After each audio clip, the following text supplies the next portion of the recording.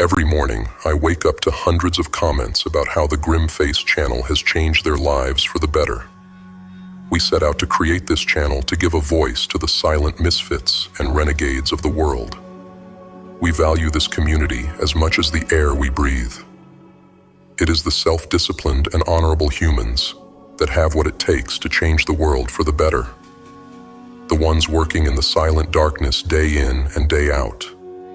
Those abstaining from the quick fixes and dopamine rushes of the moment to build a foundation that is indestructible. The truth is grim, but we have the courage to choose happiness.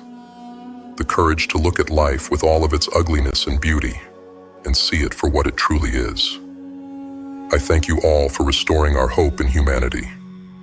By doing the inner work and facing ourselves, we will start a wave that cannot be stopped.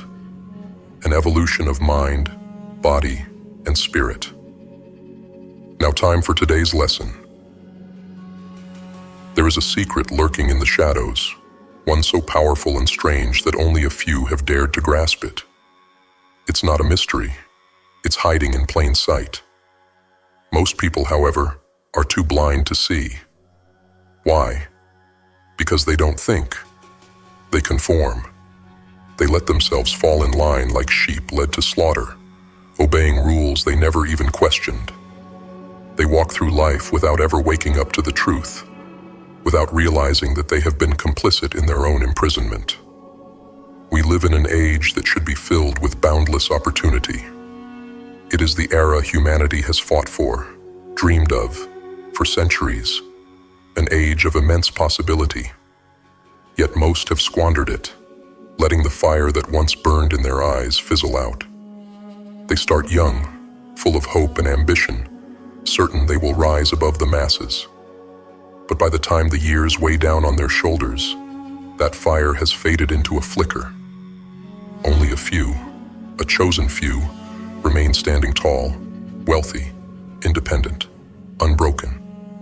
The rest, they conform. They bow to the grind, let themselves be swallowed by mediocrity, and fade into obscurity.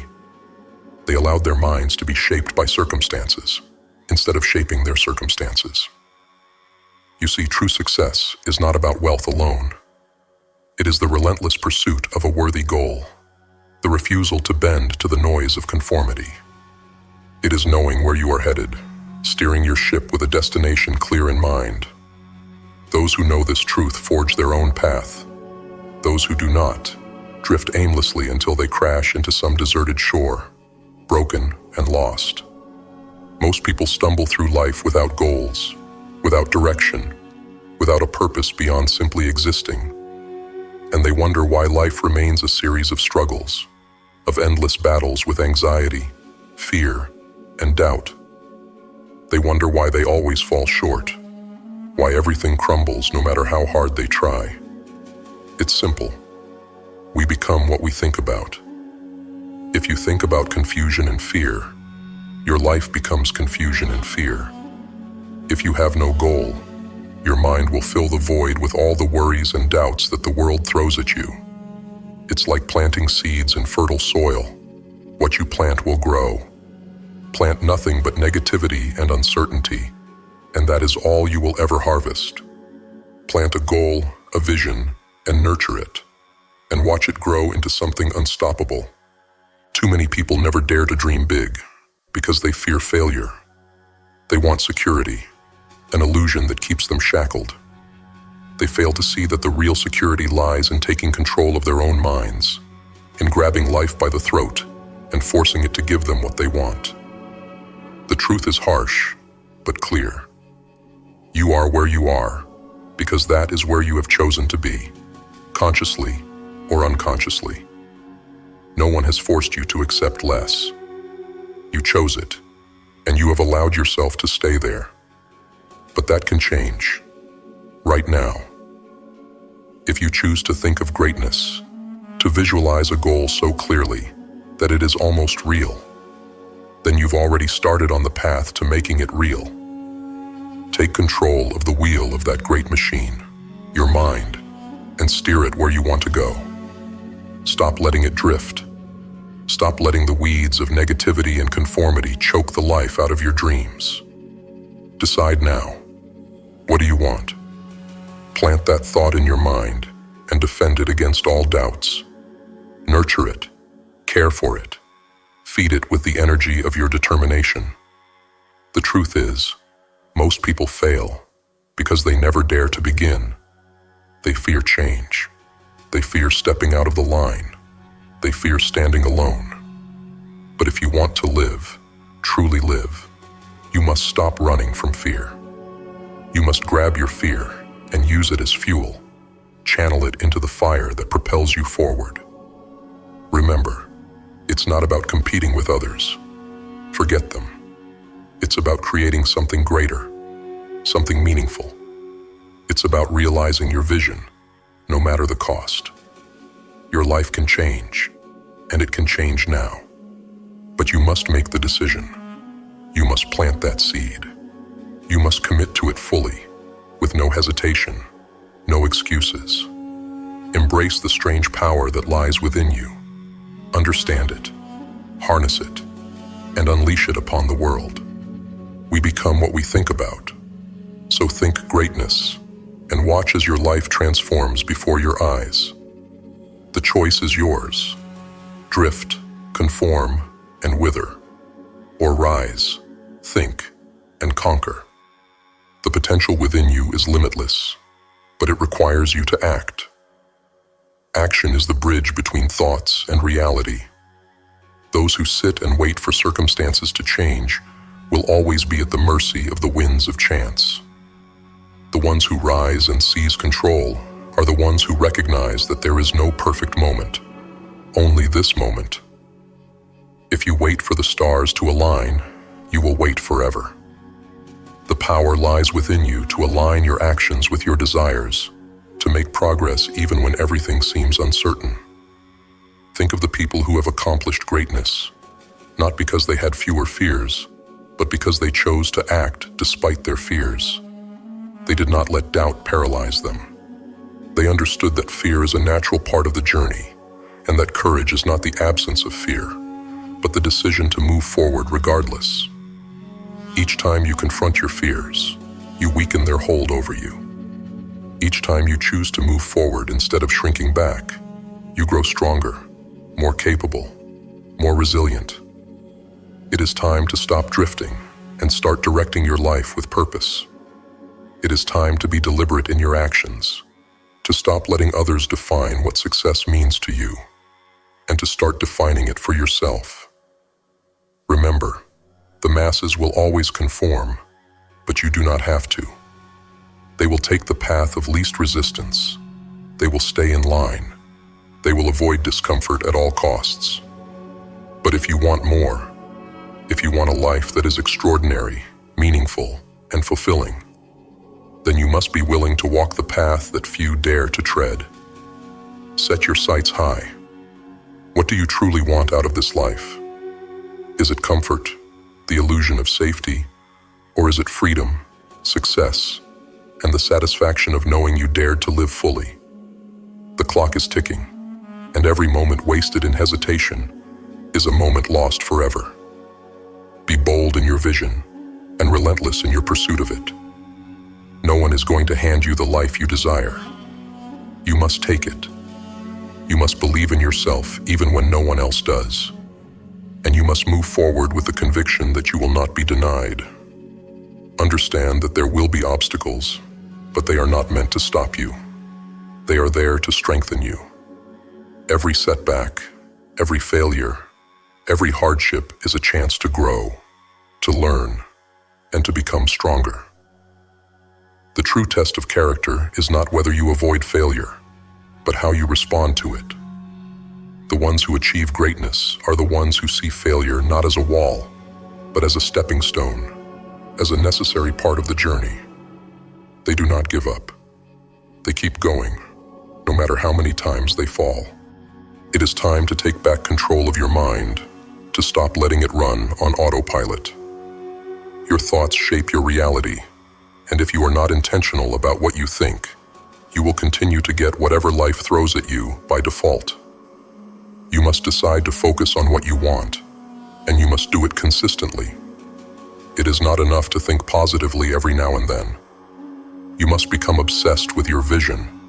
You must let it consume you until every fiber of your being is aligned with it.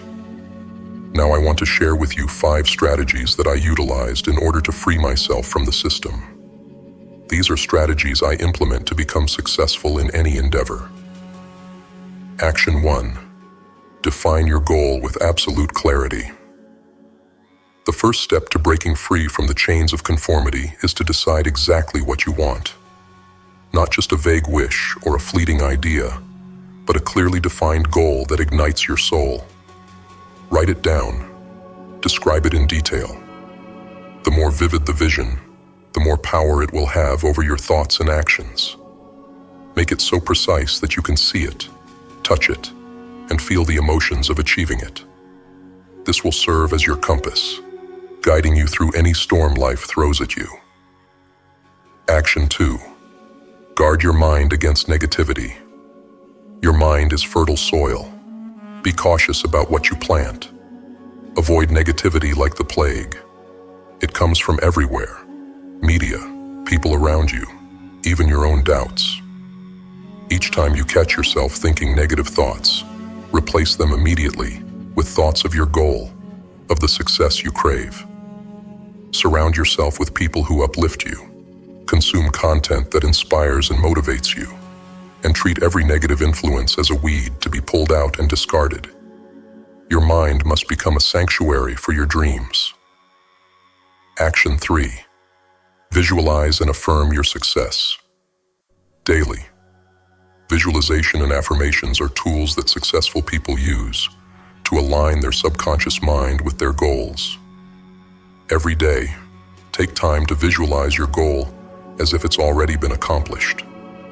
Feel the pride, the satisfaction, the sense of achievement. Speak affirmations that reinforce your belief in your ability to succeed. Repeat statements like, "I am in control of my destiny," or "I have the power to achieve greatness." The more you do this, the more your subconscious will align with your conscious desires, creating an unstoppable force within you. Action 4. Take decisive, consistent action. A goal without action is merely a dream. Once you've defined your goal and committed to it, you must take consistent action every day, no matter how small. Action turns thoughts into reality, and every step forward is progress. Break your larger goal into smaller, manageable tasks, and tackle them relentlessly. Understand that setbacks will happen. Embrace them, learn from them, but never stop moving. Consistency is the difference between those who achieve their dreams and those who are forever haunted by what could have been. Action 5. Embrace discomfort and conquer fear. Fear is the barrier between you and your dreams. It is the shadow that keeps you from stepping into the light of your potential. To conquer fear, you must face it head on. Do the things that scare you, and push yourself out of your comfort zone regularly. Growth lies beyond the comfort of what is known. Treat discomfort as a sign that you are on the right path, that you are growing, and that you are evolving. Each time you push through fear, it will lose its power over you, until eventually, nothing can stand in your way. The truth is simple but powerful. We become what we think about. It's a law, as immutable as gravity. If you take control of your thoughts, if you plant the seeds of your vision and guard them fiercely, there is nothing that can stop you. Life will change for you when you decide to change your mind. So, define your goals, guard your thoughts, visualize your success, take action, and conquer your fears. The world is waiting for those who dare to rise, who dare to think, who dare to conquer. The choice is yours. Will you continue to drift, to conform, to let life happen to you? Or will you seize the reins, think boldly, and carve your own path through the world?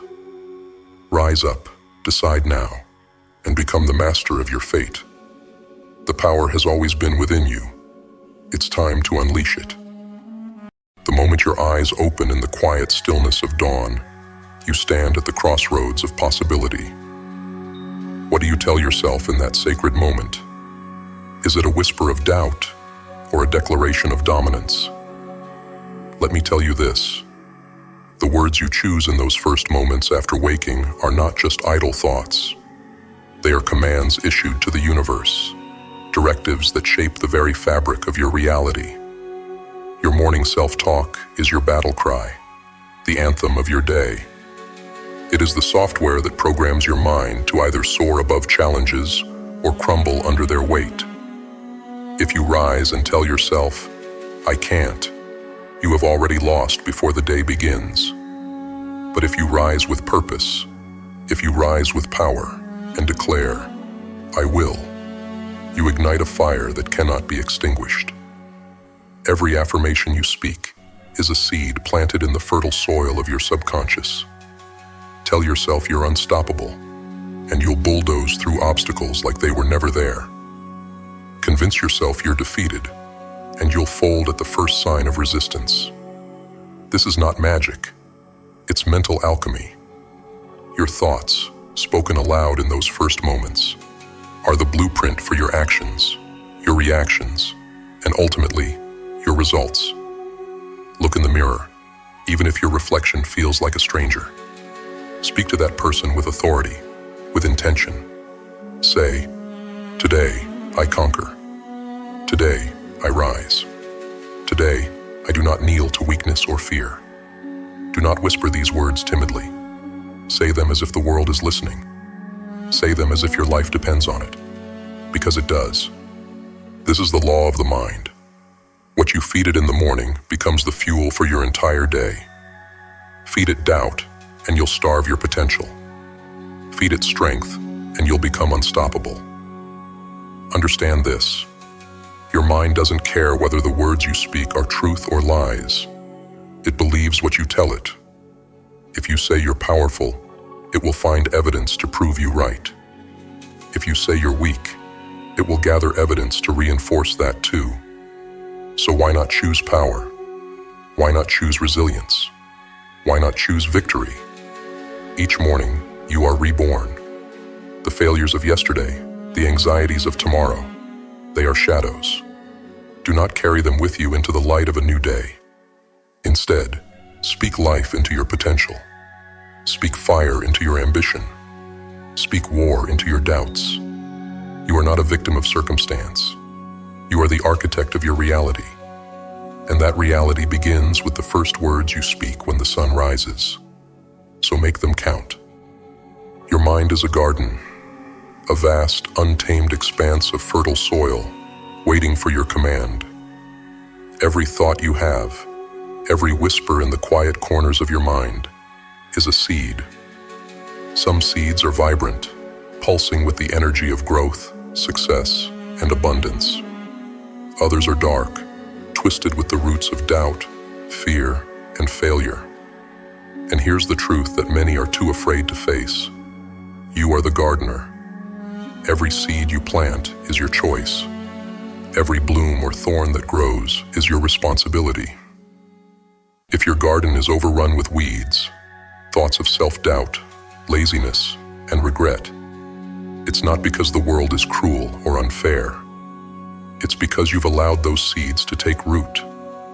You've let them grow unchecked, feeding them with your energy and watering them with your attention. But listen carefully. The same soil that grows weeds can grow greatness. The power has always been within you to rip out the unwanted, to burn it to ash, and to plant something extraordinary in its place. The soil doesn't discriminate. It doesn't care whether you plant the seeds of hope or despair. It will nourish whatever you give it. So ask yourself, what am I planting? Are you sowing seeds of positivity and resilience, telling yourself, I am unstoppable. I am deserving of success. I will rise no matter what stands in my way. Or are you scattering the seeds of failure with thoughts like, I can't. I'm not good enough. What's the point? Understand this. Every thought you allow to linger, every word you speak to yourself, shapes the garden of your mind. Neglect it, and it will grow wild with chaos. Tend to it with care, and it will become a sanctuary of strength, purpose, and abundance. Intentionality is the key. You cannot casually toss seeds into the soil and hope for the best. You must be deliberate, ruthless. Rip out the weeds as soon as they sprout. When the voice of fear whispers, "You'll fail," drown it out with the roar of determination. "I will not quit. I will not break. I will succeed." Your garden thrives on discipline. The more you nurture positive thoughts, the stronger their roots grow, until no storm can uproot them. The more you practice intentional self-talk, the more your mind will bloom with opportunities, solutions, and the will to win. But be warned, neglect is easy. It takes no effort to let weeds choke the life from your garden. It takes no strength to give in to negativity. Discipline is hard. Discipline demands effort, patience, and relentless focus. But the reward is a mind so powerful, so fertile, that nothing can stop you. Imagine walking through your garden and seeing every flower, every tree, every blade of grass as a reflection of your thoughts. Will it be a place of beauty and abundance, or will it be a wasteland of despair? The choice is yours. It has always been yours. Today, you decide what seeds to plant. Today, you decide what kind of life you will grow. Look at the soil beneath your feet. Feel the weight of your responsibility. You are the gardener. Your mind is your masterpiece. Cultivate it with care, or watch it wither. Plant boldly, plant relentlessly, and watch your life transform. Every day begins as a blank slate, a canvas on which you paint the story of your life. But here's the hard truth. The brush is in your hand, and the colors are your thoughts, your choices, and your actions. If you wake up aimless, defeated, and reactive, then your life will reflect that chaos. But if you wake up with clarity, conviction, and purpose, you can create a masterpiece. The 5 daily affirmations are not just words. They are weapons, sharp, deliberate, and powerful. When wielded with conviction, they can cut through the chains of mediocrity and fear, forging a framework for unstoppable success. But only if you speak them like you mean them. Whisper them timidly, and they are hollow echoes. Speak them with fire, and they become your truth. Affirmation 1. Today, I choose to be positive. Understand this. Positivity is not some naive optimism or blind happiness. It is a weapon. It is the refusal to let negativity dictate your day. When you say, "Today, I choose to be positive," you are declaring war on self-doubt, on fear, on every excuse that tries to take root in your mind. You are saying, "I will control my emotions. They will not control me." Positivity is power. Harness it. Affirmation 2. I am grateful for all that I have. Gratitude is the antidote to weakness. It reminds you of what you've already overcome, what you've already built. When you repeat this affirmation, you are planting a flag in the ground, saying, "I have enough, but I will not settle. I am thankful, but I will strive for more." Gratitude shifts your focus from scarcity to abundance, from fear to strength. It reminds you that you've already proven your resilience, and you're ready for the next challenge.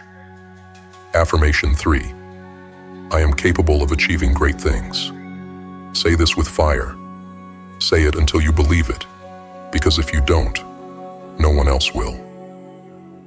I am capable of achieving great things is not just a reminder. It's a command. It is a call to action, a refusal to accept mediocrity. You were not born to be average. Every breath you take is proof of your potential. But potential means nothing without effort. Declare your capability, then back it up with relentless action. Affirmation 4. I embrace challenges as opportunities for growth. This is the line that separates the strong from the weak. Challenges will come, this is certain. Most people cower, make excuses, or give up, but not you. When you say, I embrace challenges as opportunities for growth, you are staring adversity in the face and saying, come at me. You understand that growth is forged in the fires of discomfort. Pain is your teacher. Struggle is your ally. Challenges don't break you. They build you. Affirmation 5. I take action towards my goals every day. Without action, affirmations are just empty promises. This is where most people fail. They dream, they hope, they speak, but they do not move. When you say, I take action towards my goals every day, you are separating yourself from the masses. You are committing to progress, no matter how small, no matter how hard. Action is the only language the universe understands. If you take no steps, you have no right to expect results. These 5 affirmations are not just morning mantras. They are a framework for a life of purpose, power, and success. Speak them every day. Speak them with conviction. But more importantly, live them. Choose positivity like your life depends on it, because it does. Ground yourself in gratitude, but never settle. Believe in your greatness, and work until it becomes undeniable. Welcome challenges with open arms, and crush them with unshakable resolve. And above all, take action, every single day. Your life is a reflection of your choices. Your words shape your mindset. Your actions shape your reality. Start with these 5 affirmations, and watch how your world begins to shift. But remember, the power is in you. These words are just the beginning. It's what you do with them that defines your legacy. Today, you rise. Today, you conquer. Today, you make your life your own.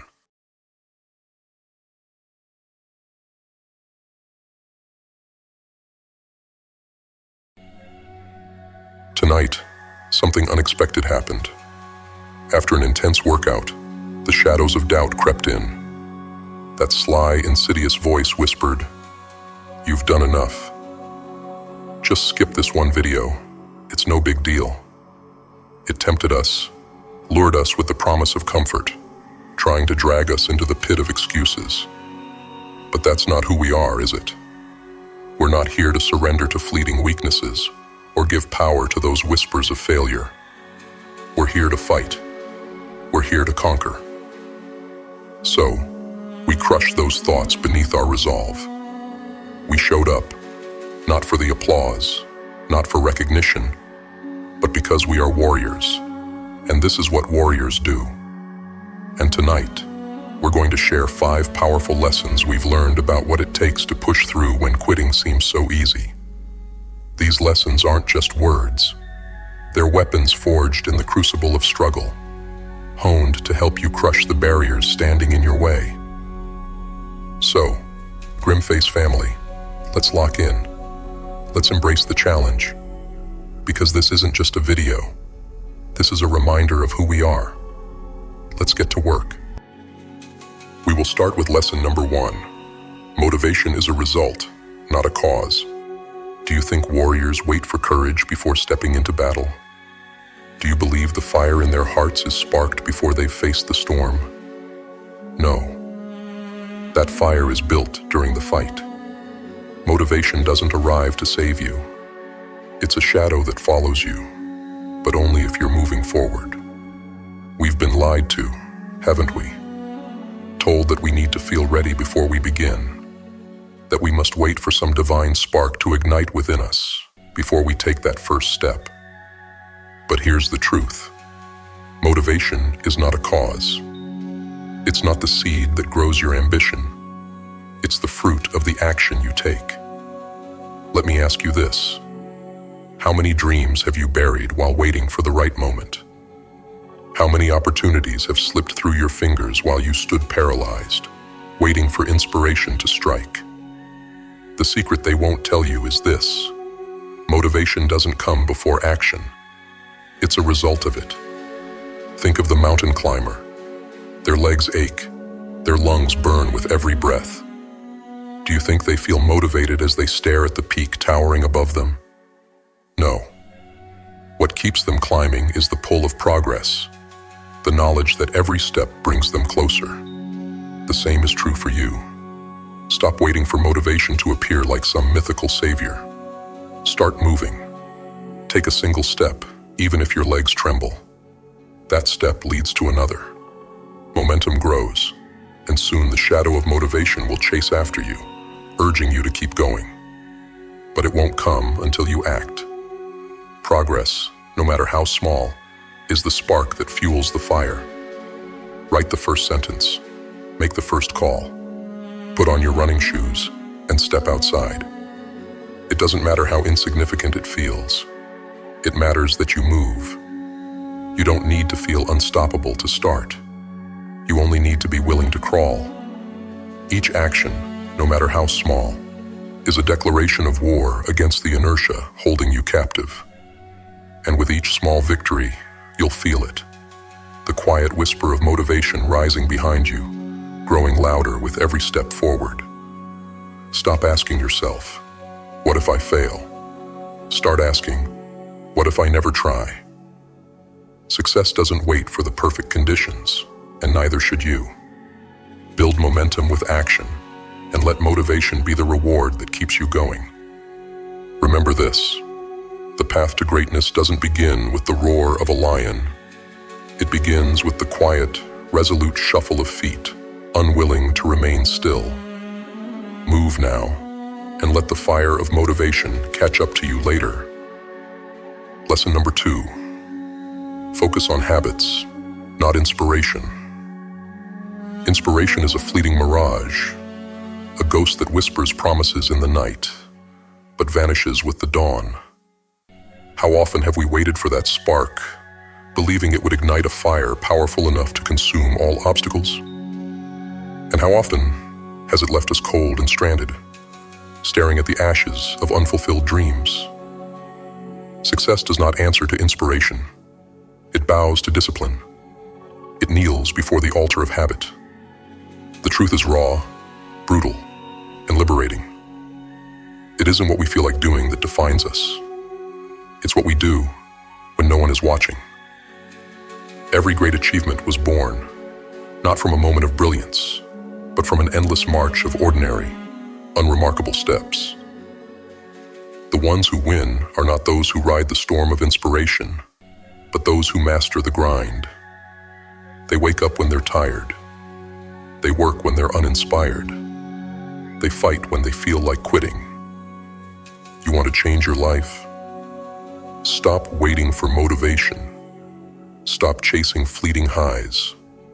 Focus on building habits that serve your purpose. Small, consistent actions. They are the quiet architects of greatness. The world will sell you lies, whispering that inspiration is the key to transformation. It's not. Inspiration is weak. Habits are unstoppable. Every day you repeat the action. You cast a vote for the person you want to become. Each choice, no matter how small, carves your future in stone. Let me ask you, how much time have you wasted waiting for inspiration to strike? How many mornings have you promised yourself you'd start tomorrow, only to fall into the same patterns? Every wasted moment is a betrayal of your potential. Success is a battlefield, and discipline is your sword. Habits are the armor that shields you from failure. Build them ruthlessly. When you wake up, choose the habit.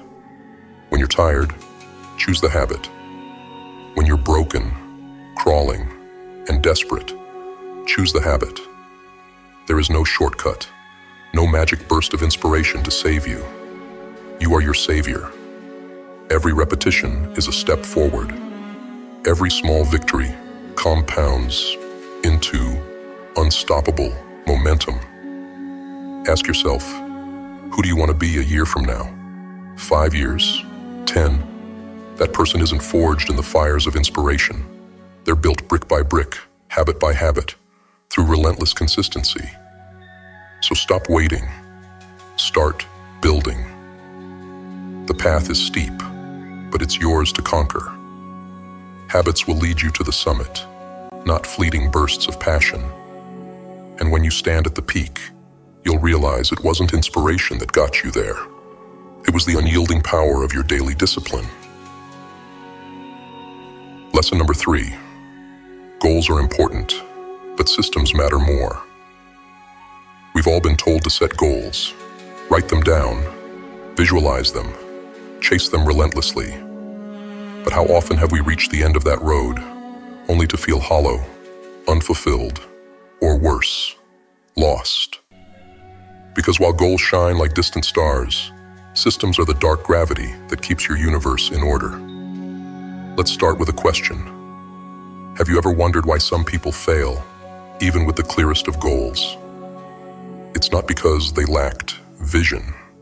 It's because they lacked a foundation. A goal is nothing more than a wish if it isn't tethered to a system, a daily discipline that grounds you, molds you, transforms you. Think of your life as a labyrinth. The goal is the exit, but the system is the map. Without it, you wander aimlessly, grasping at illusions of success. But every wrong turn costs you time, energy, and resolve. Systems, on the other hand, are the threads you lay down every single day to trace your way out of that maze. The truth is brutal. The end result doesn't matter if the process is broken. Do you think the greatest warriors sharpened their blades only on the eve of battle? Number. Their systems, their relentless training, their daily rituals, their discipline carved their names into the annals of history long before they stepped onto the battlefield. Stop obsessing over the finish line. The finish line doesn't exist. Every time you reach it, another appears. Success is not a destination. It's the byproduct of the systems you build and the person you become along the way. Your daily routines, they're the chisels that sculpt your destiny. Each action, however small, etches your name onto the monument of who you will become. The meals you eat, the books you read, the conversations you avoid, the sacrifices you make. They whisper to the subconscious, teaching it to obey your command, to march toward mastery. But systems are merciless. If you ignore them, they will still shape you. Neglect breeds mediocrity. Indulgence feeds weakness. Chaos thrives in the absence of order. The system is always at work, whether you build it or not. Will you let it enslave you, or will you take control? Ask yourself this: what are your systems teaching you? Are they building the version of you that can conquer mountains?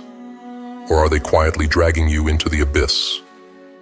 Because the truth is, the abyss is patient. It waits. Every skipped step, every ignored discipline, every whispered excuse, it all feeds the darkness. This is your moment to choose. Build systems so powerful that they eclipse the need for motivation. Design routines so relentless that success becomes inevitable.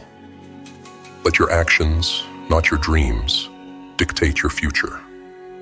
Remember, goals are a flicker in the dark, but systems, they are the inferno that burns long after the world has turned its gaze away.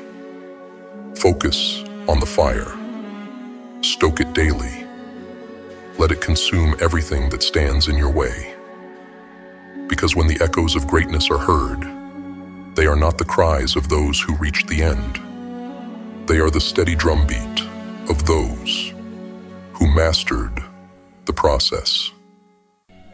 Rise, build your system, and let the world witness the inferno you become. Lesson 4.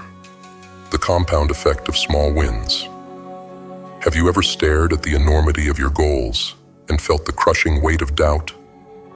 The mountain looms high, the path obscured by shadows, and the summit feels like an impossible dream. But let me tell you something. They don't build empires overnight. They're carved stone by stone, day by day, with relentless, ruthless precision. You see, we all crave that moment of glory, that big victory that sets the world ablaze. But here's the harsh truth. Those grand victories are nothing more than the sum of countless small wins. The towering mountain, it's just a collection of tiny, forgettable rocks stacked over time. We live in a world of illusions, where success stories are painted as instant triumphs. But what they don't show you are the scars of repetition, the hours of grinding in the dark, and the small victories that fueled the fire. Each small win is a spark, a flicker of light in the void, reminding you that progress is real. Ignore them, and you risk letting the darkness consume you. The secret: you don't conquer the mountain all at once. You break it down. You shatter the beast into manageable pieces, tasks so small they almost feel beneath you. But don't mistake their size for insignificance. These tasks are weapons, each one a strike against the inertia of inaction, each one a battle won. And with every small success, momentum grows. Do you feel that? That subtle shift in the air? It's the feeling of movement, of progress. Small wins whisper a truth the world doesn't want you to hear. You are capable. Small wins are addictive. Each one sends a message to your subconscious. You can do this. The belief grows stronger, and with belief comes power. You stop questioning whether you can climb the mountain and start asking yourself how high you're willing to go. Doubt crumbles under the weight of your progress. Fear becomes irrelevant. But it doesn't end there. Small wins are the architects of habit, and habit is the engine of achievement. What starts as effort becomes instinct. You don't just move the mountain, you become the force that reshapes it. Now here's the part they won't tell you. Complacency is the enemy of momentum. It lurks in the comfort of your victories, waiting to devour your drive. Celebrate your wins, but don't linger. Let them fuel your next move, your next battle. Momentum is fleeting if you let it rest. Keep moving, or risk falling back into the abyss. Lesson 5. Passion follows competence. You've been lied to, told to chase your passion, to scour the world for something that will set your soul on fire. But what they didn't tell you, what they hid from you, is that passion isn't something you find. Passion is something you forge. Passion is the byproduct of struggle, sweat, and relentless discipline. It doesn't arrive on a silver platter. It is earned, carved from the stone of mediocrity, through the blade of mastery. You will not love the process in the beginning. You may even despise it. But greatness demands sacrifice, and passion follows competence. Think about it. The athlete who trains until their body screams for mercy. The artist who paints through the agony of failure. The entrepreneur who fights for their vision in the dead of night. Did they begin with passion? Number. They began with grit, with effort, with the bitter taste of imperfection. Passion blooms only when you've endured the pain of becoming exceptional. You want to feel alive? Get good at something. Not average, not competent, exceptional. Because mastery is addictive. It feeds the soul. Every small victory, every skill refined, every moment when you realize you're better than yesterday, that's when passion begins to ignite. But here's the truth you won't hear from those who preach blind passion. In the beginning, you will hate it. You will doubt yourself. You will question whether this path is worth the suffering. You will want to quit when the weight of mediocrity crushes your spirit. That's where most people falter. They sit in the mud, waiting for passion to find them. never realizing they must climb through the dirt to uncover it. You see, passion is a reward. It is the light at the end of the tunnel that you can only see once you've walked the dark path of skill and effort. And this is why passion cannot be your guide. It must be your prize. So stop searching for a spark. Create one. Stop waiting for passion to fuel your journey. Use discipline, focus, and resilience to ignite the fire. Learn, fail, refine, repeat. This is the grind that separates the mediocre from the great. Ask yourself, are you willing to endure the discomfort of mastery? Are you willing to sacrifice your comfort, your excuses, your fleeting desires to become something more? Or will you be like the countless others who sit idle, waiting for passion to knock on their door while life passes them by? Your passion is waiting for you on the other side of competence.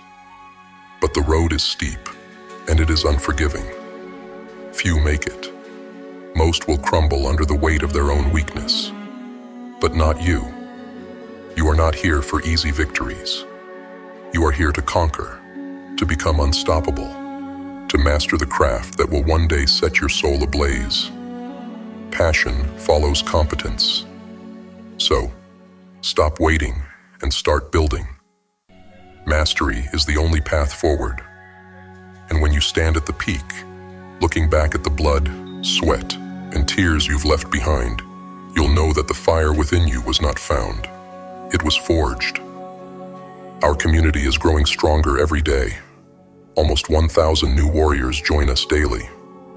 That's 1,000 more individuals choosing to rise above mediocrity, choosing to fight for a better version of themselves.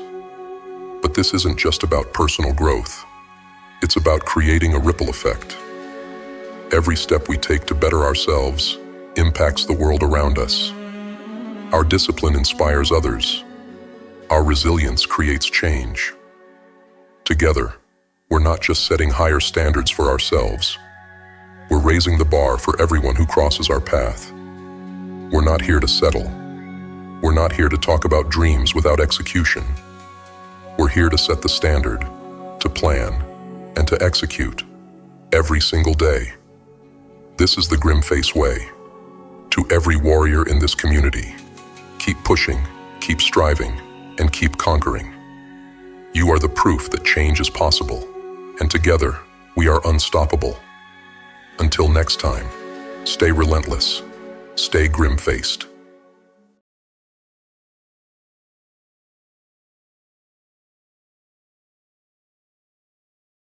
Welcome, outcasts, rebels, and wanderers. Welcome to the Grimface community. Here, we are the black sheep who refuse to be corralled by the illusions of society. Here, we dare to dig deeper, confront our shadows, and wrestle with the truth. Today, we embark on a journey into the very core of what it means to live, to suffer, and to find purpose in the chaos. In the silence of the darkest nights, when the weight of the world crushes your chest, a question echoes louder than any scream. Why? Why must we wait to the agony of another day? Why must our hearts endure betrayal, loss, and despair? These questions are not signs of weakness. They are the mark of a mind desperate to understand the chaos it inhabits. The question itself is a spark of hope, for only those who still care about meaning will seek it in their suffering. The most dangerous silence isn't the absence of sound, it's the absence of questioning. When you stop asking why, you surrender to the void. But to ask is to fight, to resist the pull of oblivion. That question, why, is not a curse, but a gift. It is your crucible, your fiery trial, where your soul is tested and reshaped. Suffering is not the void that swallows meaning. It is the flame that burns away illusions and reveals the unshakable truth within you. Imagine a blacksmith forging a blade. The raw metal must be hammered, heated, and cooled repeatedly to become something strong, something unbreakable. Your pain is the hammer. Your challenges are the fire. Each blow you endure is refining you, stripping away the superficial and leaving behind a core of resilience and purpose. Without the forge, the metal remains useless. Without suffering, your purpose remains dormant. Life itself is like a vast, unending wilderness. It is neither kind nor cruel. It simply is. It offers no guidance, no path, and no guarantees. The wilderness does not care whether you stumble or soar. It is indifferent to your triumphs and your tragedies. Yet in this indifference lies your greatest opportunity. You are not merely a wanderer lost in the wilderness. You are a creator. The wilderness is shapeless until you walk through it. Each choice you make, each step you take, carves a path through the chaos. You decide whether that path is one of despair or one of purpose. The terrain may be treacherous, but it is yours to navigate. And in that navigation, you define yourself. You are not the wilderness. You are the architect of its meaning. Every moment of despair is a canvas waiting for your brushstroke. Each tear you shed, each scar you bear, is part of a larger masterpiece only you can create. The wilderness does not define you. It is a reflection of what you project into it. If you walk with purpose, the wilderness becomes your proving ground. If you walk aimlessly, it becomes your prison. The question why is not there to haunt you. It is there to empower you. It forces you to confront your fears, your limits, and your truths. And in answering it, you find not just meaning, but the strength to rise again and again until the wilderness bends to your will. Imagine a sculptor standing before a block of unshaped stone. At first glance, it is nothing remarkable, rough, heavy, and inert. But to the sculptor, it holds infinite potential. Each strike of the hammer and chisel removes a fragment, revealing a piece of the vision hidden within. The process is not gentle. It is violent and deliberate. Every blow that chips away at the stone seems destructive, yet it is through this destruction that beauty emerges. Your life, too, is a block of stone, and your pain is the sculptor's tool. Each hardship you endure feels like a strike, sharp and relentless, but it is carving out the person you are destined to become. Resistance to the chisel is natural. When the hammer falls, the instinct is to pull away, to shield yourself from the sharp edges of adversity. But in doing so, you delay your transformation. To resist the chisel is to remain a shapeless block, full of potential, but unformed, untested, and incomplete. The stone that never feels the sculptor's touch remains forever in its raw state, safe perhaps, but unfulfilled. The true masterpiece emerges only when the stone surrenders to the sculptor's vision, trusting that every strike, no matter how painful, is part of a greater design. Now think of the masterpiece being revealed as your truest self, the version of you that lies dormant beneath layers of fear, doubt, and limitation. Each trial, each loss, each heartbreak is a piece of the outer layer being chipped away. In the moment, the strikes feel random, purposeless, even cruel.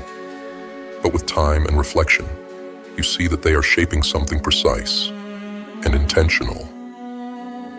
The lines that once seemed harsh become the contours of your strength. The jagged edges become the sharpness of your wisdom. The figure that emerges is not the product of a single strike, but of countless blows, each one necessary for the unveiling. Transformation is not a passive process. It demands your courage, your trust, and your willingness to endure. A block of stone does not complain or question the sculptor's intention, but you, as the living material, have the unique burden of awareness. You must decide whether to view the chisel as your enemy or your ally. Lean into the process, and you become a masterpiece forged by suffering and resilience. Resist it, and you remain untouched, but unfulfilled. The choice is yours. Will you fear the hammer, or will you trust that each strike is carving you into something extraordinary? Even in the most oppressive circumstances, where the walls of life seem to close in, and the weight of your struggles presses relentlessly against your spirit, there is one truth that cannot be taken from you: the freedom of your mind. No matter how tightly the chains of external forces bind you, no matter how cruelly fate seems to pull the strings, your thoughts remain untouchable. You may feel like a puppet, your actions dictated by forces beyond your control, but the strings only hold power if you believe they do. The moment you recognize that your mind is a fortress, impenetrable to the assaults of the world, is the moment you reclaim your sovereignty. Picture a storm raging at sea, a tempest that tosses ships like toys and tears the sky with its fury. On the surface, chaos reigns. Waves crash with deafening force, and the winds howl like a relentless predator. But deep beneath the surface lies a stillness so profound that the storm's violence cannot reach it. This stillness is not the absence of motion. It is the presence of an unyielding peace.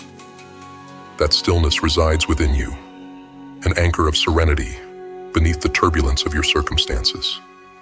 It is your core, untouched by the storms of life, waiting for you to retreat into its calm embrace. In moments of despair, when the storm is at its fiercest, and every instinct tells you to surrender, remember this: you have a choice. You can allow the waves to dictate your direction, pulling you into the depths of helplessness, or you can drop anchor into that inner stillness and weather the storm with unwavering resolve. The storm does not define you. It is a temporary state, a test of your endurance and will. How you respond, whether you rise to meet the challenge or let it consume you, defines your character and shapes your destiny. Circumstances are nothing more than the surface-level fluctuations of life, unpredictable and uncontrollable. But your response is the profound depth beneath, a realm entirely within your command.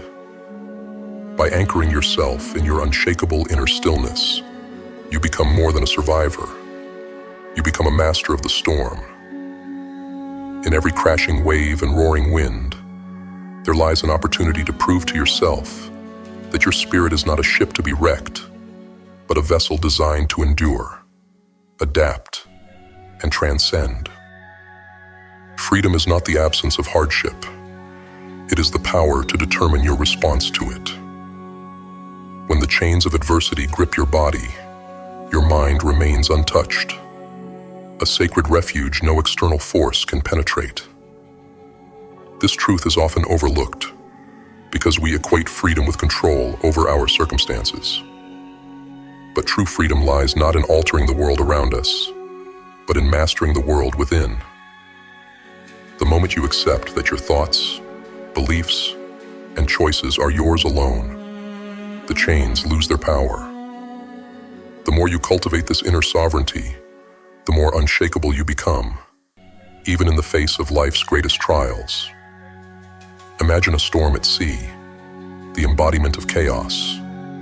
The waves crash with relentless force, threatening to engulf everything in their path. Yet, beneath the surface, the ocean remains undisturbed, vast and serene. This duality mirrors your existence. The chaos of the external world may batter your life with trials and challenges, but deep within you lies a stillness that no storm can reach. It is a sanctuary of calm, a core of strength that exists independent of your external reality. That depth is your true self, your unbroken essence. It is the part of you that observes the storm, but is never consumed by it. The storms of life are inevitable, but your reaction to them is a choice. Every moment of despair, every challenge, every seeming defeat is an opportunity to decide. Will you let the storm define you, or will you anchor yourself in your inner stillness? Choosing the latter does not mean ignoring the storm. It means facing it with the understanding that it cannot touch the core of who you are. You are not the storm, nor the ship that it batters.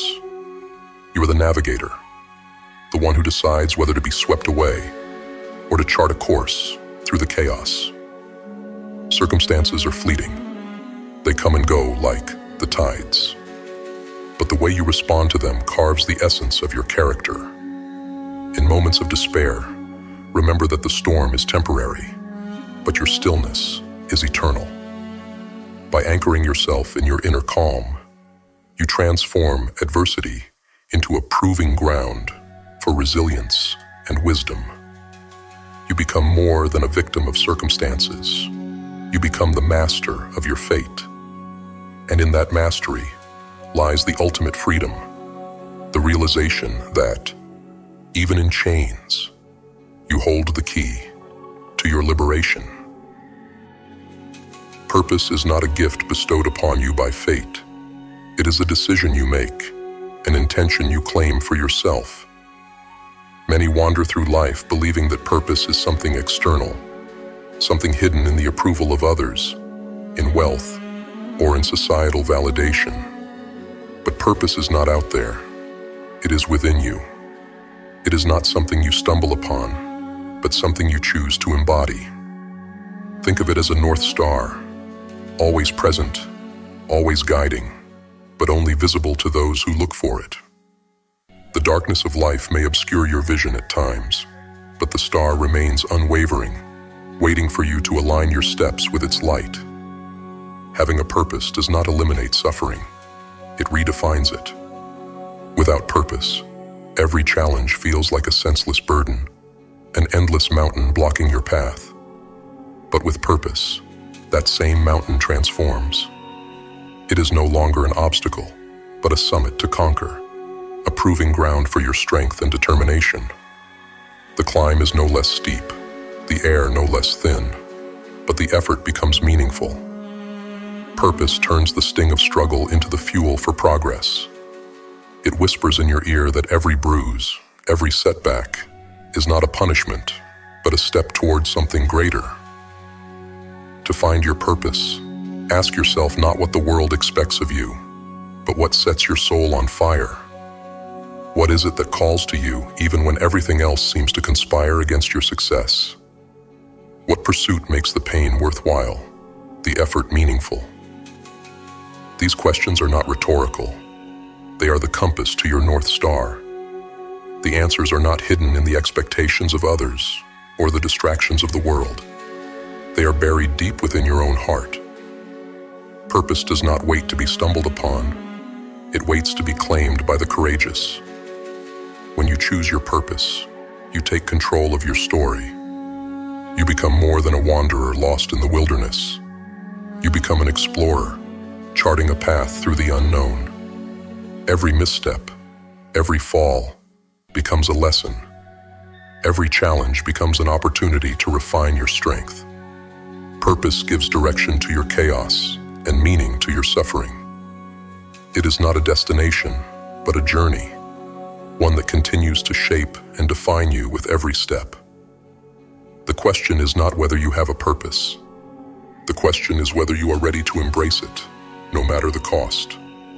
When the fires of life rage and leave nothing but ashes in their wake, it may feel like an end.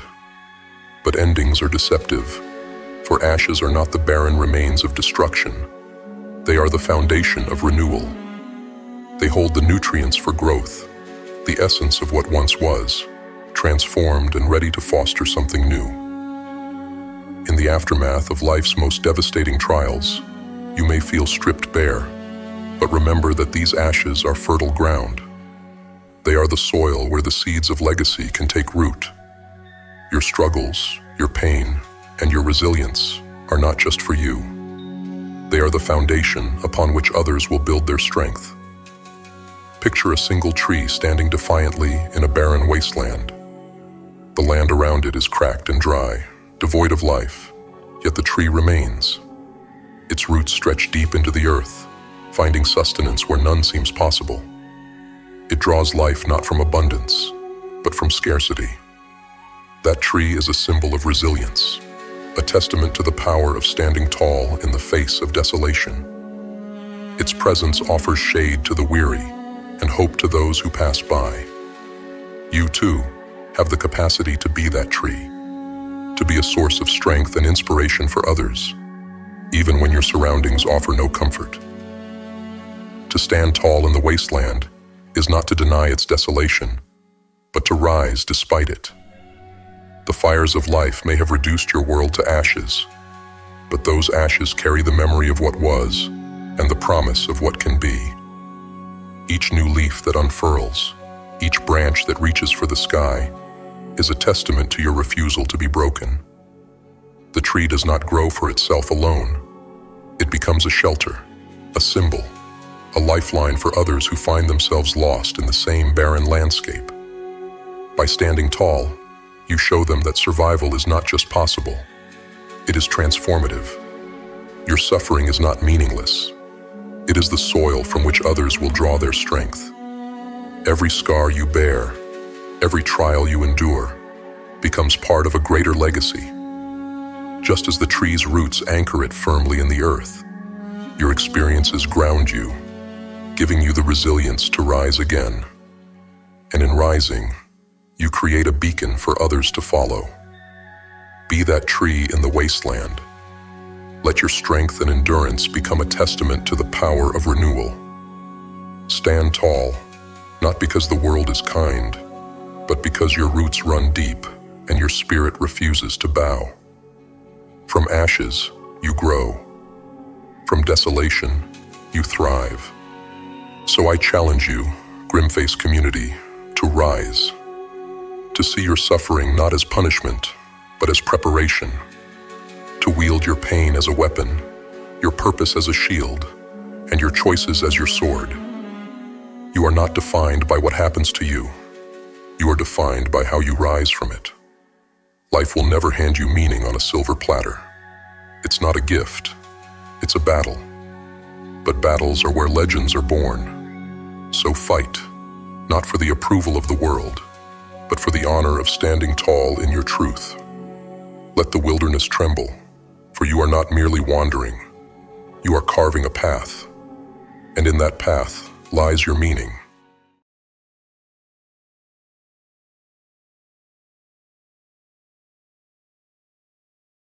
Welcome, warriors, to the Grimface community, a force growing stronger with every passing day. Together, we are carving a path that cannot be ignored, a path that challenges the norms and inspires true greatness. Nearly 1,000 new subscribers join our ranks each day, bringing with them their passion, their fire, and their hunger for a life beyond the ordinary. Together, we are unstoppable. We are humbled and grateful to stand among such extraordinary individuals, people who refuse to settle, who work tirelessly on themselves, day in and day out, not just for their own growth, but to leave a lasting impact on the world. You are the ones who understand that true change begins within, and through your transformation, you make the world a better place. Grimface exists for you. We are here to guide you, to challenge you, and to ensure you stay on track. Success isn't a destination, it's a journey, and we are honored to walk that road with you. This is not just a community, this is a movement, a revolution of those who dare to defy mediocrity and rise above the noise. Now let's dive into the tools, the mindset, and the skills that will keep you sharp, relentless, and victorious in every battle life throws your way. Together, we are Grimface. Together, we rise. The tragedy of life is not that we are powerless. It is that we willingly give up our power. We trade it for comfort, for approval, for the fleeting security of conformity. But let me tell you this: comfort is the enemy of greatness, and conformity is the death of the soul. If you want to truly live, you must unchain the beast within. You must shatter the illusions that bind you and step into the darkness where your true power awaits. The first step is to free yourself from the prison of fear. Fear is the first chain that binds you. It doesn't come with clanking metal or screaming alarms. No, it's far more insidious. Fear wraps itself around your mind like a serpent, whispering sweet lies. Stay here. Don't take risks. What if you fail? What if they laugh at you? And you listen. You let it coil tighter and tighter until you're paralyzed, unable to move, unable to breathe. But here's the truth. Fear isn't your enemy. It's your guide. Fear points to the very thing you must do to grow. The things you fear most are the things that hold the keys to your freedom. Think about it. Why does the thought of stepping outside your comfort zone terrify you? Why does the idea of chasing your dreams make your chest tighten? Because fear knows that if you conquer it, you will become unstoppable. Fear guards the gates of greatness. It's a test, a challenge, a crucible. Imagine standing at the edge of a cliff, the wind howling around you, the abyss stretching endlessly below. Your heart pounds, your palms sweat, and every fiber of your being screams at you to step back. But what if, instead of retreating, you leapt? What if you trusted yourself enough to take that plunge? The fall may terrify you, but it is the only way to learn to fly. Next, you must free yourself from the second prison, the cage of limiting beliefs. If fear is the chain that binds you, your beliefs are the cage that traps you. From the moment you were born, the world has been feeding you lies. You're not smart enough. You're not strong enough. You're not good enough. These lies become the bars of your mental prison, keeping you small, keeping you obedient.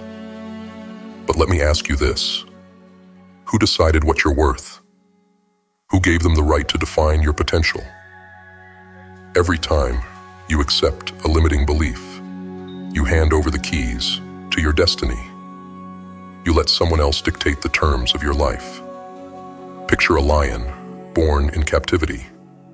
It grows up in a cage, fed scraps, never knowing the thrill of the hunt. It paces back and forth, its mighty roar reduced to a whimper. But deep inside, it is still a lion. Its instincts remain, dormant, but not dead. One day, the cage door is left open. The lion hesitates, unsure, afraid. It has been conditioned to believe that the cage is all there is. But the moment it steps out, it remembers its power. It remembers what it is. You are that lion. The cage is an illusion, built from lies you've been told, and lies you've told yourself. Break the bars. Question everything. Challenge every belief that tells you what you can't do, and replace it with one that reminds you of what you can, in order to free yourself from the chains of fear and the cage of limiting beliefs. You will need to sharpen your weapons. Power is not something the world hands out freely. It is something you must earn, something you must take. And the currency of power is skill. Not just any skill, but the kind that makes you indispensable, the kind that makes the world take notice. Think of yourself as a warrior in a battle for your life. Would you go to war unarmed? Of course not. You would forge weapons, blades so sharp they could cut through steel, shields so strong they could withstand any blow. Your skills are those weapons. They are the tools you use to carve out your place in the world. But mastery requires sacrifice. While others waste their time on distractions, you must focus. While others settle for mediocrity, you must strive for excellence. Mastery is not about being better than others. It's about being the best version of yourself. It's about becoming so good that no one can ignore you. So, what weapons will you forge? What skills will you master? And how will you use them to claim your freedom? Let me be brutally honest. Mastery is not for the weak-willed. It demands sacrifice. While others scroll mindlessly through social media, binge-watch television, or waste hours chasing fleeting pleasures, you will be grinding. You will be failing, learning, refining, and failing again. It's not glamorous, it's not fun, but it's necessary. Consider the samurai, who dedicated their entire lives to the art of the sword. Every cut, every stance, every movement was practiced relentlessly until it became second nature. That's the level of dedication mastery requires. You don't dabble in high-income skills. You immerse yourself in them. You study them until they are etched into your very being. But the process doesn't stop there.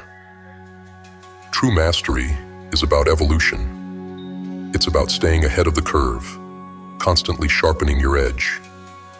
The moment you stop learning, you start dying. In a world that changes at breakneck speed, the only way to remain powerful is to remain adaptable.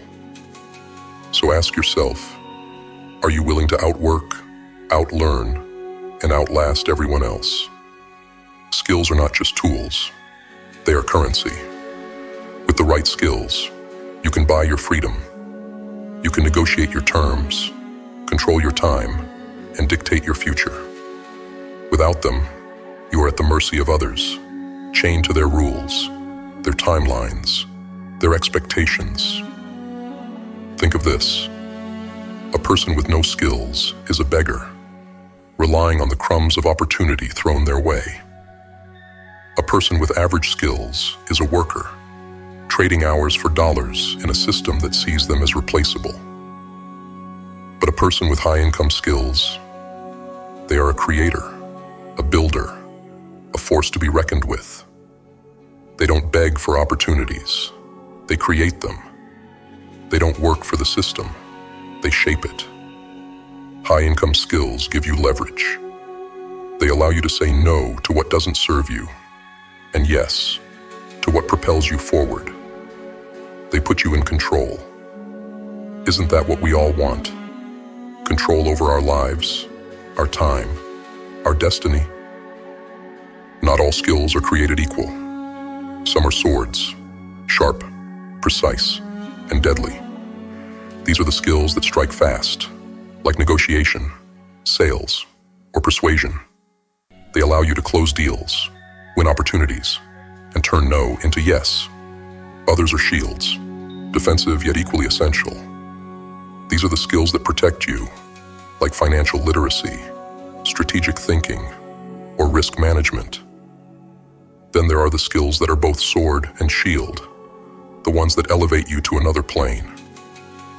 Communication, for example, is a weapon that can inspire nations, and a shield that deflects misunderstandings and conflict. Leadership is another, a force that drives teams forward and safeguards your vision. The question is, what weapons will you forge?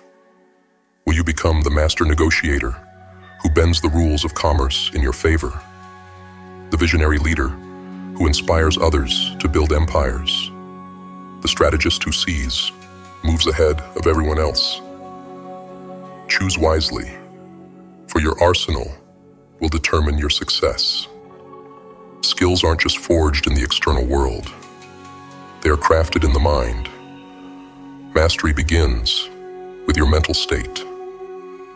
If you believe you're incapable, you will be.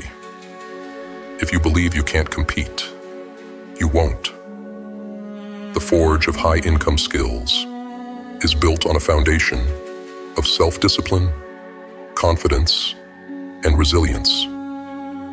Every time you push through frustration, every time you resist the urge to quit, you are strengthening your mental forge. The fire of failure will test you, but it will also refine you. And when the time comes to wield your skills, you will not falter.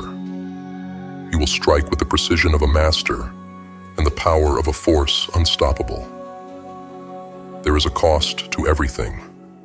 The cost of mastery is sacrifice, but the cost of mediocrity is far greater. Mediocrity costs you your freedom. It costs you the respect of others, and more importantly, the respect of yourself. It chains you to a life of regret, where you are haunted by the knowledge of what could have been.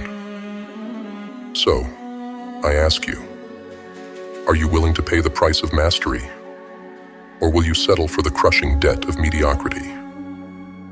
Will you forge the weapons you need to carve out your destiny, or will you walk into the battlefield of life unarmed, hoping for mercy in a world that offers none? The path is clear. The choice is yours.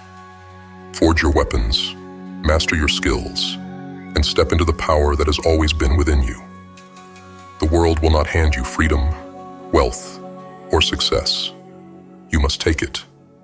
And the only way to take it is to be so skilled, so valuable, and so unstoppable that the world has no choice but to bow to your will. You must then unlock the treasure within. Inside you lies a vault, locked tight, filled with unimaginable potential. It holds your dreams, your talents, your power. Most people die with that vault unopened, their potential wasted, their greatness unrealized. But you are not most people. You feel the weight of that vault, the pull of what lies inside. To unlock it, you must commit. You must devote yourself fully to your purpose, cutting out everything that does not serve you. Time is your most precious resource. Every second you waste is a theft from your future self. Guard it fiercely. Use it wisely. The world will try to distract you, to pull you away from your path. Don't let it. Focus. Prioritize. Execute. Ask yourself, what is worth your time? What is worth your life? And are you willing to sacrifice everything else to unlock your potential? This path is not for the faint of heart. It demands everything from you. Your time, your energy, your comfort. You will lose friends. You will face rejection. You will endure pain. But every sacrifice you make brings you closer to freedom. Think of the phoenix, consumed by flames, reduced to ashes, only to rise again, stronger and more powerful than before. That is the path you must walk. You must be willing to let the old you die so that the new you can be born. Sacrifice is not a curse. It is a toll. It is the price you pay for greatness. Are you willing to pay it? The final step is to unleash the beast. At the end of this journey, there is a door. Behind it lies the life you were born to live, the power you were meant to wield. The key to that door is already in your hands. It was forged in your struggles, shaped by your failures, and sharpened by your determination. So, the question remains, will you turn the key? Will you unchain the beast within and step into the life you were meant to live? Or will you remain in the cage, clinging to the illusion of safety, while the fire within you slowly burns out? The choice is yours. But know this, the world will not give you freedom, power, or greatness. You must take it. The beast within you is waiting. Set it free, and watch as the world bows before your roar.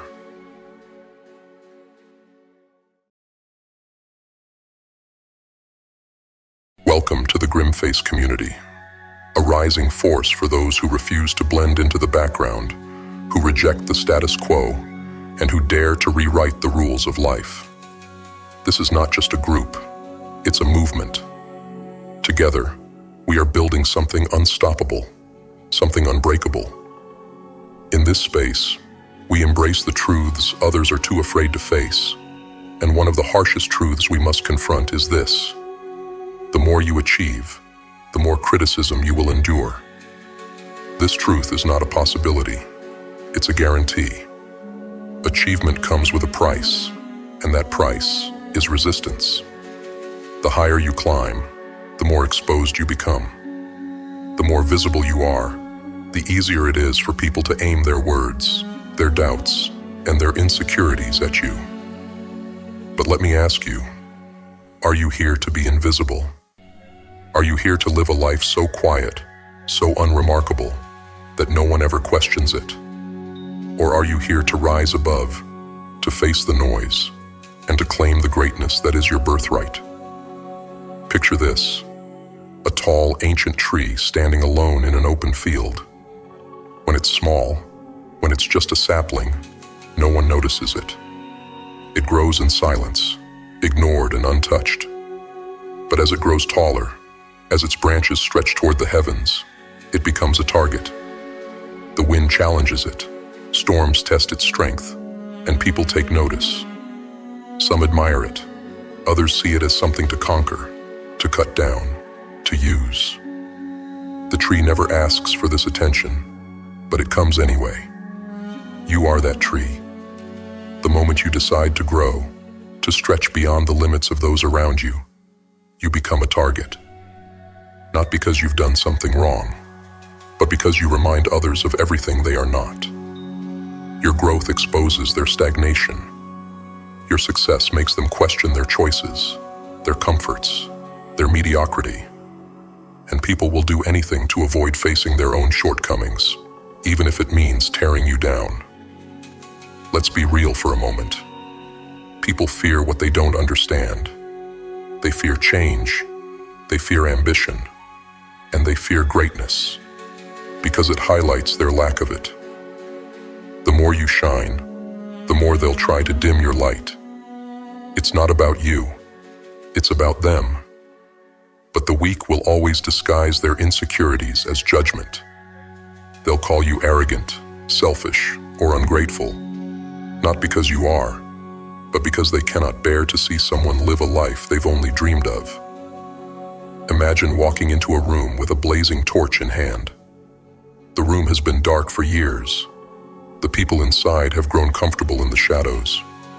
Your torch illuminates everything: the corners they've ignored, the cobwebs they've let grow, the truth they've hidden from. Some will thank you for the light, but many will curse you for it. Why? Because your light reveals what they've refused to see. That's what achievement does. It's a torch that lights up the world around you. It inspires some and threatens others.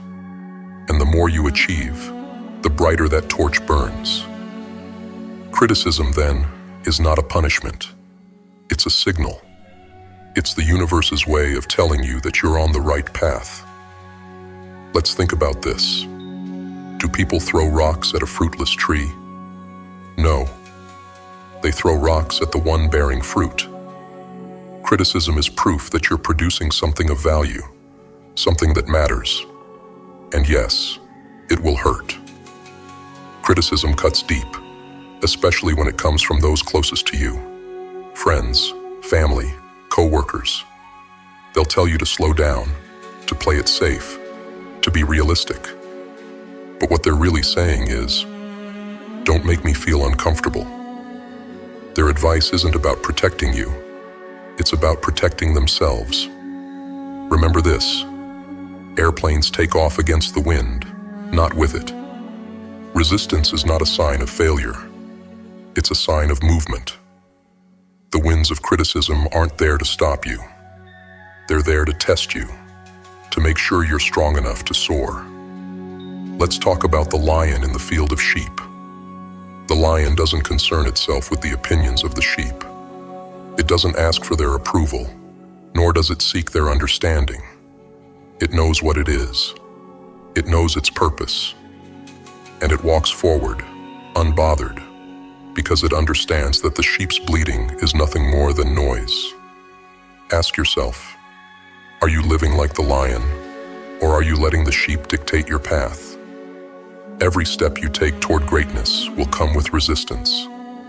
Every goal you achieve will bring critics out of the woodwork. But what's the alternative? To stay small, to stay quiet, to live a life so insignificant that no one ever notices it. That's not why you're here. That's not why you're part of the Grimface community. We are not here to blend in. We are not here to make others comfortable. We are here to rise, to fight, to dominate. Criticism is the tax we pay for greatness, and we pay it gladly, because we know what's waiting for us on the other side. Think about the phoenix, a creature that burns to ashes before it can rise again.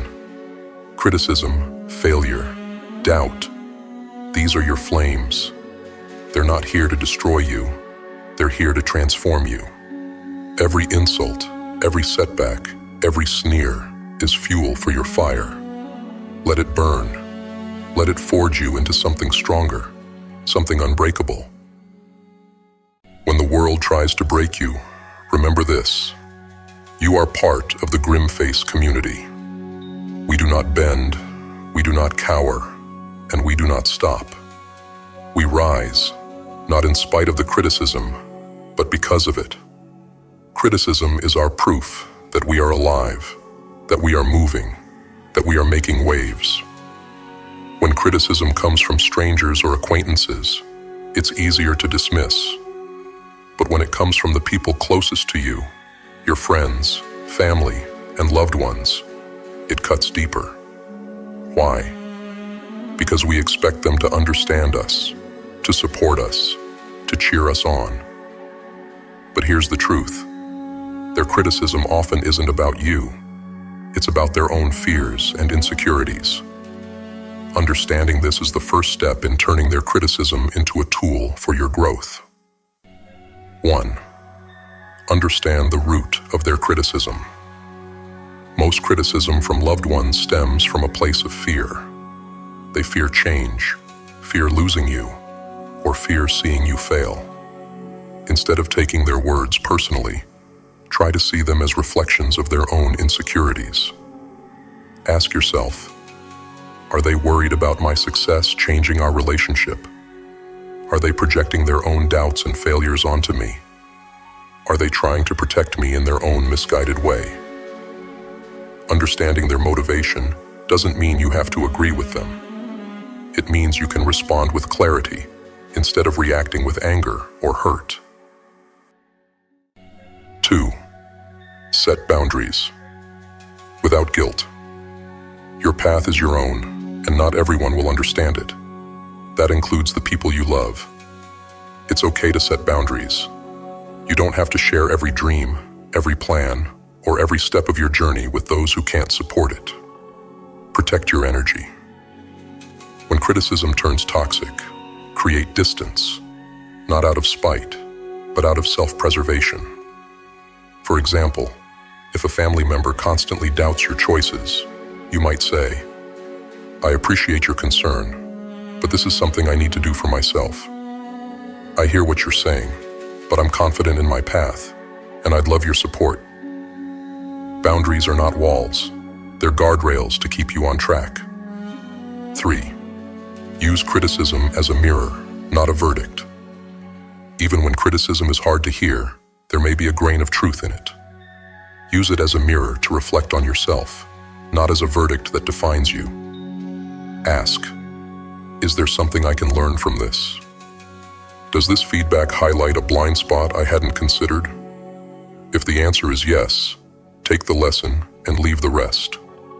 If the answer is no, let it roll off your back like water off a rock. 4. Reaffirm your why. When loved ones criticize you, it's easy to question your path. That's why you must be crystal clear about your why. Why are you pursuing this goal? Why does it matter to you? When your purpose is solid, no amount of criticism can shake you. Write it down, speak it aloud, and remind yourself daily. For example, I'm doing this because I want to create a better future for myself and my family. I'm pursuing this because it's my passion, and I refuse to let fear dictate my life. Your why is your anchor in the storm. 5. Choose your inner circle wisely. Not everyone who loves you is equipped to support your journey. That's okay. Surround yourself with people who uplift you, challenge you constructively, and believe in your vision. This doesn't mean cutting off your friends and family. It means seeking out additional support from mentors, like-minded peers, or communities like Grimface that understand your drive. Remember, the voices you listen to will shape your reality. Choose wisely. 6. Turn pain into power. Criticism, especially from loved ones, can hurt, but pain is a powerful motivator. Channel it into action. Let their doubts push you to work harder, smarter, and more relentlessly than ever. Let every harsh word become a brick in the foundation of your success. When you feel the sting of their words, remind yourself, this is fuel. This is energy. I will use it to prove them wrong, not for revenge, but to show them what's possible. 7. Communicate. Don't argue. It's natural to want to defend yourself, but arguments rarely change minds. Instead, focus on communication. Share your vision calmly and confidently. Help them understand why you're doing what you're doing, not to seek approval, but to bridge the gap of understanding. For instance, I know this doesn't make sense to you right now, but this path feels right to me. I'd love your support, but I'll move forward regardless, because I believe in it. When you communicate without defensiveness, you maintain your power and keep the door open for future understanding. 8. Practice resilience. Resilience is your armor against criticism. Build it by embracing challenges, learning from failure, and growing stronger with every setback. Resilience isn't about ignoring pain. It's about letting it shape you into someone who cannot be broken. To build resilience, celebrate your progress, no matter how small. Reflect on past challenges you've overcome. Develop a mantra that reminds you of your strength, like, I am unshakable.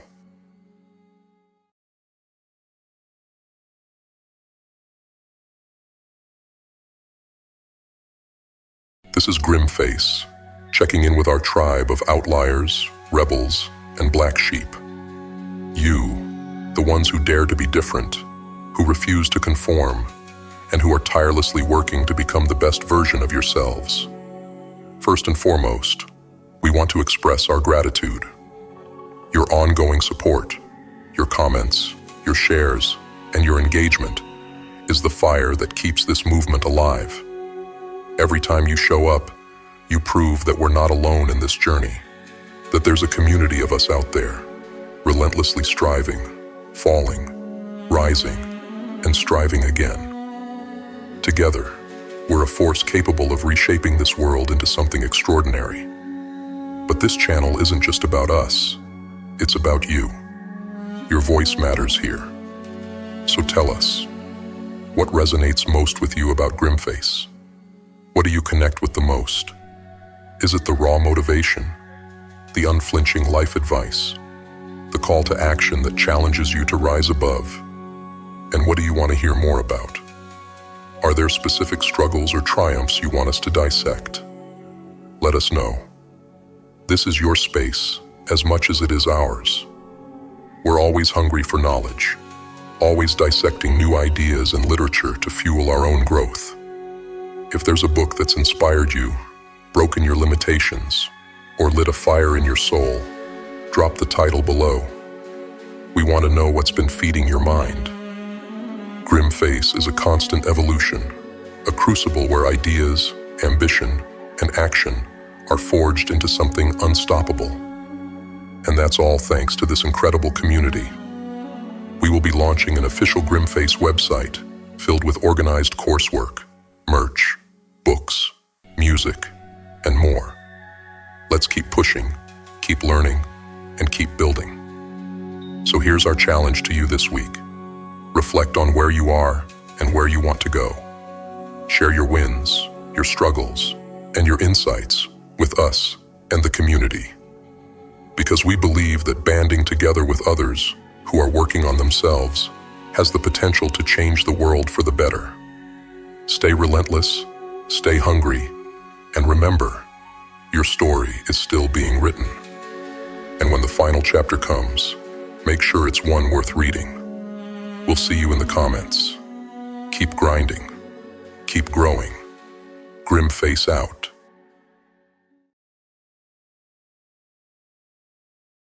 Take a deep breath. Let the weight of the day fall away, fading into the shadows where it belongs. Right now, in this moment, it's just you, alive, aware, and present. Take a second to honor that. You've made it through another 24 hours in this complex, chaotic world. That alone is a victory. We're here because we care, not about the loud voices or the herd mentality, but about you, the quiet ones, the outliers, the misfits, the renegades who walk their own paths. To truly live, to carve out a fulfilling life, demands more than just existing. It demands courage. It takes courage to seek happiness in a universe that's both masterpiece and minefield, a labyrinth of triumph and tragedy, joy and pain. You're here for a reason. Something in you, an itch of curiosity, a spark of longing, drew you to this moment. You don't just want more for yourself. You want to be better for those around you. We are Grimface, saints in a world full of demons. We don't shout to be seen.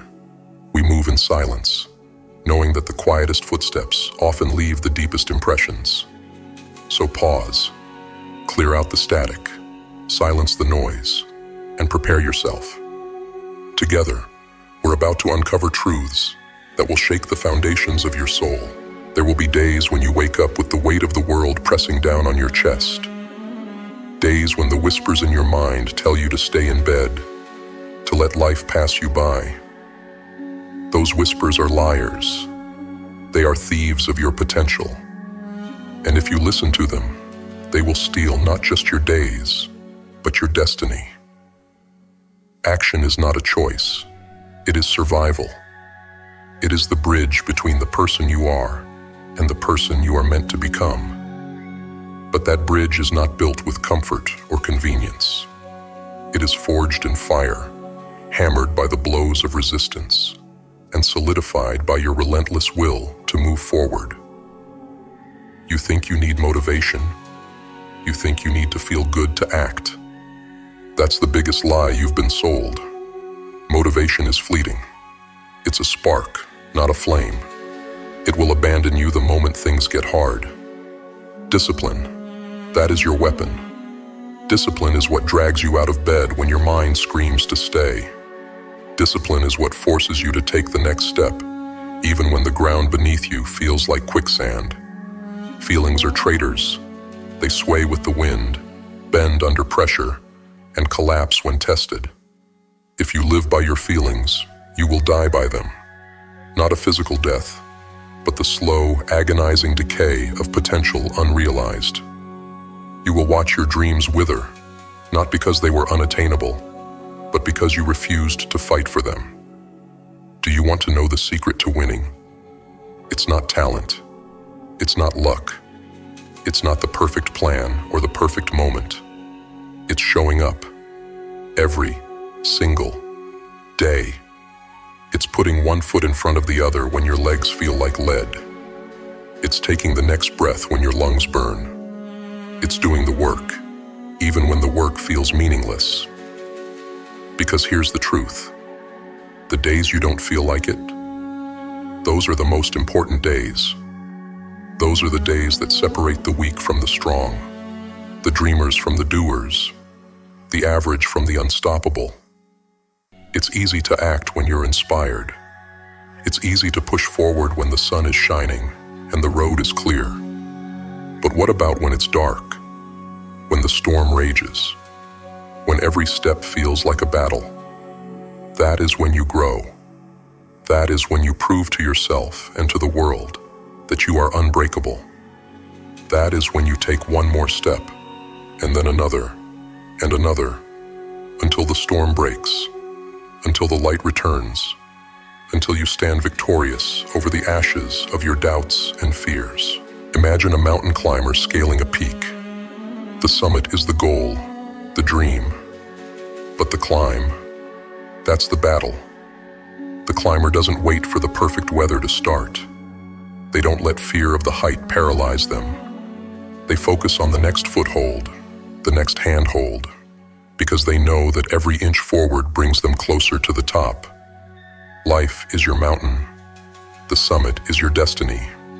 And every step, no matter how small, matters.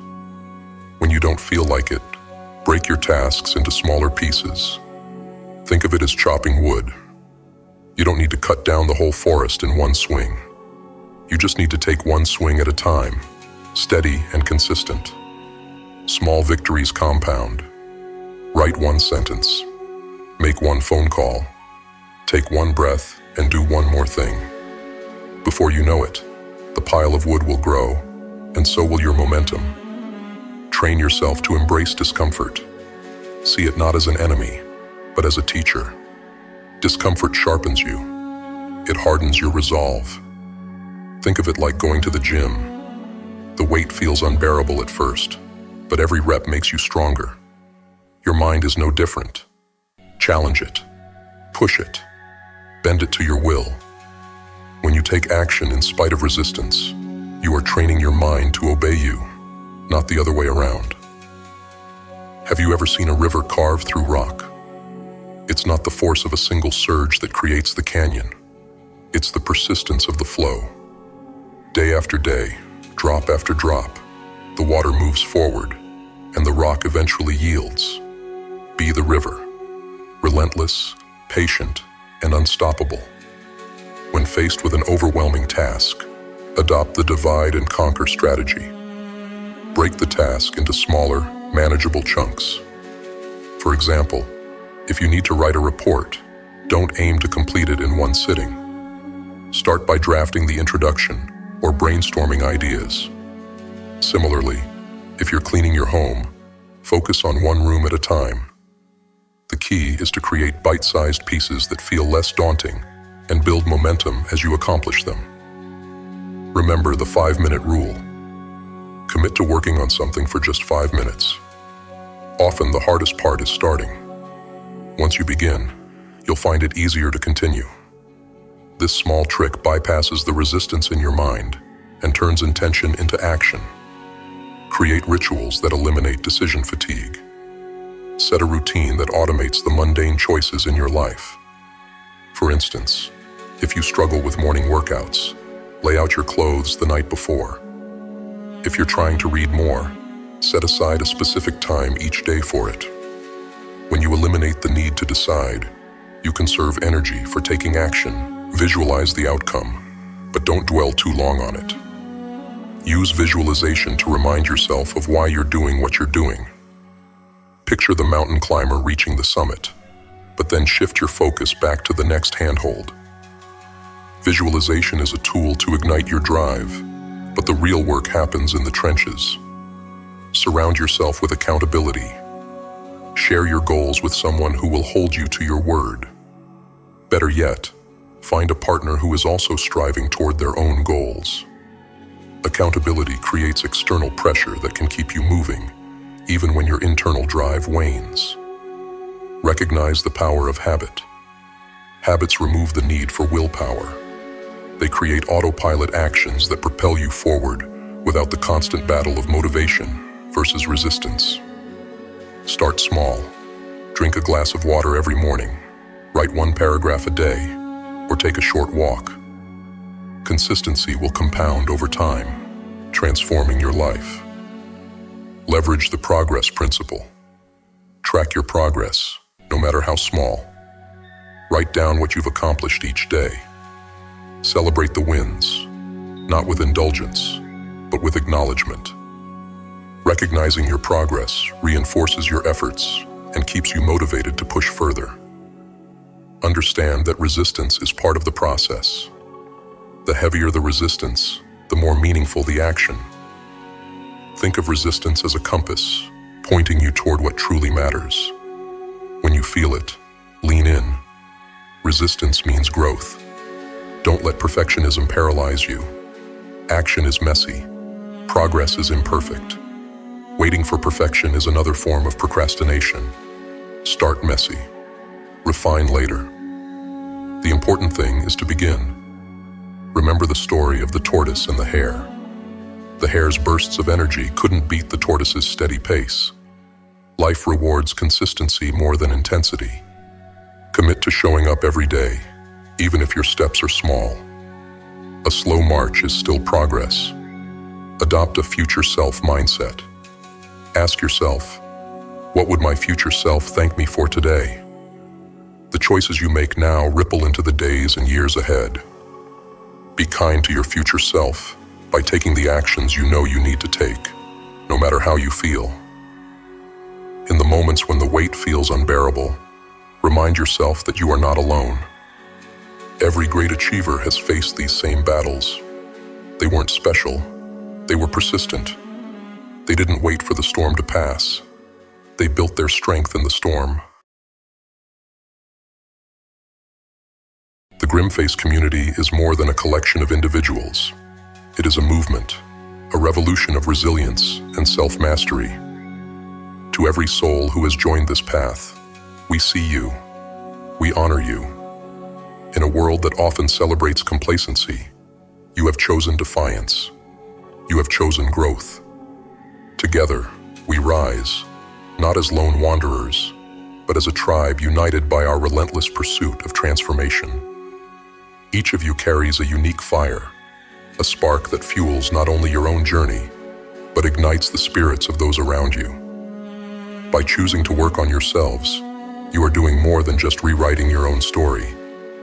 You are changing the fabric of the world, one decision, one habit, one victory at a time.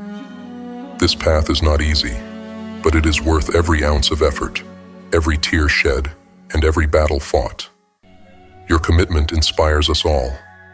To those who have felt the weight of their own darkness, to those who have stood at the edge of despair and decided to fight, welcome.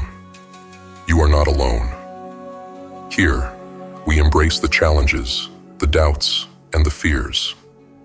We turn them into tools, into weapons, into fuel for the unstoppable force that is the Grimface community.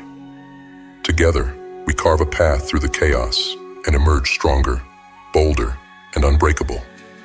Pain is a familiar companion, a silent adversary that shadows our every move. For some, it crushes. For others, it carves pathways to greatness. The difference? Habits. Today we confront the darkness within us, not to extinguish it, but to channel it. These are not just habits. They are weapons forged to transform pain into power, suffering into strength, and problems into puzzles we hunger to solve.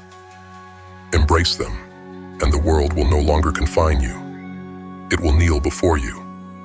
Habit 1. Start on hard mode. Weakness whispers.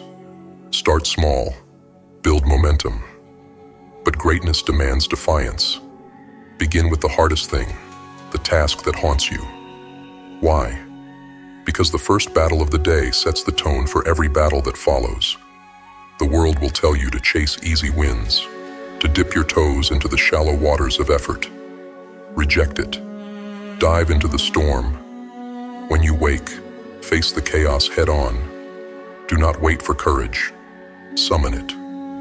By doing the hardest thing first, you sharpen your mind and fortify your spirit.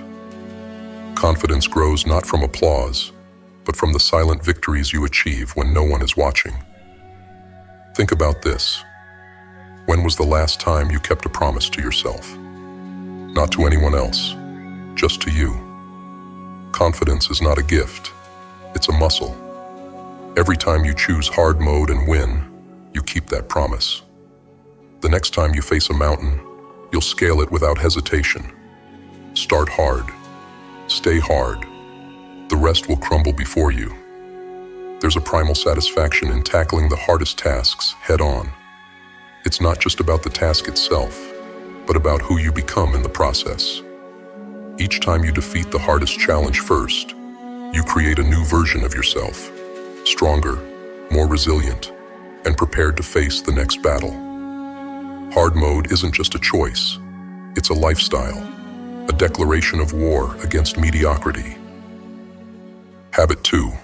Sweat. Every day. There's a reason warriors train before they fight. The body is the forge of the mind. Without discipline in the flesh, discipline in thought is an illusion. Every drop of sweat you spill is a testament to your commitment to strength, physical and mental. Small problems seem insurmountable when your body is weak and your energy is depleted. The solution?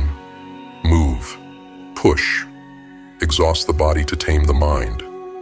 Because in exhaustion, you will find clarity. For those who say, "I'm too tired to work out," consider this. You are not tired from life. You are tired because you've let the soft voice of comfort rule you. Comfort will keep you alive, but never let you thrive. You need energy to conquer, and energy comes from movement. If you struggle to commit, bind yourself to others. A training partner is not just a companion. They are your accountability, your mirror, your competition. Together, you will rise, or together, you will fall. But you will never stay stagnant. Sweat daily, not for vanity, but for victory. The sweat you pour out is the price of clarity. When the body moves, the mind follows. It isn't about the six-pack or the aesthetics, though they may come. It's about owning your energy, your drive, and your focus. Each workout is a battle won, a testament to your discipline. Make no mistake, this is war, and the battlefield is your own flesh and willpower. Habit 3. Measure daily. What you cannot measure, you cannot control. And what you cannot control will control you. Stop walking blindly through life. Measure everything that matters. Your goals, your health, your wealth, your progress. Clarity comes from knowing. You feel lost because you don't see the path. But the path reveals itself when you start looking at the map. Track your finances. Know every dollar in your bank account. Track your workouts. Write down every rep, every set, every meal. Why? Because what you focus on grows. To measure is to care, and to care is to control. Life is not a mystery. It's a game, and every game has metrics. Ignore them, and you'll lose. Master them, and you'll win. Here's the truth. Most people avoid measuring because it's uncomfortable. It reveals weaknesses they'd rather ignore. But strength comes from confrontation. Look at your flaws, your failures, and your progress. Write them down. Analyze them. Gamify them. Beat your best score every day.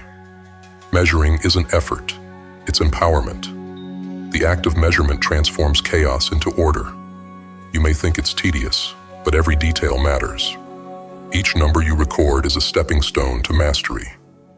Progress demands precision. Without it, you wander aimlessly. With it, you create your destiny, one metric at a time. Habit 5. Teach daily. We learn best not by listening, but by teaching. Every time you teach, you deepen your mastery. Make it a habit. Share your knowledge with anyone willing to listen. Your colleagues, your family, your audience. Pull out your phone. Record a lesson. Post it. Not for likes, not for applause, but for you. To teach is to commit, to reinforce, to embody. You become what you teach. And when you teach, you open yourself to growth. Every teacher learns more than their students.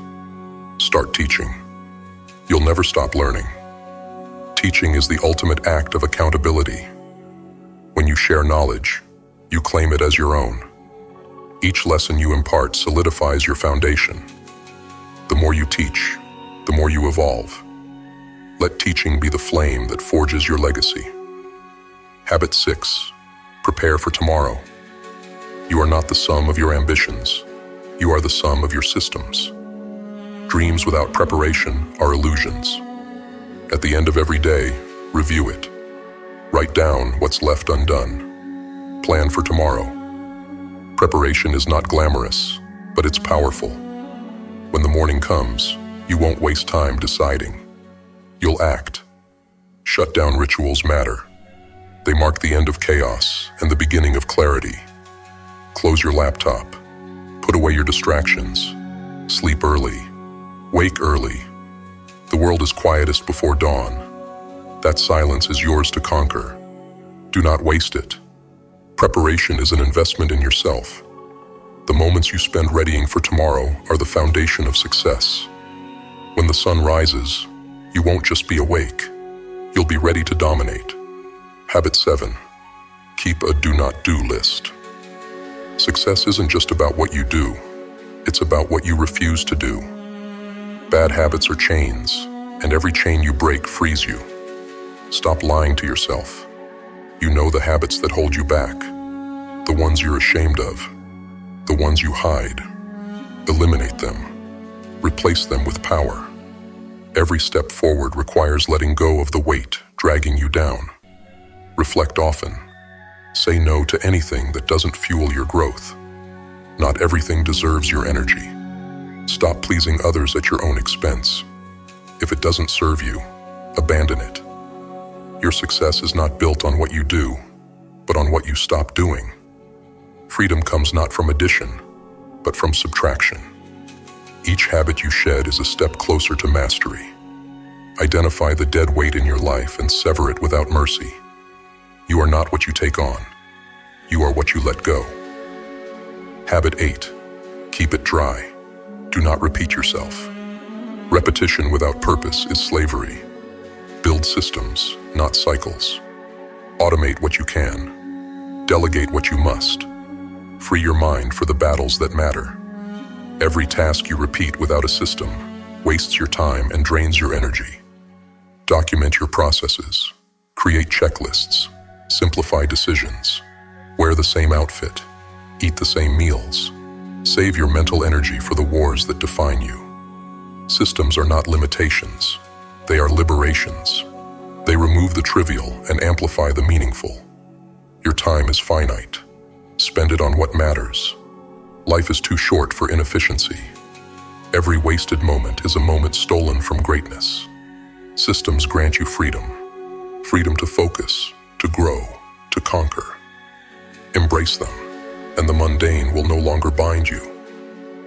These 8 habits are not for the faint of heart. They demand discipline, sacrifice, and an unrelenting commitment to transformation. But if you embrace them, the pain that once crippled you will become the fire that fuels you. Problems will no longer be walls. They will be puzzles, challenges you hunger to solve. We invite you to join the Grimface community by subscribing to the channel. This is not just a platform. It's a movement built on shared struggles and collective growth. Together we teach, and together we learn. Every word we speak, every habit we share, is a reflection of what we also need to hear ourselves. We are not above you. We are beside you, in the trenches, fighting the same battles, overcoming the same obstacles. There is so much more to come, more lessons, more insights, and more victories. By subscribing, you become part of something greater. You become part of a family committed to relentless self-improvement and unyielding support. Together, we rise. Together, we conquer. Join us, and let's continue this journey of transformation, not just for ourselves, but for the world around us. Poverty is not merely the absence of wealth. It is the presence of habits, chains forged in the fires of ignorance, comfort, and fear. These habits do not announce themselves loudly. They whisper, coiling around our thoughts, our choices, and our days, binding us to mediocrity. Today, we will break them. Today, we will expose the 3 habits that keep us poor and learn how to shatter their hold. Habit number 1 is the habit of waiting. How often do we hear the inner voice whisper, "Tomorrow. Tomorrow, I'll start that business. Tomorrow, I'll save. Tomorrow, I'll learn the skills I need to succeed." But tomorrow never comes, because the habit of waiting thrives on delay. It feeds on your dreams, one missed opportunity at a time. Understand this: action does not wait for perfect conditions. The world doesn't pause for your convenience. If you wait for everything to align, you'll spend your life watching others achieve what you've only imagined. Break it. Start small. Start now. Begin with what you have, where you are. The momentum of action is greater than the paralysis of perfection. Even a single step forward breaks the habit of waiting and sets you on the path of creation. Build discipline by setting daily, achievable goals. Make it a habit to act within the first 5 seconds of an idea, before hesitation can set in. Remember, action births clarity. It's in doing that we learn, adapt, and grow. Create a system for taking action, such as scheduling time blocks dedicated to your goals. Eliminate distractions and track your progress daily.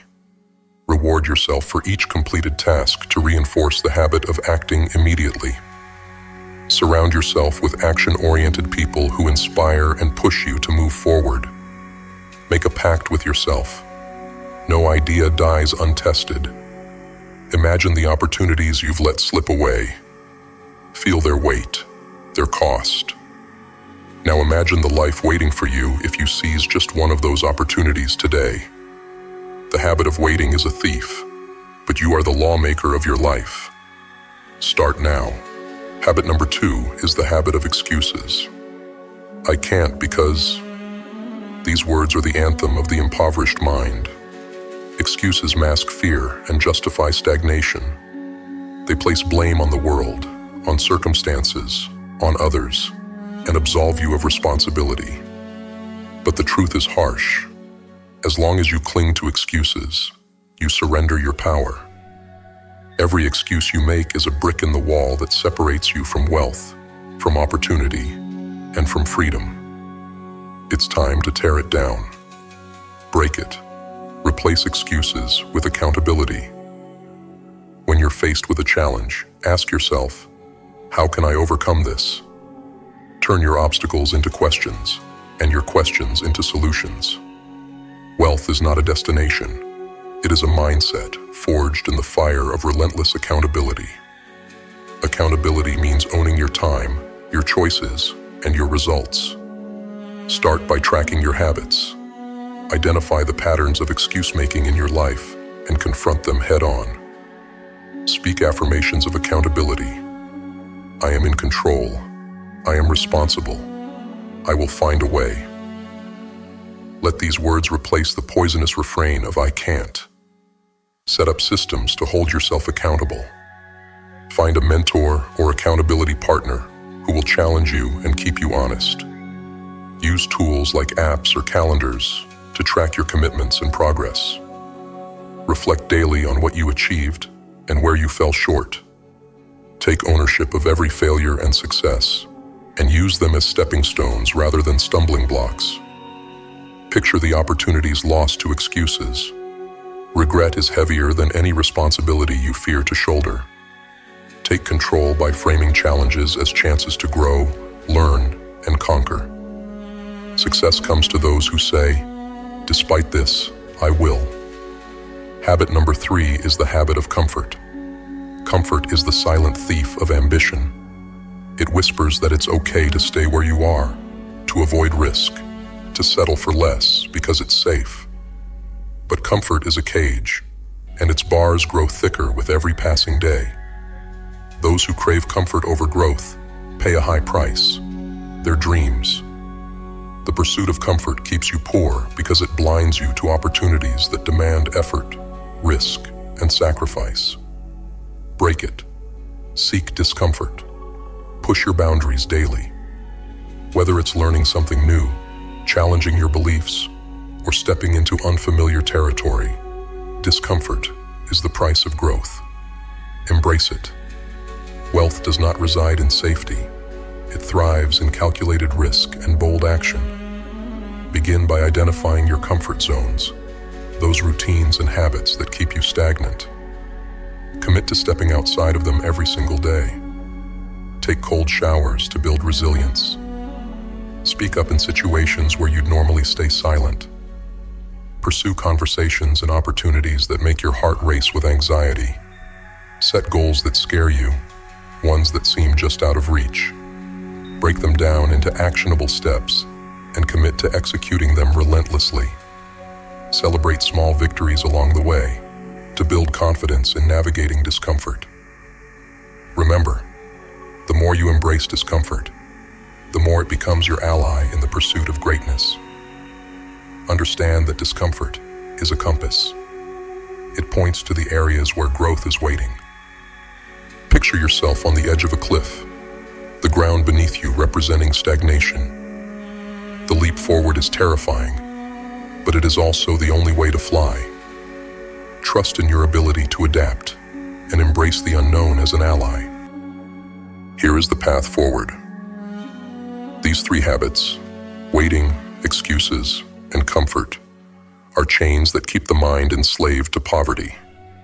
But chains can be broken. When you stop waiting, you reclaim your time. When you stop making excuses, you reclaim your power. And when you reject comfort, you reclaim your future. Reflect on your life as it stands today. Are you satisfied?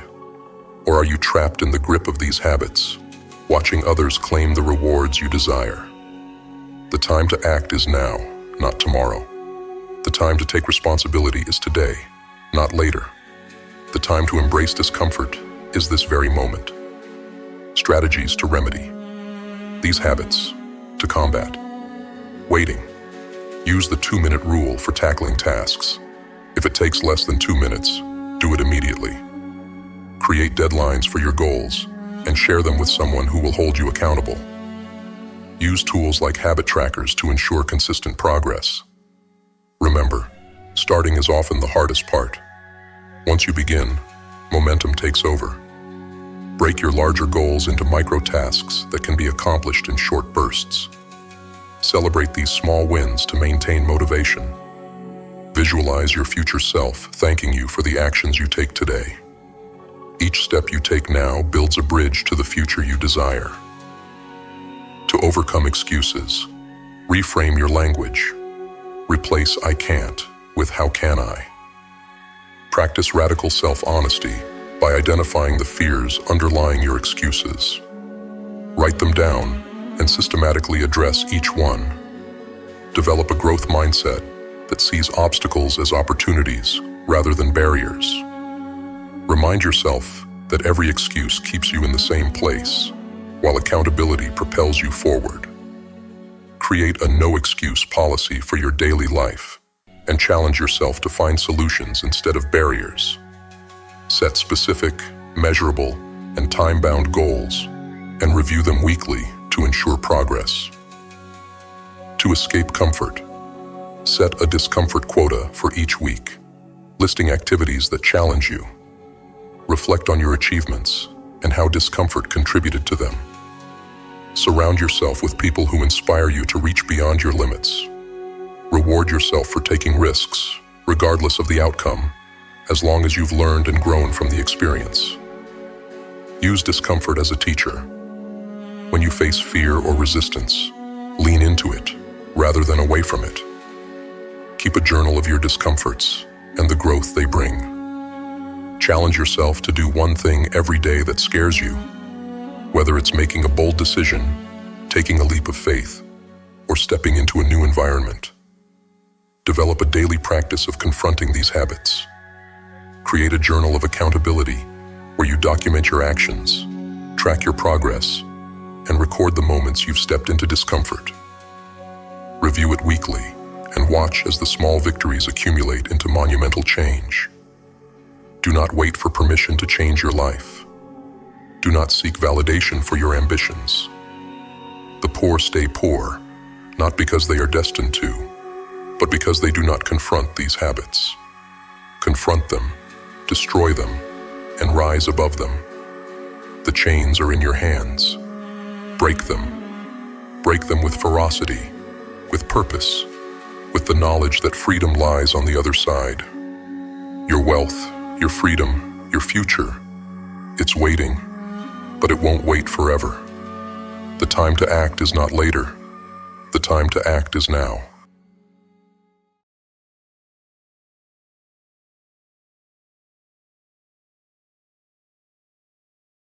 The life you dream of, the strength you crave, the success you imagine, does not arrive in grand gestures or sudden flashes of brilliance. No, it is built, brick by meticulous brick, through the quiet, unrelenting power of habits. Each day is a battlefield, and every choice you make is a weapon. The question is, are you wielding it with purpose, or are you blindly letting it strike against you? Step 1. Embrace the small but mighty. Consider the weight of a raindrop. Singularly, it is nothing. But repeated over time, these drops carve canyons, shape landscapes, and sculpt mountains. Your actions, the small, seemingly insignificant ones, hold the same power. It's not about massive leaps. It's about the relentless accumulation of tiny wins. Picture this. A single step on a staircase. Climbing one step doesn't change your view, doesn't make you feel victorious. But if you take one step every day, you'll find yourself standing above the clouds. Your habits, no matter how small, are those steps. They are the building blocks of the transformation you seek. And remember, small wins compound over time. Imagine the trajectory of an arrow, shifted by just 1 degree. And over long distances, it lands in a completely different place. Your small daily actions are the shifts that will redirect the course of your life. Your habits are like planting seeds in a vast garden. At first, the seeds seem insignificant, hidden beneath the soil. But as days turn into weeks and weeks into months, the garden begins to bloom. Each flower, each fruit, is a testament to the small actions you cultivated daily. Step 2. Shape the battlefield. You are the architect of your environment. Your surroundings dictate your choices more than sheer willpower ever could. Think of this. Would a predator surround itself with distractions, chaos, or clutter? Number. It designs its lair with purpose, every tool within reach, every path optimized for the hunt. You must do the same. Design your space so it serves your goals. If your ambition is to read, leave books where they beckon you. If you're chasing fitness, make your workout tools impossible to ignore. Stop living in a world that conspires against your progress. Shape it to kneel before your will. Think of your environment as an extension of your mind. Cluttered space, cluttered thoughts. Clear space, clear intent. Transform your surroundings into a reflection of the person you want to become. Don't merely react to your environment. Master it. Every object in your environment either pulls you toward your goals or pushes you away. Imagine an archer preparing for a hunt. If their bowstring is frayed, their arrows dull, their surroundings chaotic, they will miss the mark. Prepare your battlefield with precision. Surround yourself with tools that sharpen your aim and align with your vision. Step 3. Master the identity within. Who are you? Not the name you were given, not the job you hold, but who are you in the marrow of your bones?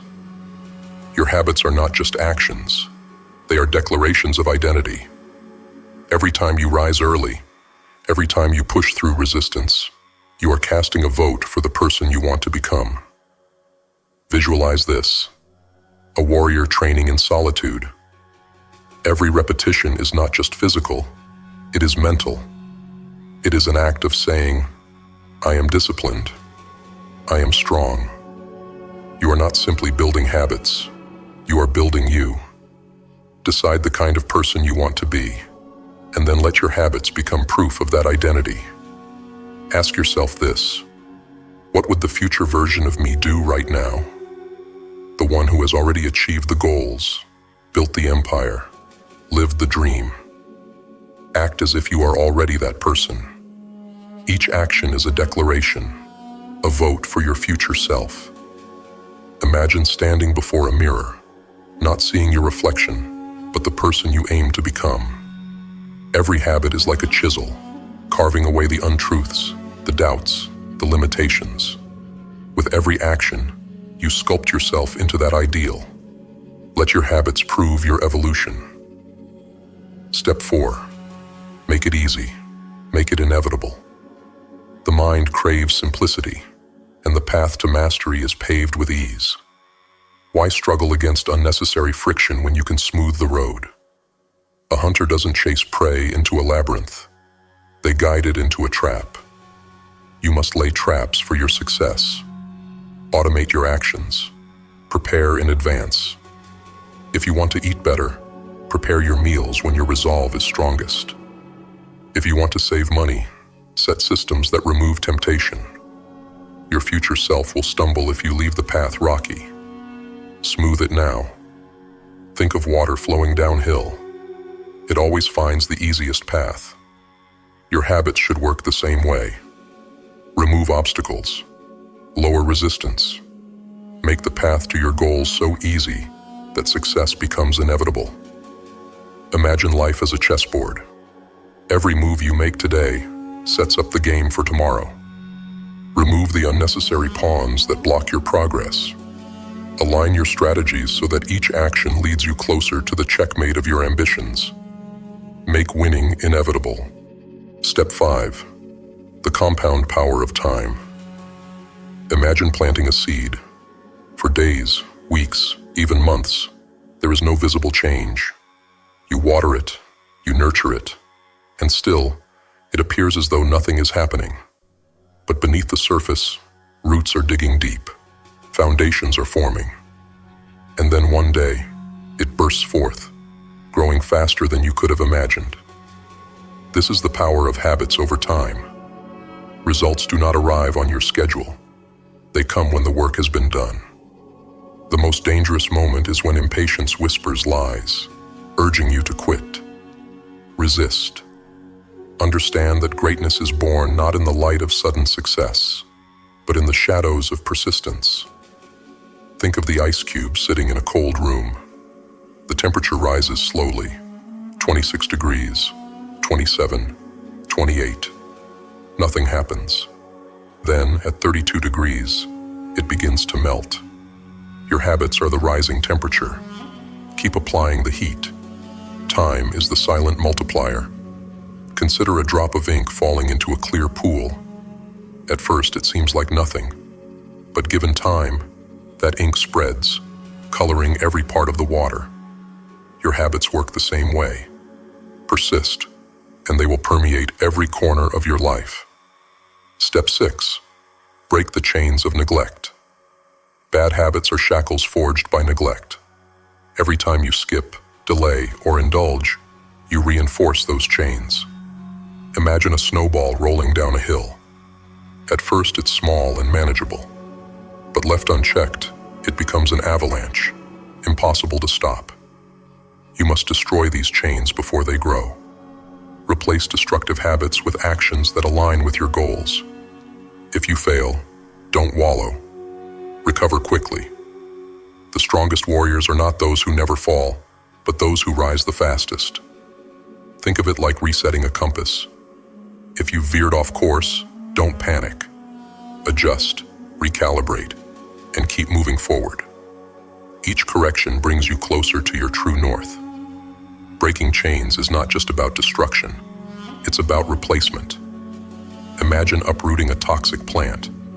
You must plant something healthy in its place, or the weeds will return. Replace every destructive habit with one that nourishes your purpose. Step 7. Celebrate the warrior's path. Victory is not only the final triumph, it is every battle fought along the way. Celebrate progress, no matter how small. Think of a blacksmith forging a blade. Every strike of the hammer brings it closer to perfection. Acknowledge those strikes, for they are what shape you. Reward yourself. Reinforce the behaviors you want to grow. This is not weakness. It is strategy. The mind craves acknowledgement. Feed it, and it will follow you to the ends of the earth. Consider the journey of a sculptor chipping away at marble. Every strike reveals a little more of the masterpiece within. Celebrate each chip, each breakthrough, each step closer to your vision. Progress is like climbing a mountain. Each step, no matter how small, takes you closer to the summit. Celebrate those steps. Rest when needed, but never lose sight of the peak. Let your victories, big and small, be the fuel that powers your ascent. You hold the power to reshape your life. It will not be easy. It will not be swift. But every habit, every action, is a seed planted in the soil of your future. Tend to it with discipline, and you will harvest a life far greater than you can imagine. The choice is yours. Let your habits master you, or become the master of your destiny. Which will it be? And remember, the journey is not linear. There will be peaks and valleys, triumphs and trials. But through it all, your habits remain your compass. Stay steadfast, and the life you've envisioned will no longer be a dream. It will be your reality. Your habits are the echoes of your intentions. They are the silent builders of empires, the unseen architects of greatness. Treat them with reverence, for they are the tools with which you carve your destiny. Discipline is not something you do. It's something you become. It's an identity, not a checklist. And until you make this shift, you will remain trapped, locked in a cycle of fleeting motivation, broken promises, and unfinished dreams. If you want to succeed, you must embrace the reality that discipline requires a transformation of who you are at your very core. Think about the countless times you've said, "I'll start tomorrow," or the promises you've made to yourself only to break them when the moment got hard. That's not failure. That's identity conflict. You're trying to act disciplined while clinging to the identity of someone who isn't. You can't build a life of strength on the foundation of weakness. You can't achieve greatness while dragging along the chains of your excuses. Discipline demands that you face an uncomfortable truth. The person you are today is not the person you need to be. That's a hard pill to swallow, isn't it? But think about the moments in your life when you've truly succeeded. Was it when things were easy? When you had all the time in the world and everything fell into place? Or was it in the moments when you had to grind? When you felt the weight of the world on your shoulders, but you pushed through anyway? Maybe it was the time you stayed up all night studying for that exam, sacrificing sleep and comfort because failure wasn't an option.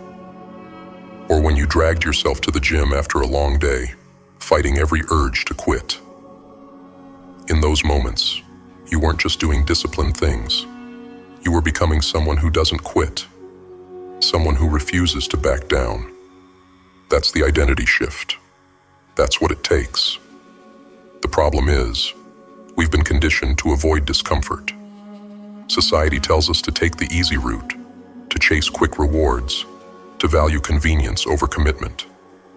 But deep down, you know the truth. Nothing worthwhile comes easy. Every achievement you've ever been proud of required effort, sacrifice, and pain. And that's the paradox of discipline. It's the hardest thing you'll ever do, but it's also the most liberating. Here's the dark reality. You cannot build discipline without sacrifice. And the first thing you must sacrifice is the old version of yourself. the one who makes excuses, the one who hits snooze, the one who gives up when things get hard. You need to bury that version of yourself. And no, it won't go quietly. That part of you will scream, claw, and beg to stay alive. It will tell you, you deserve a break. It will whisper lies like, you're not good enough, or why bother trying? But discipline demands that you silence that voice. You don't negotiate with it. You crush it. Because as long as it lives, it will sabotage you. Think about the habits that have held you back. Maybe it's the late nights, scrolling through your phone, telling yourself it's just a way to relax. Maybe it's the endless procrastination, the avoidance of hard tasks, because they feel overwhelming. Those aren't just actions, they're anchors, weighing you down. You can't soar if you're chained to the ground. So cut the chains. Kill the old you. They say discipline equals freedom, but they don't tell you about the pain it takes to get there. The early mornings when your body aches, the nights when everyone else is out having fun, and you're alone, grinding away. The moments when you feel like the world is moving forward without you, and all you have is your work, your effort, your grind. That's where the shift happens. Because discipline is not a restriction, it's liberation. When you master it, you stop being a slave to your impulses. You're no longer controlled by fleeting emotions or distractions. You're free because you're in control. Freedom doesn't mean doing whatever you want, whenever you want. That's chaos. True freedom is the ability to choose your path and stay on it, no matter the obstacles. It's knowing that you're in charge of your destiny, not the whims of the moment. And that freedom, that power, only comes through discipline. So how do you make the shift? Start small. Not with the actions, but with the way you see yourself. Stop saying, I want to be disciplined. Instead say, I am disciplined. Start believing it, even before you fully embody it. When you wake up in the morning, don't think, should I get up? Say to yourself, I'm the kind of person who gets up. When you're tempted to skip the work, remind yourself, I'm the kind of person who doesn't quit. Over time, these decisions stack up. They form a new identity, an identity rooted in discipline, resilience, and strength. Understand this. Your identity shapes your actions, and your actions reinforce your identity. It's a cycle. If you believe you're someone who fails, you'll find ways to fail. If you believe you're disciplined, you'll act in alignment with that belief. This isn't just positive thinking. It's rewiring your mind. It's taking control of the narrative you tell yourself. Discipline is not glamorous. It's not a highlight reel for social media. It's gritty, it's raw, and it's lonely. But it's also where you find your true power. When you embrace the struggle, when you lean into the discomfort, you discover that you're capable of far more than you ever imagined. The road to success isn't lined with shortcuts. It's a battlefield, and the enemy isn't out there. It's in you. Every day, you face a choice. Will you let the weaker version of yourself win, or will you rise above it? Will you be the person who gives in, or the person who pushes through? Every struggle, every setback, every moment of doubt is an opportunity. It's a chance to prove to yourself that you're stronger than you think.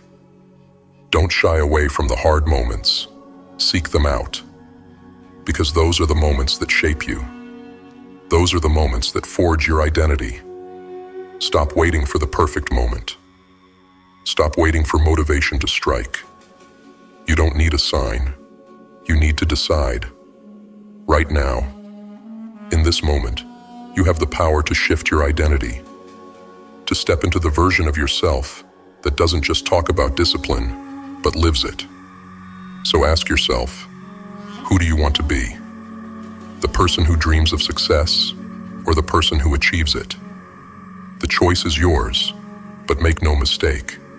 It's a choice you make every single day. Master discipline, and you master your life. The identity shift you need to succeed isn't something out there. It's within you. It's waiting for you to claim it. And when the world doubts you, when the obstacles seem insurmountable, remember this: you are not your doubts. You are not your fears. You are the master of your destiny, the architect of your life. Discipline is your blueprint. Build something extraordinary. Discipline is not just a concept, it's a practice. Here are strategies to help you cultivate and maintain discipline in your daily life. Step 1. Set clear goals. Write down your goals. Be specific about what you want to achieve and set deadlines. Clear goals give you direction and purpose. Step 2. Break it down. Divide large goals into smaller, manageable tasks. Tackling one step at a time prevents overwhelm and builds momentum. Step 3. Create a routine. Establish a daily schedule and stick to it. Consistency is key to forming disciplined habits. Step 4.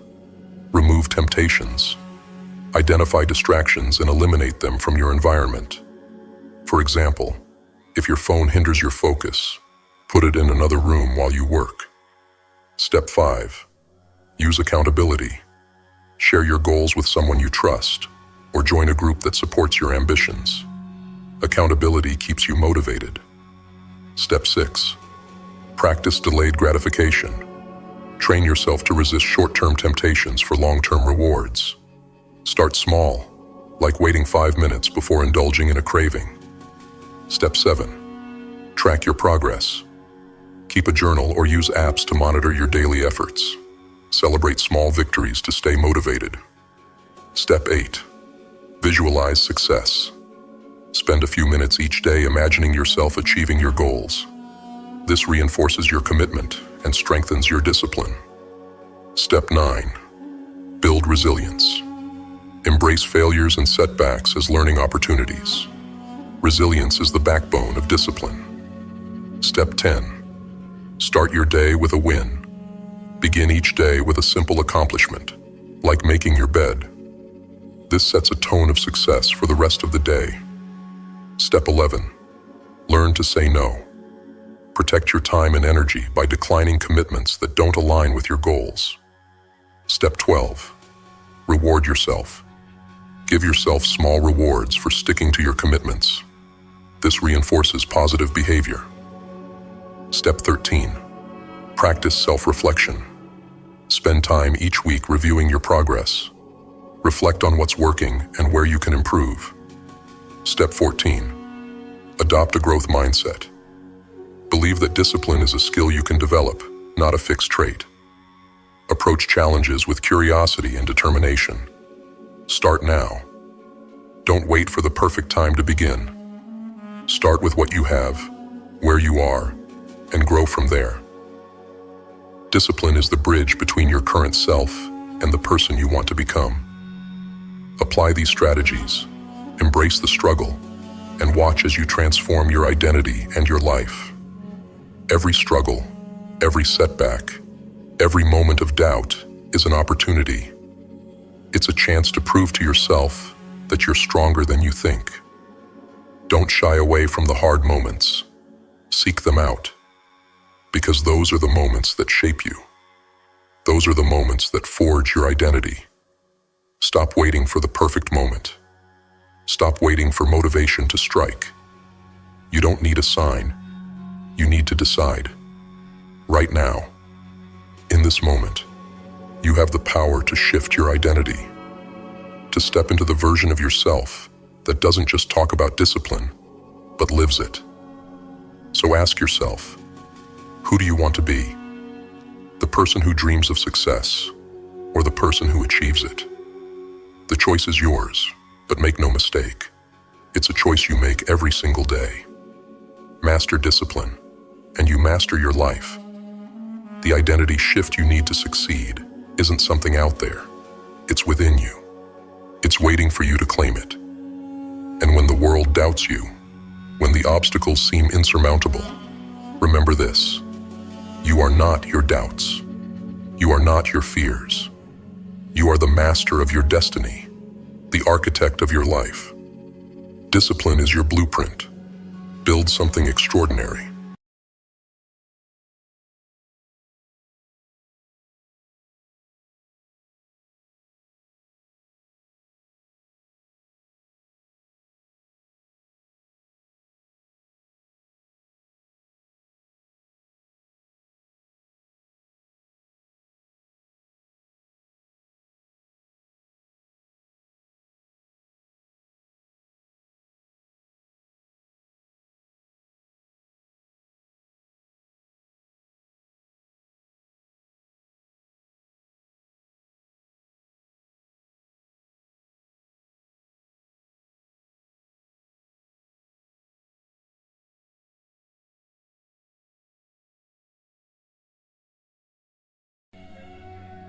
Welcome back to Grimface, the home of the relentless, the unshakable, the black sheep who refuse to conform. This is where we embrace the grind, destroy mediocrity, and rise above the noise.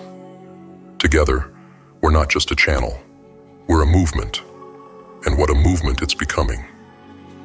In just the last month, this community has grown to nearly 20,000 strong. That's 20,000 individuals who understand that the path to greatness isn't walked in the light of approval, but carved in the shadows of dedication. Thank you for being a part of this rebellion against mediocrity.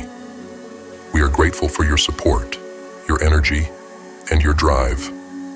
Together, we are proving that no obstacle is too great, no dream too ambitious.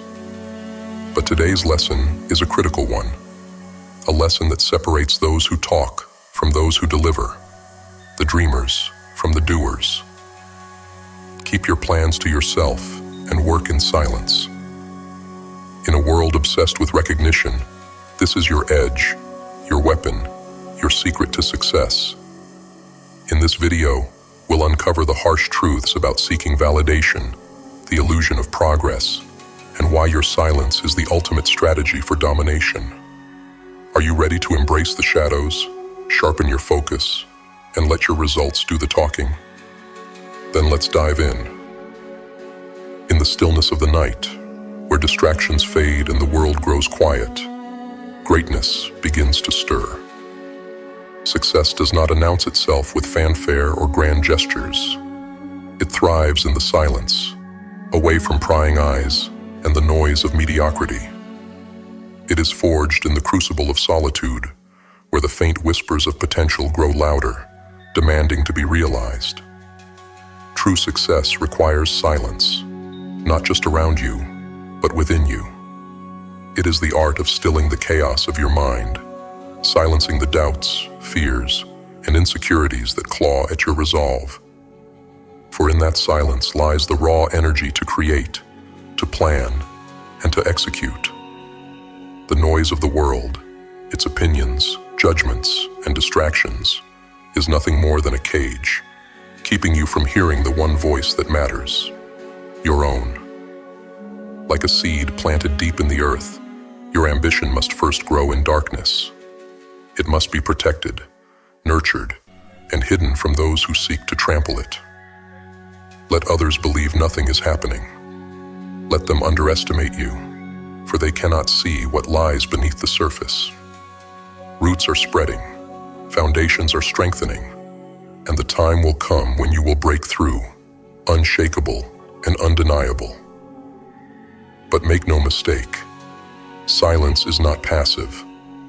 It is a weapon, sharp and deliberate. It is the deliberate choice to step away from the noise and distractions that pull others off course.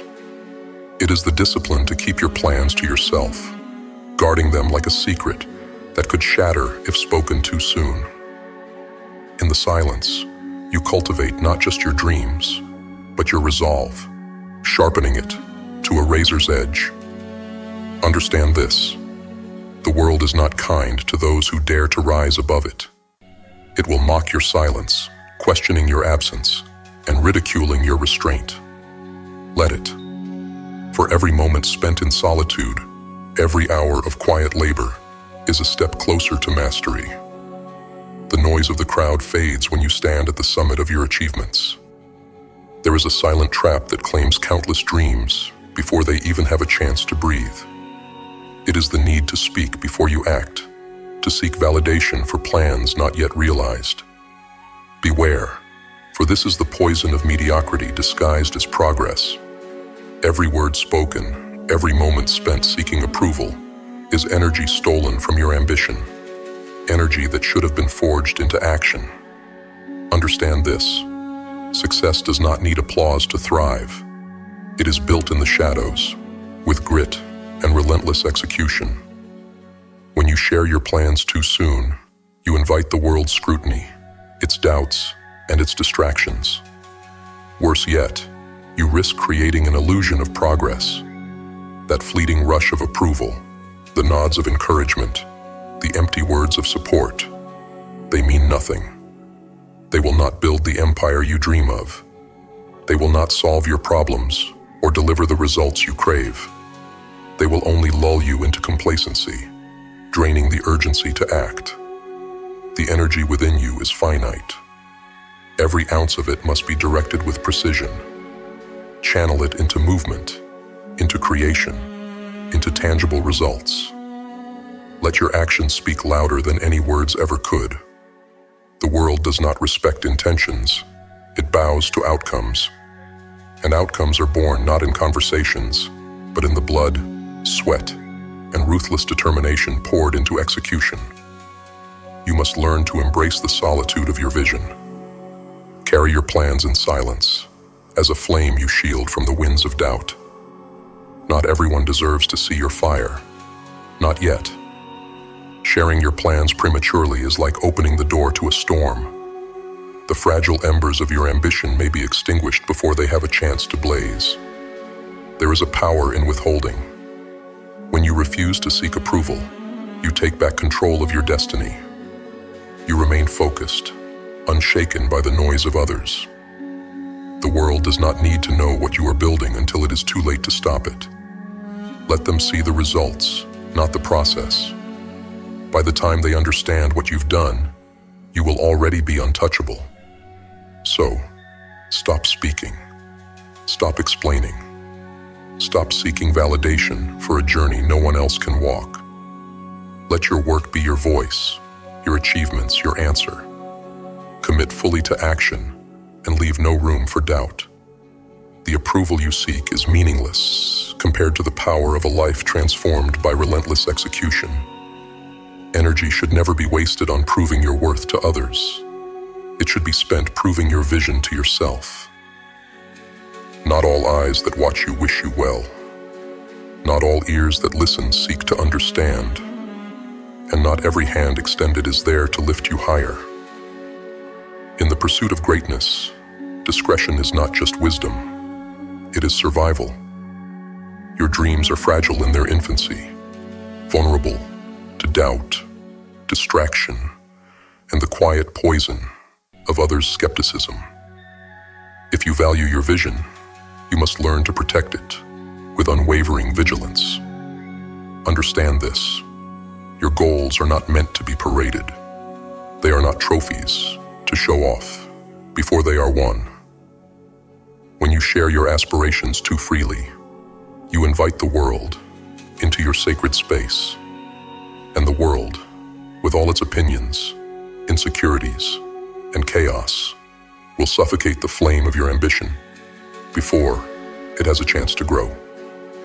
Discretion is your armor, shielding your dreams from the corrosive forces of doubt and distraction. Not everyone deserves to hear your plans. Not everyone is capable of supporting your vision. Some will smile while planting seeds of uncertainty in your mind. Others will offer well-meaning advice that steers you off course. And then there are those who, blinded by their own failures, will drag you down simply because they cannot bear to see you rise. This is why you must be ruthless in your silence. Speak only to those who have proven themselves worthy of your trust. those who nurture your ambitions, not those who feed their own egos. Choose allies who understand the weight of your vision and have the strength to carry it with you. The rest, let them remain in the dark. Their ignorance is your advantage. In silence, you find clarity. In discretion, you find strength. By keeping your goals close to your chest, you preserve the purity of your focus. You eliminate the noise that threatens to derail you, allowing your energy to be channeled entirely into action. And when the time comes for your success to be unveiled, it will speak louder than any words ever could. But remember, discretion is not cowardice. It is not secrecy born of fear. It is strategy. It is the discipline to know when to speak and when to act, when to reveal and when to remain unseen. The most powerful moves are made in silence, and the most dangerous weapon is the one no one sees coming. So guard your dreams as if your life depends on it, because it does. In a world eager to tear you down, your silence is your shield, your discretion your sword. Protect your vision, nurture it in solitude, and let the world see only the results of your relentless pursuit. Speak less, act more. And when the time comes, let your success be the only thing they can talk about. There is a lie that lulls dreamers into a shallow grave of mediocrity. A lie wrapped in applause, draped in empty praise, and whispered into ears, hungry for validation. It tells you that sharing your intentions, speaking your dreams aloud, and receiving the world's approval is progress. But it is not. It is a mirage, an illusion, a thief cloaked in the guise of achievement. And if you are not careful, it will rob you of the fire you need to succeed. Validation is a drug. It floods your mind with a false sense of accomplishment, dulling the urgency that should drive you to action. When you speak of your plans and others nod in approval, your brain mistakes their applause for progress. The cheers feel like fuel, but they are nothing but fumes. The hard work remains undone, the real battle unfought. And while you bask in the glow of fleeting admiration, your dreams rot in the shadow of inaction. Understand this: intention is worthless without execution. A million good ideas are buried every day because the minds that conceived them grew addicted to the shallow high of validation. The world does not care about what you intend to do. It cares only about what you prove through action. If you want to rise above the noise, you must starve yourself of the need for approval. Silence your intentions. Let your plans remain a secret, shared only with yourself. You do not need the world's validation to begin your journey. What you need is relentless, unforgiving action. Every moment you spend seeking recognition for your intentions is a moment stolen from the grind.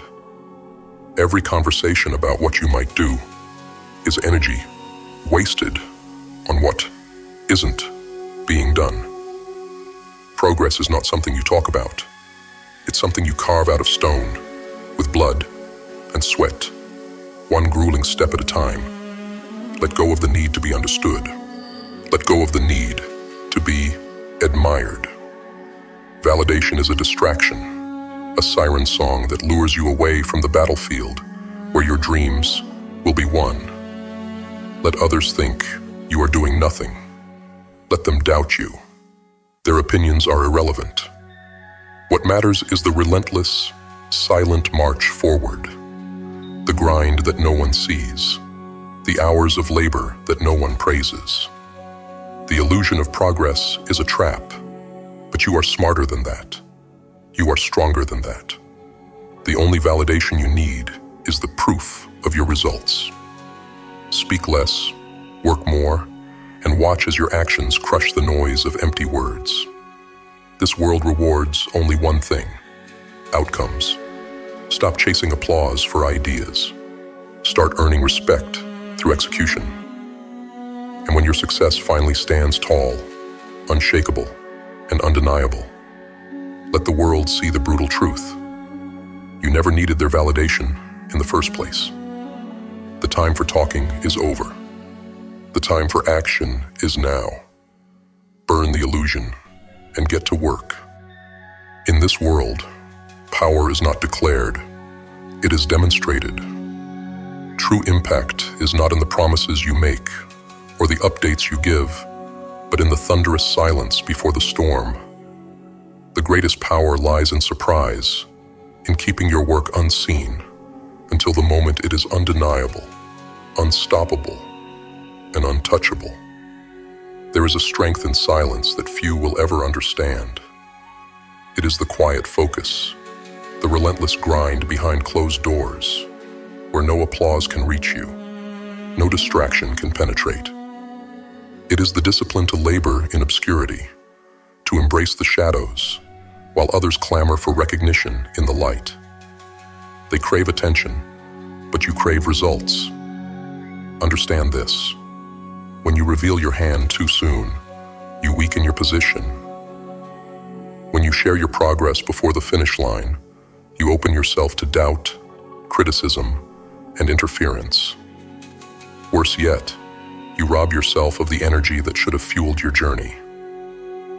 Validation for unfinished work is like a thief, stealing the hunger that drives you forward. But when you hold your silence, when you allow your achievements to grow in the dark, you harness the element of surprise. The moment you step forward, not with promises, but with proof, the world has no choice but to take notice. Your results speak louder than any words ever could. They silence the doubters, crush the critics, and leave no room for debate. Surprise is your weapon, and it is forged in patience. While others scatter their energy seeking recognition, you focus it, sharpening your edge. Every hour spent in quiet dedication, every step taken in solitude, builds momentum. And when the moment comes to unveil your work, the impact is seismic. Think of the power in the unexpected. To appear out of nowhere, with achievements so undeniable, they demand respect. To bypass the noise, the opinions, and the distractions. Emerging only when your work is complete, your vision realized. That is the kind of power that cannot be ignored. But this requires discipline. It requires the strength to resist the urge to share, to boast, to seek validation for potential rather than proof. It requires faith in yourself, in your process, and in the inevitability of your success. Let others talk, you will act. Let them seek applause, you will seek mastery. When you build in silence, you make yourself untouchable. By the time the world sees what you've created, it is too late for them to interfere. Too late for their doubts, their distractions, their attempts to stop you. Your success becomes an undeniable force, a testament to your dedication and focus. So keep your work hidden until it is ready to roar. Let your results speak, not your intentions. Embrace the power of surprise. And when the time comes, strike with such force that the world will never forget what you've achieved. Work in silence. Build in the shadows. And when you step into the light, make sure it blinds them. Confidence is not something you are given. It is something you earn.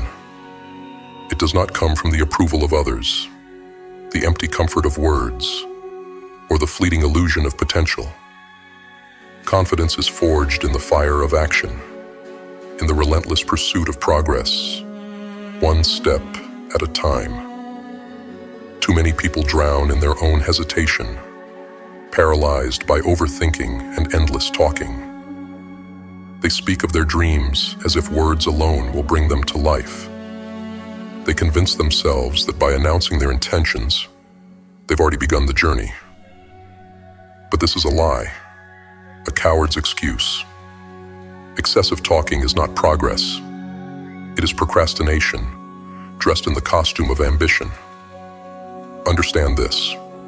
Confidence is born from movement.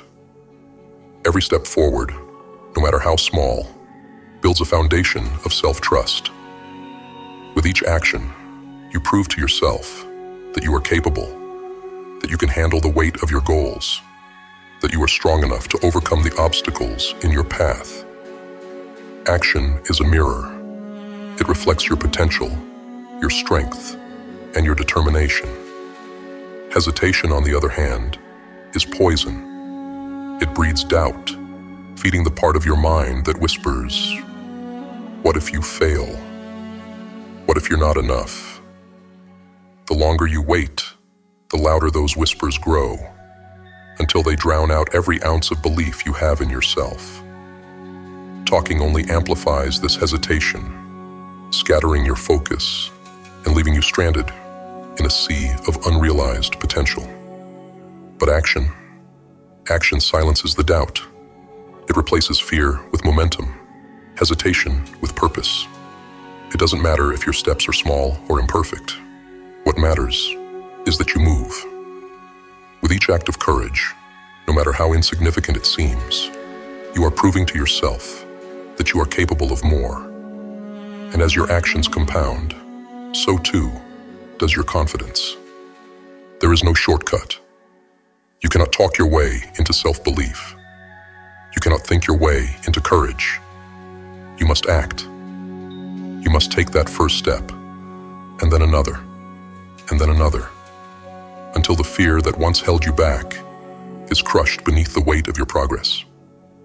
Let others waste their breath on empty words. Let them seek comfort in promises they will never fulfill. You are different. You understand that every word not backed by action is a betrayal of your potential. You will not betray yourself. Your confidence is waiting for you, but it demands a price. It demands sweat, effort, and persistence. It demands that you stop speaking and start doing. The path will not be easy, but with every step you take, you will grow stronger. With every step, you will silence the doubts that once controlled you. And with every step, you will become the person you were meant to be. So stop hesitating. Stop talking. Take the first step, and then another. Let your actions speak for you. Build your confidence brick by brick through effort and determination. Because in the end, it is not what you say that defines you. It is what you do. The time for hesitation is over. The time for action is now. Trust yourself, move forward, and watch as your confidence becomes unshakable.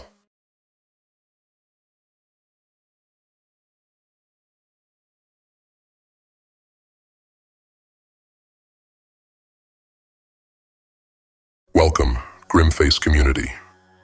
Today we stand as proof of what happens when resilience meets ambition, when darkness becomes fuel for growth. Look around you. We are growing, building, and becoming unstoppable. More than 13,000 of us are working together to create something that not only challenges the status quo, but also empowers each of us to break free from the mundane. This community is no longer just an idea. It's a movement, and it's making waves that others can no longer ignore. You see, hatred, criticism, and negativity, they're all just taxes we pay on the road to success. The higher we climb, the more those voices will come. It's inevitable. But the truth is, those same voices that want us to fail are the ultimate proof that we're on the right path. Success attracts hate because it disrupts the comfort of mediocrity, and that's exactly what we're here to do. When you start rising, people will try to bring you down. They'll call you crazy, delusional, reckless. But consider this. Those who make history are never the ones who play it safe.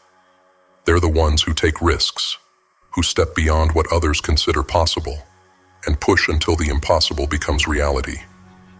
The doubters, the haters, they're just spectators in the arena of life. They're not the ones who stand in the ring, facing their fears, embracing the unknown. They are the ones too afraid to step into the ring, too comfortable in their own limitations to ever dream of more. What most people don't understand is that criticism is the greatest compliment to your success. The louder the critics, the bigger the mark you're making. It means you're not just existing, you're truly living. You're creating change. Critics often wish they had the courage to do what you're doing. They are the ones that secretly wish they could take the leap, but are too afraid of the unknown. They see in you the courage they lack, the drive they abandoned, and that realization scares them. And while they criticize, you create. While they doubt, you grow.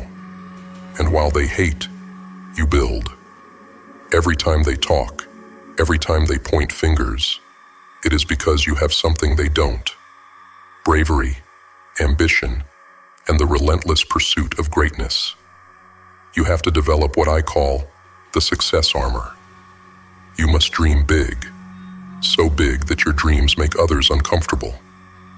And you need skin thick enough to shield those dreams from the negativity of those who gave up on their own potential. The funny thing is, the same people who doubt you now will come running back when you succeed.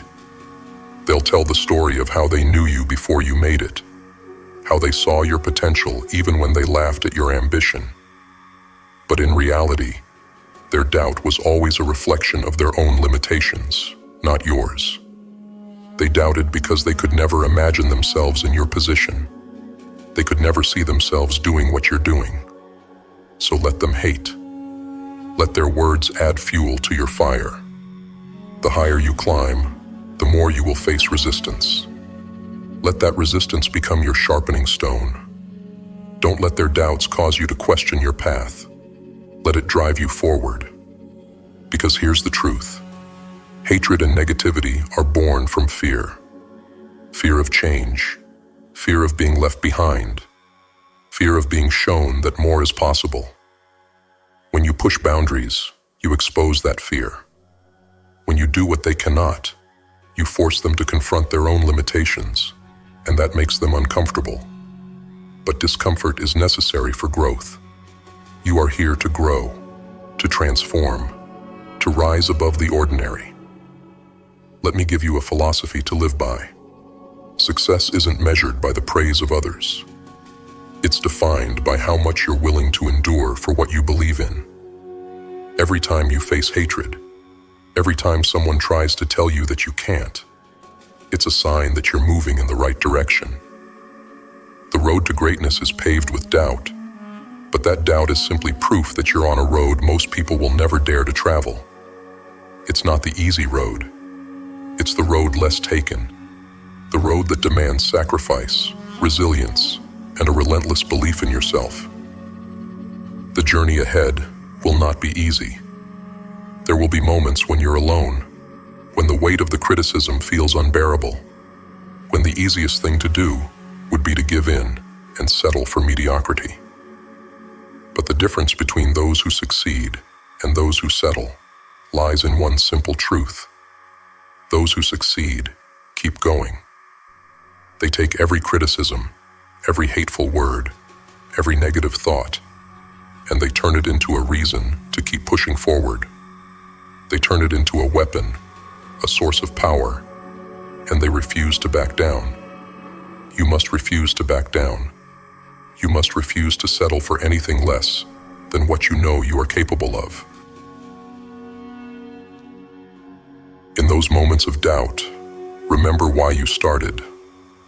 Remember the vision that set your soul on fire, the dream that got you out of bed every morning. Remember that every obstacle is an opportunity in disguise, every challenge a chance to grow stronger, to prove not just to others, but to yourself, what you are truly capable of. In the end, it's not about proving them wrong. It's about proving yourself right. It's about showing up for yourself, day in and day out, no matter how tough the path gets. It's about building the life that you know you deserve, no matter how much others may doubt you. And when you you reach that point of success, the same people who laughed, who criticized, who hated, will want to know how you did it. They'll want to be part of what you've built. The irony of it all is that the people who once laughed at you, the people who doubted you, will want to know your secret. They will want to know how you made it happen, how you overcame the odds. They will want a piece of what you have created. And you will look at them and realize that their doubt was the very thing that pushed you to go further, to dig deeper, to rise higher. So let them hate, let them doubt, let them criticize. And you, keep building, keep growing, keep moving forward. Because in the end, success isn't about keeping everyone happy. It's about breaking free, rising above, and becoming the best version of yourself. It's about stepping into your power, about claiming the life that you know you deserve, regardless of what others think. The only person you need to prove anything to is yourself. And when you do, the world will take notice. The world will see what you are capable of. The world will see that you are unstoppable. Stay relentless, Grimface. Our journey is just beginning, and the best way to silence the doubters is to show them what we're truly capable of. Our journey is not just about reaching the top. It's about staying there, thriving there, and lifting others as we rise.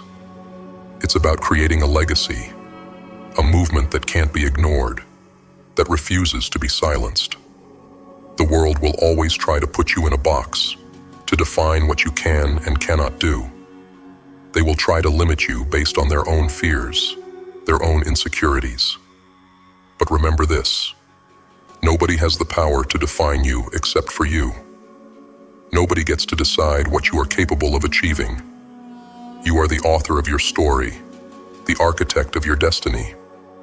And every time you choose to rise above the noise, every time you choose to keep going despite the odds, you are taking back your power. Success isn't about perfection. It's about persistence. It's about getting back up every time you fall, about learning from every failure, about using every setback as a stepping stone to something greater. It's about refusing to give up, no matter how hard it gets.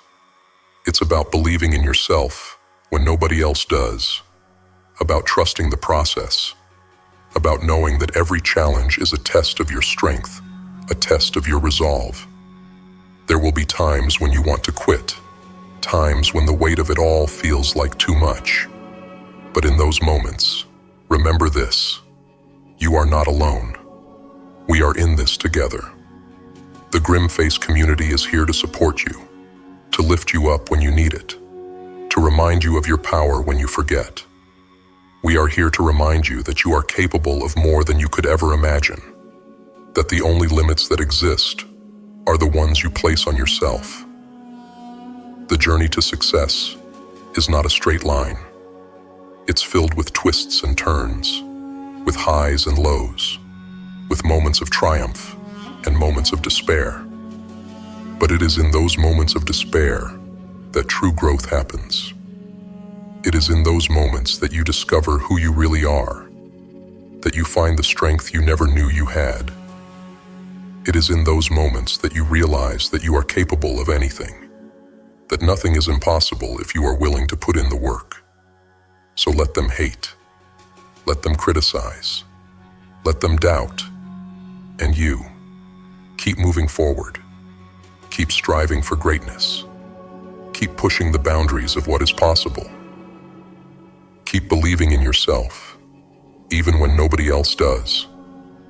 Because in the end, the only thing that matters is that you gave it your all, that you refused to settle, that you fought for the life you knew you deserved. Success is not a destination. It's a journey.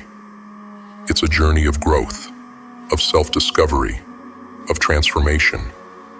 It's a journey that requires you to be relentless, to be fearless, to be unapologetically yourself. It's a journey that will test you, that will push you to your limits, that will demand everything you have to give. But it is also a journey that is worth every sacrifice, every tear, every moment of doubt. So let the world watch. Let them judge. Let them doubt. And you, keep building. Keep growing. Keep moving forward. Because in the end, success isn't about proving them wrong. It's about proving yourself right. It's about becoming the person you were always meant to be. It's about rising above the noise, about standing tall in the face of adversity, about refusing to back down. The Grimface community is not just a group of individuals. It's a force to be reckoned with. It's a movement of people who refuse to settle, who refuse to be defined by the limitations of others, who refuse to give up on their dreams. Together, we are unstoppable. Together, we are rising above the noise, breaking free from the chains of mediocrity, and creating a legacy that will never be forgotten. Stay relentless, Grimface. The journey is just beginning. And the best way to silence the doubters, the haters, the critics, is to show them what we are truly capable of. To show them that we are not just dreamers. We are doers. We are builders. We are creators. And we will not stop until we have achieved everything we set out to achieve. Let them hate. Let them doubt.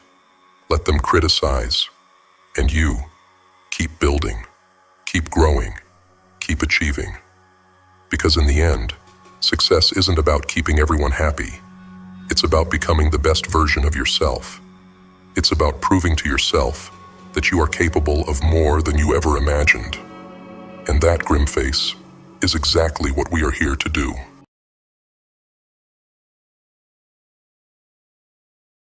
Mondays are not your enemy. They are not to be feared, loathed, or resisted. Mondays are a gateway, a blank canvas upon which you get to paint your masterpiece for the week. Every Monday that you wake up is a gift, a second chance to recalibrate, to charge forward. It is a new battleground, and every sunrise you see means you're still in the fight. Be grateful for that. Be grateful that you wake up and have another opportunity to prove who you are, to sharpen yourself against the grindstone of adversity. I wasn't always this way. I didn't always welcome Mondays with open arms. I learned. I trained myself to love them because I realized Mondays are the first step to seizing control, to rising above mediocrity. Every Monday marks the beginning of the hunt, the pursuit of purpose. And that's why I developed habits, everyday habits, to make each morning mine, to set my course before the chaos of the world tries to take hold. Mondays are like the beginning of a long journey. Each step you take is crucial. Each decision you make determines whether you will falter or rise. You must learn to face them with courage and conviction. They are not obstacles. They are opportunities to redefine yourself, to take charge, and to demonstrate that you are stronger than whatever the world throws at you. Mondays are when you set the tone, when you decide that this week will be yours. It is the time to awaken your warrior spirit. Take command of your day. Every morning we face a choice. We can let the day push and pull us, let circumstances dictate our moods, or we can set our direction. We can be the ones who decide what kind of day we're going to have. We can take a moment, just a moment, to command our thoughts, to speak words of power to ourselves, words that shape the reality ahead of us. Not empty affirmations meant to make us feel good. No. I'm talking about words of fire. Words grounded in hard truth, in steel intentions. This is where true strength lies. It lies in the moments before the day begins, before the noise, the chaos, the demands. When you have the clarity to look inward and decide who you are going to be. Every morning, say these 5 things to yourself. Each one is a tool, a weapon you wield to forge your day, to build a life that stands tall when others crumble. You are building, brick by brick, a fortress of resolve that will withstand the storms. This isn't about feeling good. It's about becoming unstoppable. It's about using the mornings to sharpen your mind and align yourself with the actions you're about to take. These words are not just idle phrases. They are the foundation upon which you will build an unshakable existence. They are the guiding principles that will see you through when the nights grow long, when the battles seem endless, and when the weight of the world tries to bring you down. It all starts in the morning, with your intention, your focus, and your unbreakable will. Today, I take responsibility. Responsibility is where it all starts. It's the cornerstone of strength, because without it, nothing else stands. You cannot control the winds that blow, but you can command your sails. Responsibility means owning every inch of your life, your decisions, your failures, your triumphs. No excuses, no blame. It's all on you. That is the gateway to real power. When you take responsibility, you take back control from a world that would rather keep you helpless.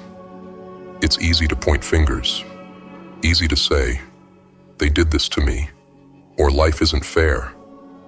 But when you give blame, you give away power. You tell yourself you have no say in your own fate. No more. Responsibility is yours to claim. It is your weapon against chaos. When you say, "Today, I take responsibility," you're telling yourself that you are the captain. You're at the helm, no matter how treacherous the sea. Responsibility is liberating. It means you are no longer waiting for someone else to change your life. You are no longer waiting for circumstances to magically improve. You become the force of change, the driver of progress. It means you own your actions, your thoughts, and your outcomes. When you accept full responsibility, you accept the reality that you have the power to change, to grow, and to overcome. This is not about blame. It is not about feeling guilty for the past. It is about taking control of your future. When you own your actions, you own your destiny. You decide how you will respond to challenges, how you will rise after falling, how you will navigate the storms of life. Responsibility means that when life knocks you down, you get up. Not because it's easy, but because it's necessary. You rise because you are in control. You rise because you refuse to be defeated. Next, say to yourself, "I am capable." No matter what lies ahead, you have what it takes to face it. Capability is not perfection. It's not about knowing every answer. It's about knowing you can find the answer. You can take the hit. You can rise again. It's about resilience, about having the audacity to face challenges instead of shrinking away. Remember every battle you have already won, every hardship you have survived. Those moments of past struggle were fuel to ignite your power today. Every morning, remind yourself, you are capable. Capability is your armor against doubt, and it is forged through each step you take in the darkness. You have survived everything life has thrown at you so far. You are capable of facing what's next. You are built for this. You have faced storms that would have torn others apart, and yet you are still here, standing, breathing, fighting. You are capable because you have endured, because you have risen from every fall. Capability is not something you are born with. It is something you earn. It is something you forge through struggle, through perseverance, through grit. Every scar, every bruise, every setback has made you more capable. They have made you stronger, wiser, more resilient. Each morning, when you say, "I am capable," you are not just speaking words. You are making a declaration of intent. You are telling the world that you are ready for whatever comes, that you will not back down, that you will rise to every challenge. When doubt creeps in, remember who you are. Remember what you have faced, what you have overcome. You are capable of more than you know. You are capable of greatness, of achieving things that others deem impossible. The only limits are the ones you place on yourself. So remove those limits. Break free from the chains of doubt and fear. Stand tall, knowing that you are capable of conquering whatever lies ahead. Gratitude. Yes, gratitude, even in darkness. I am grateful for the chance to fight another day. Gratitude is not about ignoring the struggle. It is about realizing that, amidst the chaos, there is still ground under your feet, air in your lungs, fire in your soul. It's about seeing opportunity where others see despair. Gratitude shifts the mind into a state of abundance, a readiness to conquer, a calm before the storm. You might think that in a dark world, gratitude has no place, but that is where you're wrong. The darkness gives value to the light. So each morning, say to yourself, I am grateful, and see how your perspective shifts. Feel the power in recognizing your blessings, however small. Those small glimmers are what will carry you when the night grows long. Gratitude is a powerful force. It is a light that shines even in the darkest of times, a reminder that there is still something worth fighting for. Gratitude is about finding strength in the struggle. It is about realizing that the pain you feel today is building the strength you will need tomorrow. It is about understanding that every challenge, every setback, every hardship is a part of your journey. When you are grateful for the struggle, you transform it. You turn it into fuel, into power, into a force that propels you forward. Gratitude is the key to resilience, to enduring when others give up, to finding hope when the world seems bleak. Gratitude is not just about the good times. It is about embracing the entire journey. It is about being thankful for the lessons learned, for the scars earned, for the growth that comes from pain. When you say, I am grateful, you are acknowledging that every moment, every experience, every breath is a gift. You are recognizing that even in the midst of the storm, there is beauty to be found.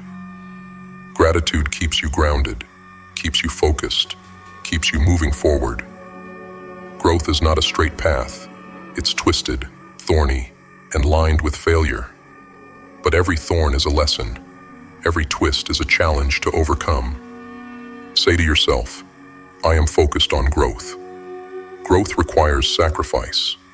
Comfort must be abandoned. The known must be left behind. It's a decision to become more today than you were yesterday, to challenge your limits, to rise above who you have been. Growth demands that you step into the fire, that you face the discomfort, and use it to sharpen your edges. Commit each day to growth. Make no room for stagnation, no tolerance for complacency. You are not here to drift. You are here to evolve, to transcend your weaknesses, to embrace the discomfort that makes you stronger. Growth is painful. It requires you to leave behind the person you were yesterday, to shed old habits, to confront your fears. But that pain is necessary. It is the price you pay to become who you are meant to be. Growth is not about perfection. It is about progress. It is about taking one step forward, even if you stumble. It is about learning from your mistakes, about getting up every time you fall. When you say, I am focused on growth, you are making a commitment to yourself. You are promising that you will not settle, that you will not remain the same, that you will keep pushing forward no matter how hard it gets. Growth is a journey, an endless pursuit of becoming better, stronger, wiser. Every challenge you face is an opportunity to grow. Every setback is a chance to learn. Growth is not easy, but it is worth it. It is what separates those who merely exist from those who truly live. When you are focused on growth, you are not afraid of failure. You embrace it. You learn from it. You use it to fuel your progress. Growth is about pushing your limits, about stepping outside your comfort zone, about facing the unknown with courage and determination. Finally, tell yourself, I am in control of my attitude. Life will come at you with fists. It will swing wildly, hoping to knock you down. But you have the power to choose how you respond. Attitude is your final shield, a force field between you and a world that wants to bring you to your knees. Your attitude decides whether you fall or rise, whether you cower or fight back. The world can throw chaos, disappointment, anger, but you decide how you absorb it. Your attitude dictates whether you give in to despair or stand tall, fists clenched, ready to face whatever comes. When you tell yourself, I am in control of my attitude, you take back the power from all those external forces trying to manipulate your spirit. Your attitude is the one thing that no one can take from you. It is yours, and yours alone, to command. Attitude is everything. It is the difference between those who succeed and those who fail. It is the difference between those who rise after every fall and those who stay down. A positive attitude does not mean ignoring the difficulties. It means facing them head-on, with the belief that you can overcome them. It means refusing to be broken, refusing to be defeated, refusing to let the world dictate your worth. When you say, I am in control of my attitude, you are making a choice. You are choosing to see the possibilities instead of the obstacles. You are choosing to focus on what you can do rather than what you cannot. You are choosing to be the master of your own fate rather than a victim of circumstance. Your attitude is your weapon against the darkness, your shield against the chaos. It is what allows you to keep moving forward, no matter how tough the journey gets. These 5 declarations are not just words. They are your marching orders. They are the core of who you are and who you choose to be. Remember, the mornings are sacred. They are a time to take command before the world gets a chance to influence you. You have the power within you, the power to rise above, to set the tone, to control the narrative of your life. So when Monday comes and the world groans, you stand up, you fight.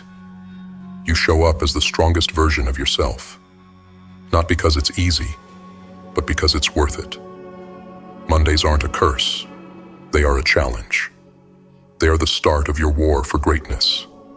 And each morning you face them with these declarations. You are building, brick by brick, the foundation of an unbreakable life. Mondays are your opportunity to rise, to prove to yourself that you are capable of more, that you are stronger than the challenges ahead. Embrace the fight.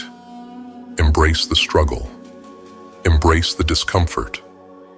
It is through this fire that you will be forged, that you will become the warrior you were always meant to be. The world will try to break you, to wear you down, to make you quit.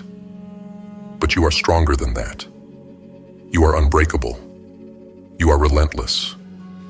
Every Monday is a new beginning, a new chance to show the world what you are made of. It is your chance to write your story, to take control of your fate, to refuse to be ordinary. Ordinary is easy. Ordinary is safe. But you are not here to be ordinary. You are here to be extraordinary. You are here to push the limits, to break boundaries, to rise above the rest. You are here to live a life that others only dream of. So take these words and make them your own. Live them. Breathe them. Let them guide you through the darkness, through the struggle, through the fight. You are capable. You are strong. You are relentless. And every Monday, every morning, every moment is your chance to prove it. Stand tall, stand firm, and face the day with the power that lies within you. The mornings are yours. The days are yours. Your life is yours. Take command. Take responsibility. Grow. Be grateful. Control your attitude. And most of all, never stop fighting. Never stop pushing. Never stop becoming the person you are meant to be. Mondays are not to be feared. They are to be conquered. And with these declarations, you will conquer them. One day at a time, one battle at a time, you will rise, and you will win.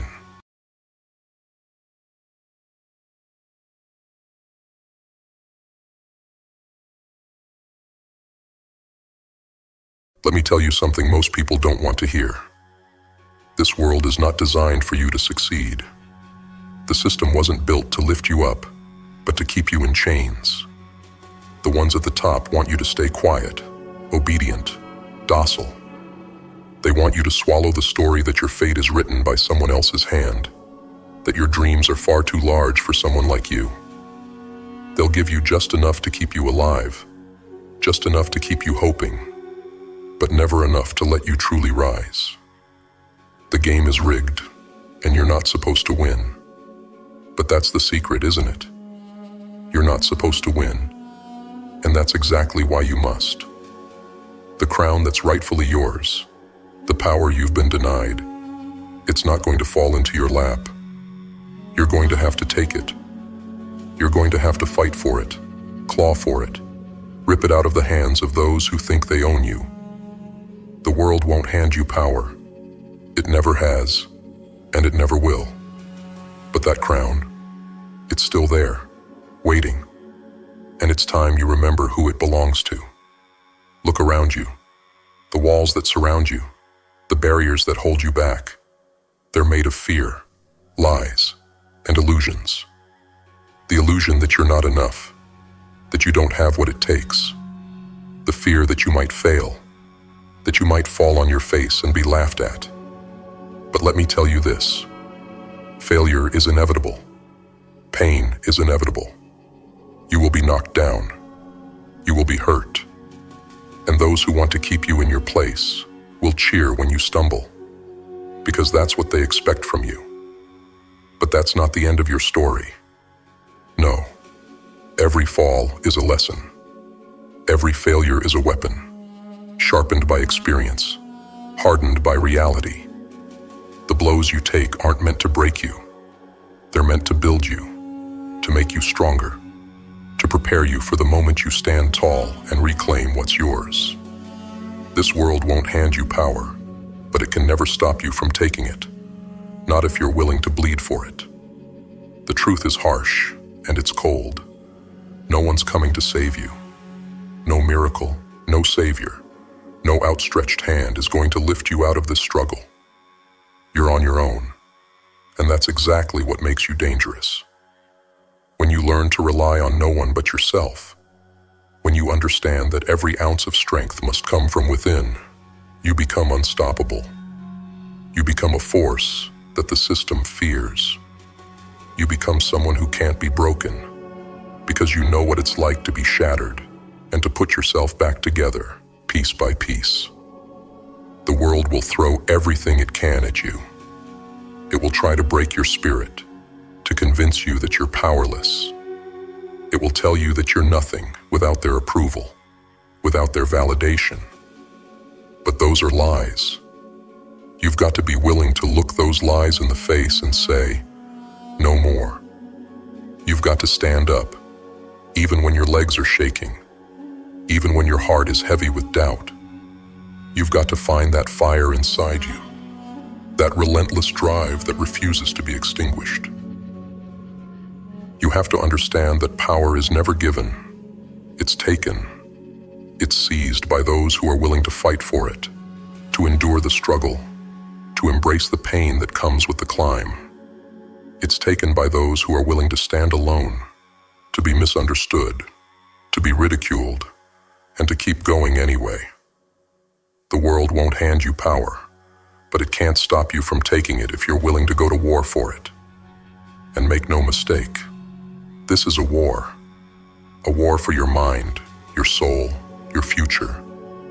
And the battlefield is right here, right now, in every decision you make, in every fear you face, in every time you refuse to give up.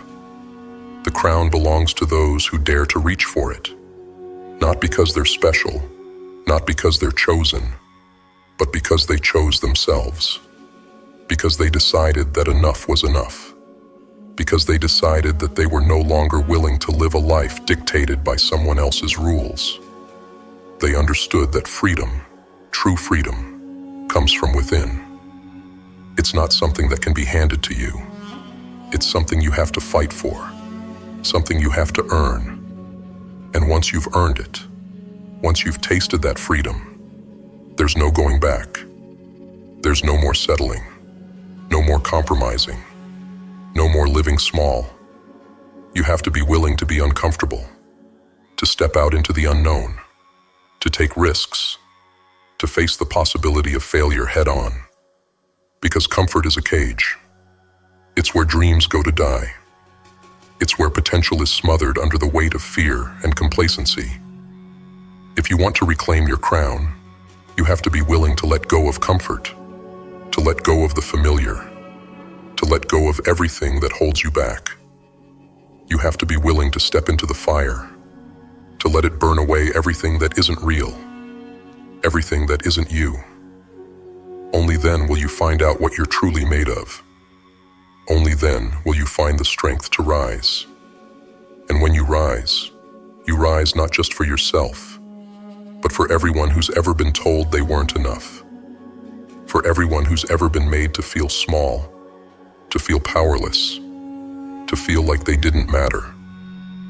You rise to show them that it's possible.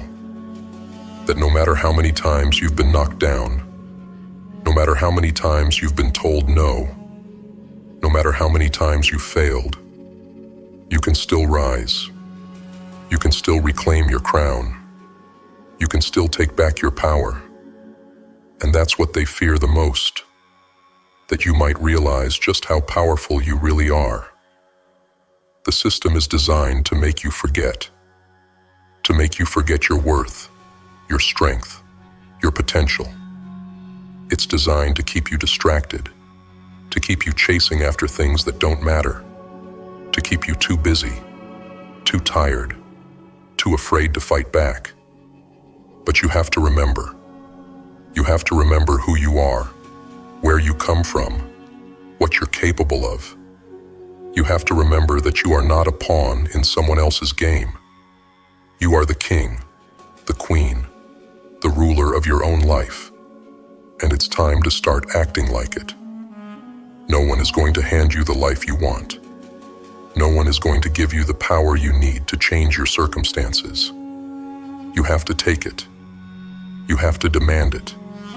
You have to be willing to fight for it, even when it feels like the whole world is against you. You have to be willing to stand tall, even when the weight of the world is on your shoulders. Because that's what it takes. That's what it means to reclaim your crown. It means refusing to settle for less than you deserve. It means refusing to be silenced, to be controlled, to be held down. You have to be willing to be relentless, to keep pushing, even when it feels like you're getting nowhere, to keep fighting, even when it feels like you're losing, to keep believing, even when everything around you is telling you to give up. Because that's what it takes to be powerful. That's what it takes to reclaim your crown. It's not easy. It's not supposed to be easy. But it's worth it. Because the moment you decide to take back your power, the moment you decide to rise, to fight, to claim what's yours, everything changes. You change. And once you change, the world around you has no choice but to change as well. So rise. Rise and reclaim your crown. Not because anyone gave you permission, but because it's yours by right. Rise because you deserve more. Rise because you are more. Rise because the world needs to see what true power looks like. The world may never hand you power, but that's what makes taking it so much sweeter. You are not defined by their limits, their expectations, their rules. You are defined by your will, your resilience, your hunger to be more, to take more, to live on your terms. So rise. Take your crown, and remember, you don't need their approval to be powerful. The only permission you need is your own. It's time to break the chains. It's time to shatter the illusions, to tear down the walls that have been built around you. It's time to stop waiting for someone else to give you what you need, and to start taking it for yourself. The world won't hand you power. It never has, and it never will. But that's okay, because you don't need them to hand it to you. You are more than capable of taking it. You are more than capable of rising, of fighting, of reclaiming what is rightfully yours. You are not weak. You are not powerless. You are not a victim. You are a warrior. You are a king, a queen, a ruler of your own destiny. And it's time to start acting like it. It's time to rise. It's time to reclaim your crown. The world won't hand you power, but it can never stop you from taking it. So rise. Fight. Take what's yours. And remember, the only permission you need is your own. This is your life. This is your fight. This is your crown. And it's time to take it back. No more waiting. No more hoping. No more living by someone else's rules. It's time to rise. It's time to fight. It's time to reclaim your crown. And when you do, when you finally take back what's yours, you'll realize that the power was always within you. It was never about them. It was always about you. So rise, take your crown, and show the world what true power looks like.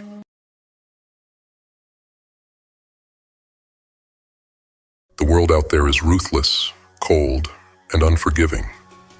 It doesn't care about your hopes, your dreams, or your comfort. It's indifferent to your struggles. And that is why you need to become something more, something sharper, something relentless. Today we're talking about the art of ruthlessness. Life demands sacrifices, and the question is, are you willing to make them? Most people cling to the comfortable, to what they know, even if it's dragging them down.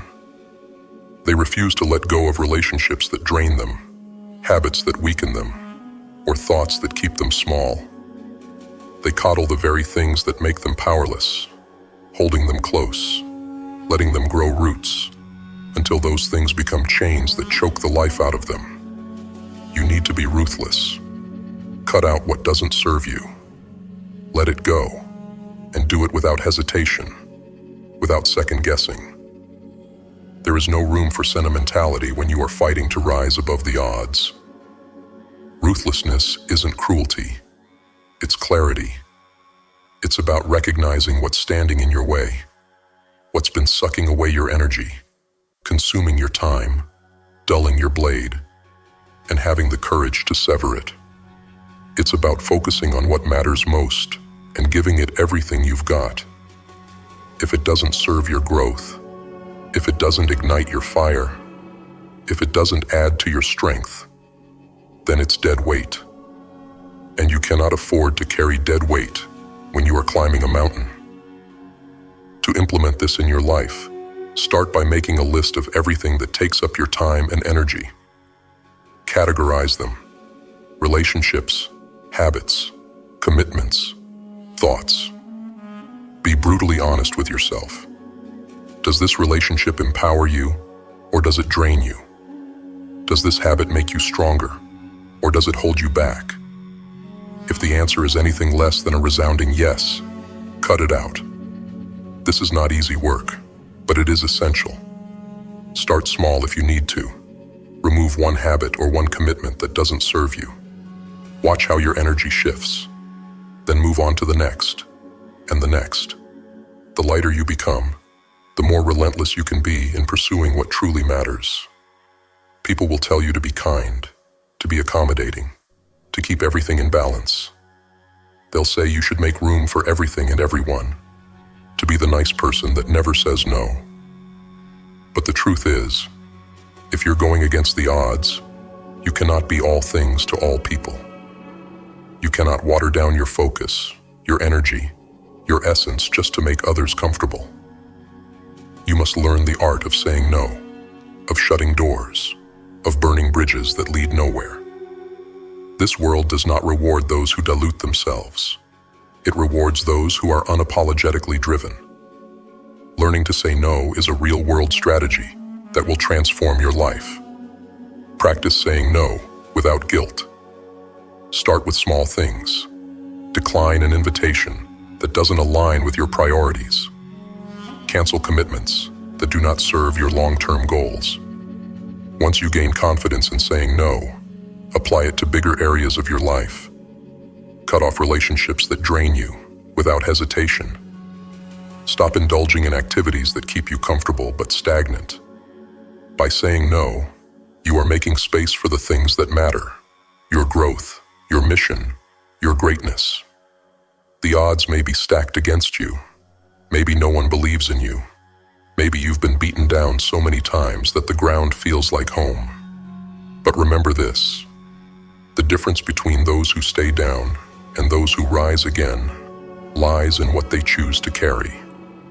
You have to lighten the load. You have to get rid of the doubt, the fear, the naysayers who tell you it can't be done. You have to cut out the comforts that keep you weak and the habits that keep you small. Be ruthless with yourself, not in a way that destroys, but in a way that purifies. Sharpen your focus. Become cold to your distractions and relentless in your pursuit. One practical way to do this is to conduct a weekly self-audit. Sit down and evaluate your past week. What took your time? What brought you closer to your goals? And what held you back? Be brutally honest. Write it all down. Identify the patterns, and then make a plan to eliminate the obstacles. If social media is a distraction, set strict time limits or delete the apps altogether. If certain people bring negativity, limit your exposure to them. Be surgical with your time and energy. Imagine your life as a garden. You must weed out what doesn't belong for your flowers to grow. Ruthlessness is about survival. Not just surviving in the sense of barely making it, but thriving, rising, breaking through. It's about trimming away the unnecessary so that what remains is pure, powerful, and ready to take on the world. Be the sculptor of your own destiny. The marble block of your life is full of excess. Chip away until all that's left is your masterpiece. The masterpiece that does not bow to the odds, but faces them head-on with the fire of purpose. Another real-world strategy is to create non-negotiables in your life. These are the things that are absolutely essential to your growth and well-being. Things like exercise, learning, working on your passion, meditating, or spending quality time with loved ones. Set boundaries around these activities, and do not let anything interfere. Make these non-negotiables a part of your identity. If you are committed to exercising every morning, nothing should come in the way.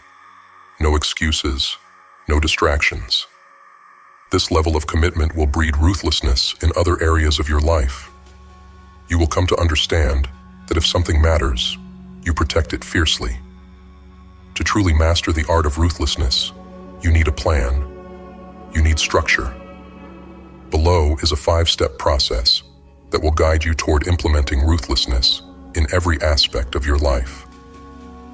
Step 1. Identify and evaluate. The first step is to identify everything that is taking up space in your life. Relationships, habits, routines, thoughts, and commitments. Conduct a thorough evaluation of each one. Ask yourself the tough questions. Does this serve my growth? Does it bring me closer to my goals? Does it align with who I want to become? Write down everything that passes the evaluation and everything that doesn't. Be brutally honest. You cannot afford to be sentimental here. This step requires clarity and courage. Step 2. Cut without hesitation. Once you have identified what doesn't serve you, it's time to cut it out. Whether it's a toxic relationship, a habit that keeps you stagnant, or a thought pattern that drains you, cut it without hesitation. This is where many people falter. They hesitate. They doubt. They let fear creep in. But this is where you must be ruthless. If it doesn't serve you, it's gone. End relationships that drain you. Delete apps that distract you.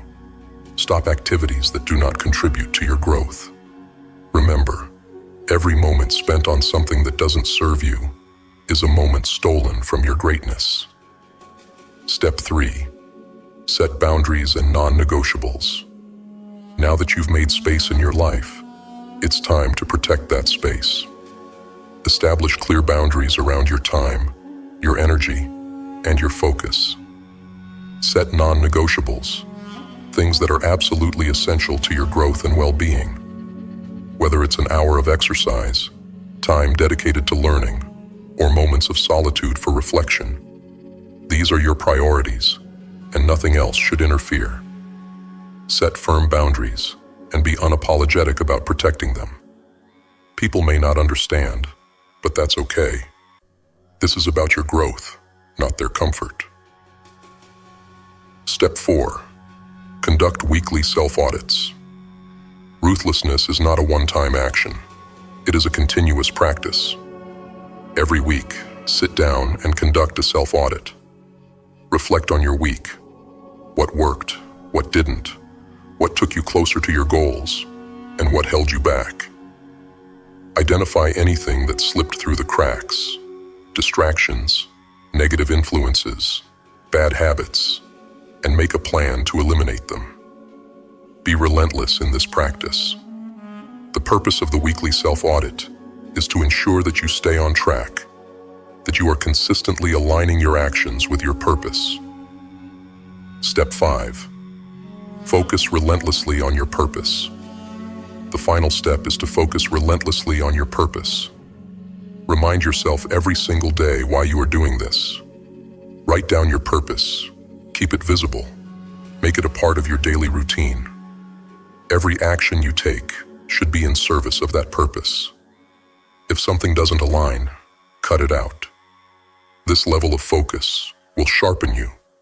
It will keep you on the path, even when the odds are against you.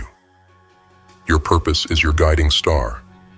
Let it be the force that drives you, and be ruthless in your commitment to it. You will find that as you cut away what doesn't serve you, you will grow lighter, stronger, faster. Your path will become clear. You will see opportunities where before there were only obstacles. You will rise where others stay down. Ruthlessness is not about being heartless. It's about having the heart to choose yourself, to choose your mission, and to cut away anything that tries to hold you back. When you wake up each day, remind yourself of your purpose. Write it down. Keep it in front of you. And as you go about your day, constantly ask yourself, does this serve my purpose? Does this bring me closer to the person I want to become? If the answer is no, then cut it out. Be relentless in your pursuit of growth. No excuses, no distractions, no apologies. This is your life.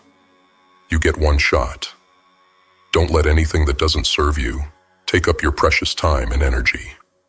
This is not an easy path. There will be days when you question yourself, when you feel alone in your ruthlessness, when others judge you for not conforming.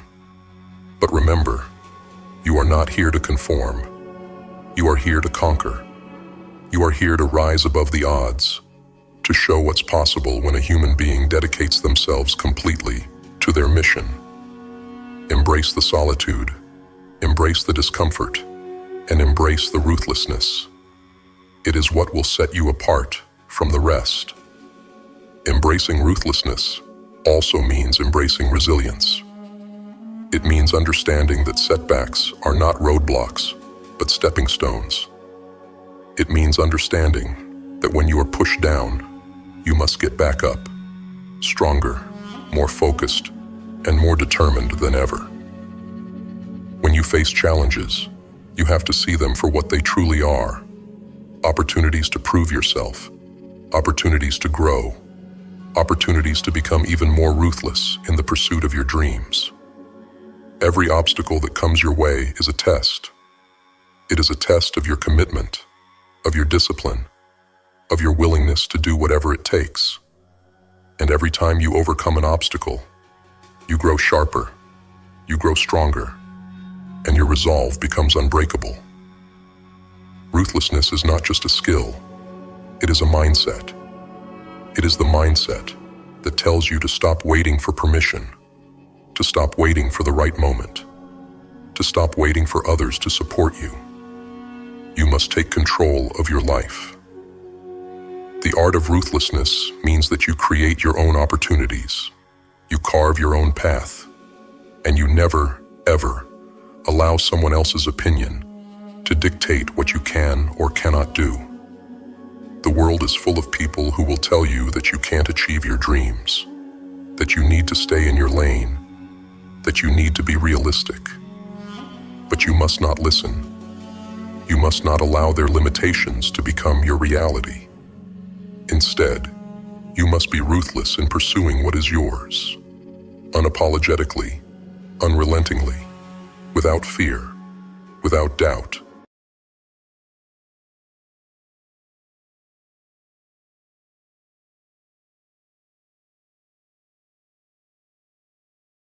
Sometimes life seems to unravel, each thread falling away until there's nothing left but chaos.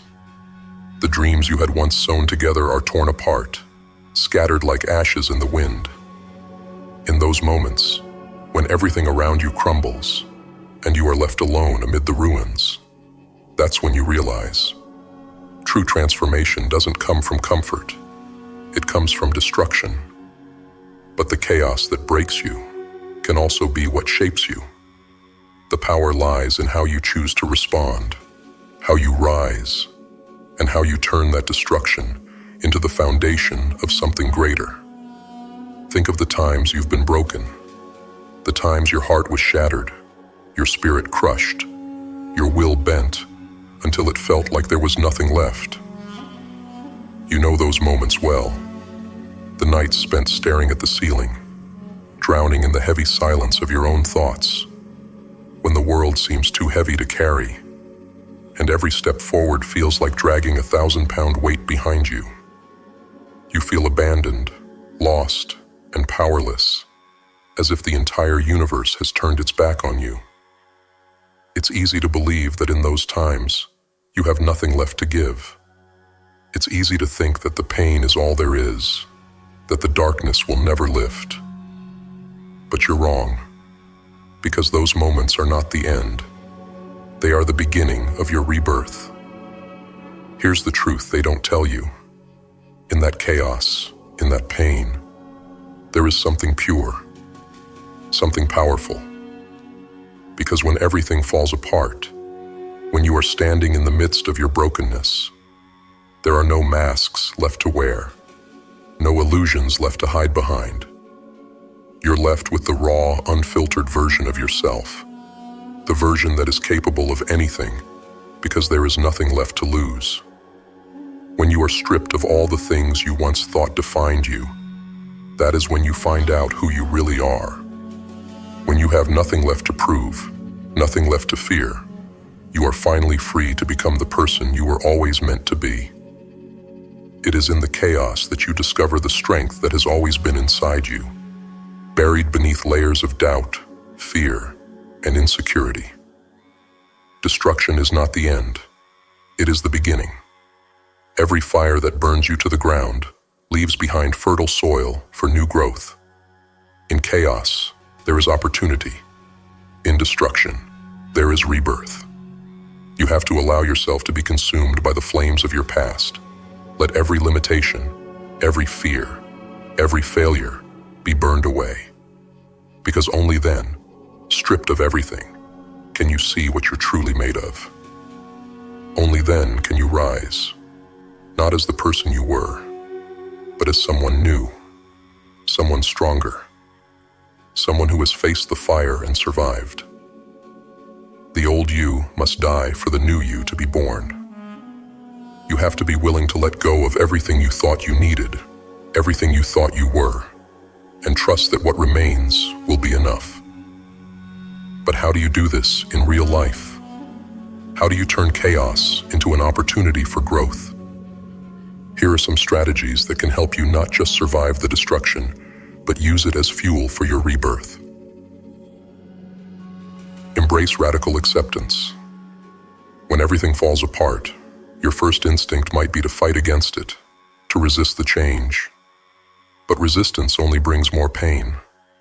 Instead, practice radical acceptance. Acknowledge that things have changed, that life is not what you wanted it to be.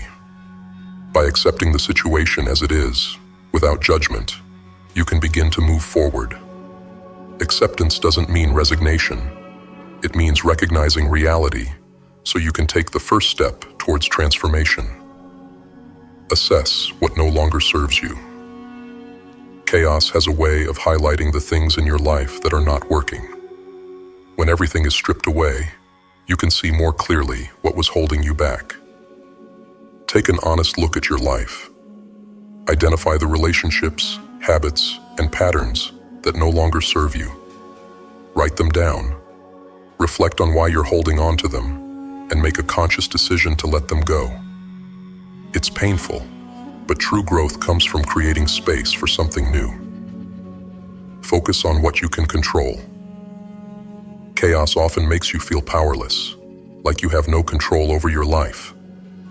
But even in the most chaotic of times, there are always things you can control. You can control your actions, your mindset, your response to adversity.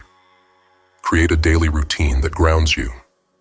Exercise, meditate, eat well, and get enough sleep. These small acts of control give you stability when everything else feels unstable and help you maintain your strength during the storm. Use pain as a catalyst. Pain is a powerful teacher. Instead of running from it, let it teach you. Sit with your pain. Journal about it. Meditate on it. Understand it. Ask yourself, what is this pain trying to tell you? What can you learn from it? Pain has a way of revealing your deepest fears, your unmet needs, and the changes you need to make in your life. Use it as a catalyst for growth. Let it motivate you to make the changes you've been afraid to make. Rebuild with intention. When everything is destroyed, you have a blank slate. Take advantage of it. Be intentional about how you rebuild your life. Set clear goals. Visualize the person you want to become, the life you want to live. Break it down into small, actionable steps. Focus on progress, not perfection. The beauty of destruction is that you get to decide how to rebuild. You are no longer bound by the limitations of your past. Use this opportunity to create a life that aligns with your true self. Surround yourself with support. Destruction can be isolating, but you don't have to go through it alone. Reach out to people who uplift you, who encourage you to grow. Seek out mentors, join support groups, find others who have been through similar experiences. Sometimes, just knowing that you're not alone in your struggles can give you the strength you need to keep going. Surround yourself with those who remind you of your strength when you forget. You are not defined by the pain, by the heartbreak, by the loss. You are defined by how you take the broken pieces of your life and turn them into something beautiful. You are defined by how you embrace the chaos, how you find your strength in the destruction, how you let yourself be reborn. So rise. Rise from the ashes of what once was. Rise from the destruction, from the chaos, from the pain. Rise as someone stronger, someone fearless, someone who is not afraid of standing alone in the ashes.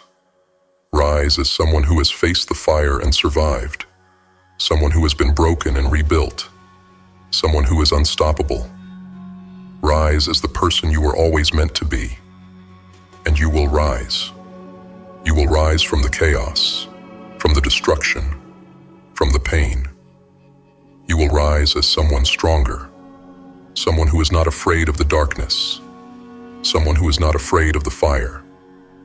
You will rise as someone who has faced the chaos, and found their strength in it. You will rise as someone who has been reborn, not in spite of the destruction, but because of it. Embrace the chaos. Find your strength in the destruction. Let yourself be reborn. Because in the end, it is not the comfortable moments that define us. It is the moments when everything falls apart. The moments when we are stripped of everything we thought we needed. The moments when we are broken and battered and left with nothing but our own will to survive. Those are the moments that define us.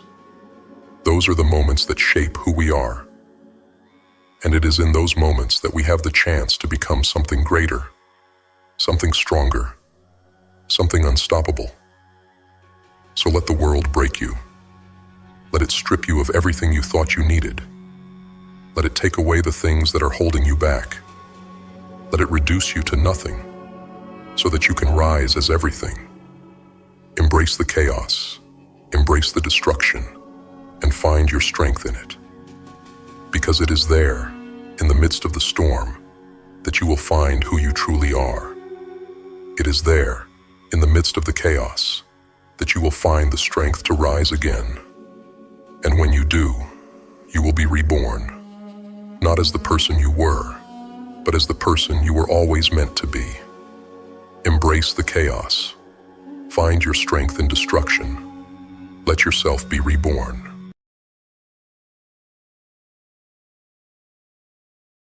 In the quietest corners of your mind, there lies a voice, a whisper that grows louder each time you hesitate, each time you fail to rise. It tells you to stay down. It tells you to be afraid. It tells you that you're not enough. This voice is your enemy, your greatest weakness, and it's the voice you must kill. It's cunning, that voice. It knows your fears and wears them like armor. It speaks to you in moments of vulnerability, coaxing you into comfort, urging you to take the easy way out. It tells you that failure is permanent, that it's better not to try at all than to risk the pain of losing. It feeds on your doubts, grows fat on your insecurities, and will do everything to keep you bound in mediocrity. It wants you to believe that comfort is safety and that staying small is a form of self-protection. But in reality, it's a prison of your own making. But hear me now. That voice is nothing but a lie. It is a parasite, leeching off your potential, draining your courage. And it is time to silence it. It is time to starve it, to suffocate it until it has no power left. You cannot allow it to dictate the terms of your life any longer. It is the source of all hesitation, all stagnation, and all fear that has held you back. It must be eradicated. Look deep within yourself. Confront that whisper that keeps you from achieving what you are truly capable of. You have a choice: to keep letting it dictate who you are, or to end its reign. Let the battle begin within your own mind. The next time it tells you that you're not good enough, respond with action. The next time it tells you to give up, use every ounce of your strength to push forward. Action is the antidote to its poison. Every time you choose to act, you weaken that voice. Every step you take forward is a blow against it. Think about all the moments in your life when you let that voice win. Think about the opportunities you missed because you let fear whisper in your ear. Think about the relationships you lost, the dreams you gave up on, the goals you abandoned, because that voice convinced you that you weren't worthy. It has stolen so much from you, time you will never get back, chances that will never return. It is time to take back control. It is time to declare war on that part of yourself that has held you hostage for too long. There is a fire inside of you, a fire that can either consume you or illuminate the path forward. This voice wants to extinguish that fire, to leave you in darkness, where doubt and fear thrive. But you must be the one to fan the flames, to let that fire grow and burn away everything that does not serve you.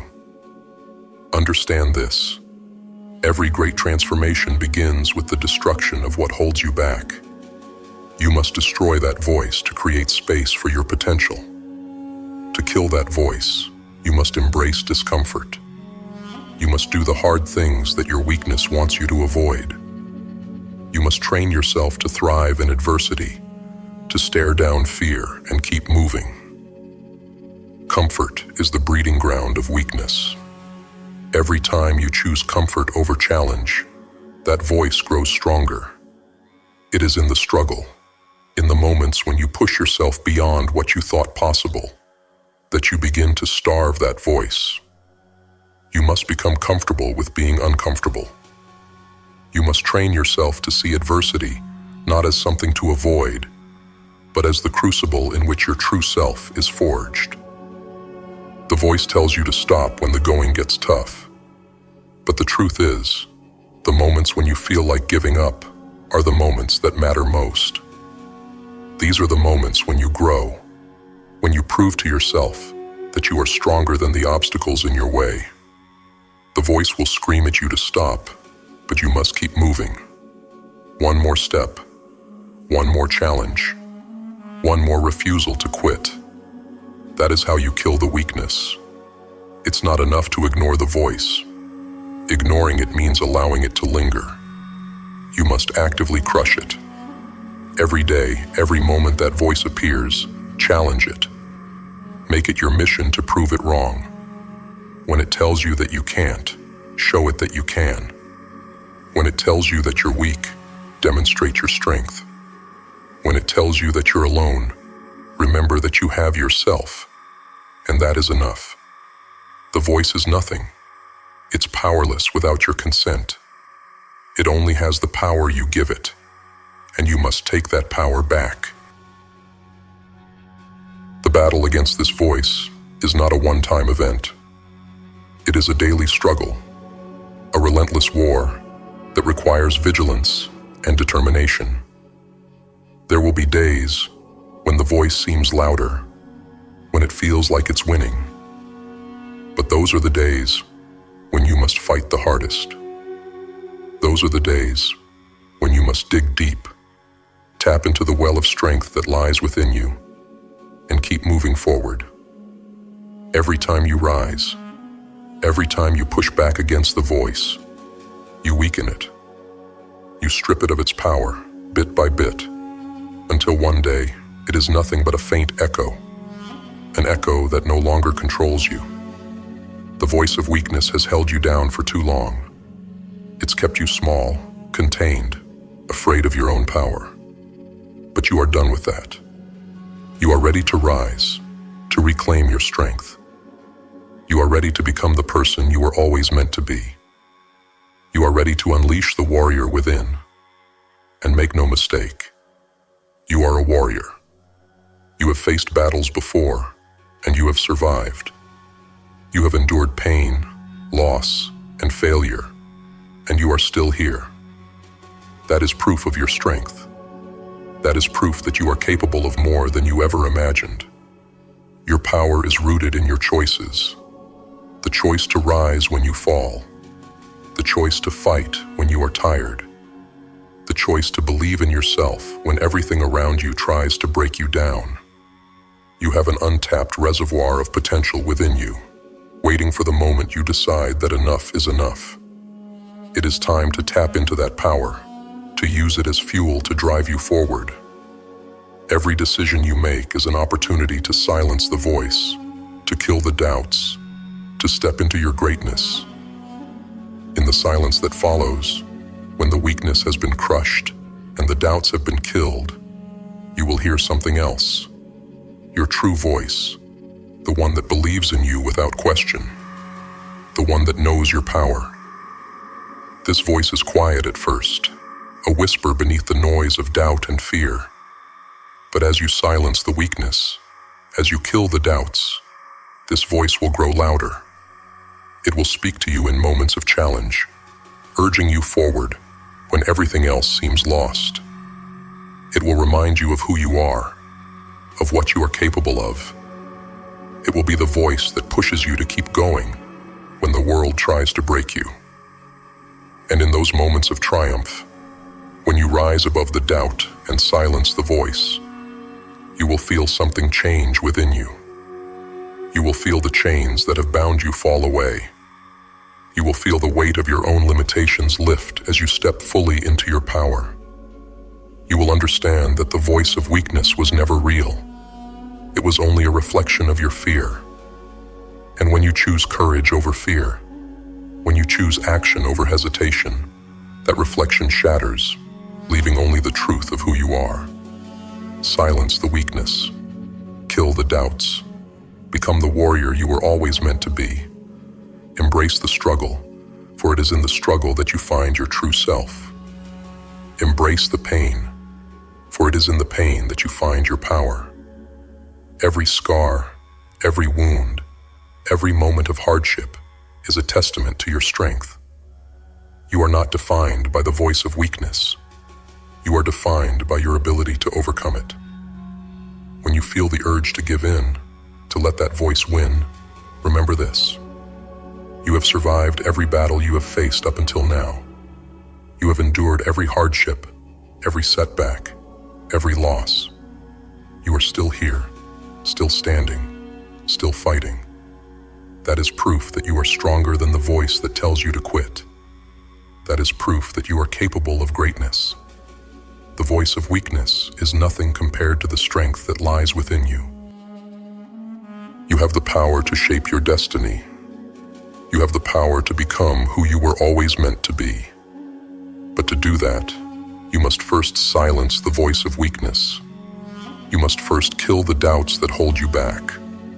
You must take control of your mind, take control of your life, and refuse to let anything stand in your way. This is your time. This is your moment. The voice of weakness has no place here. The only voice that matters is the one that believes in you, the one that knows your power, the one that refuses to quit. Silence the weakness. Kill the doubts. Rise up and become the warrior you were always meant to be. The world will try to break you. The voice will try to stop you. But you are stronger than that.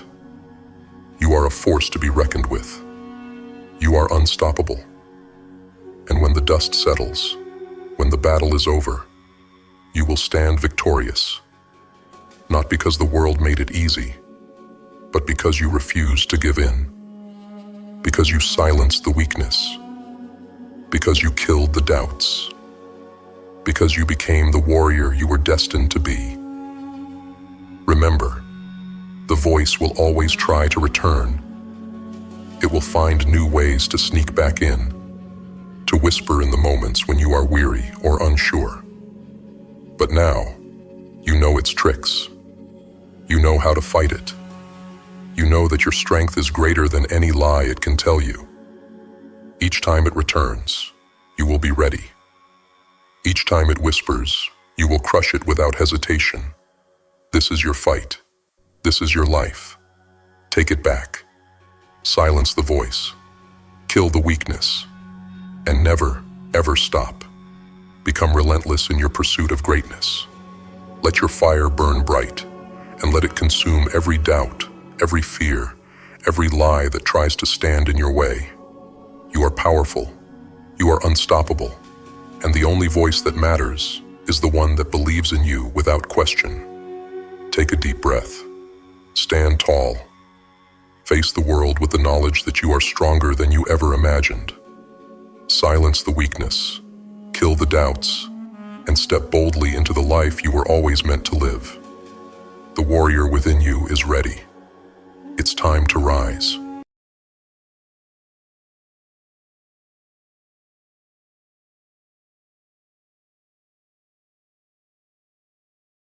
As the night wraps its arms around us, we enter a realm where reality and dreams intertwine.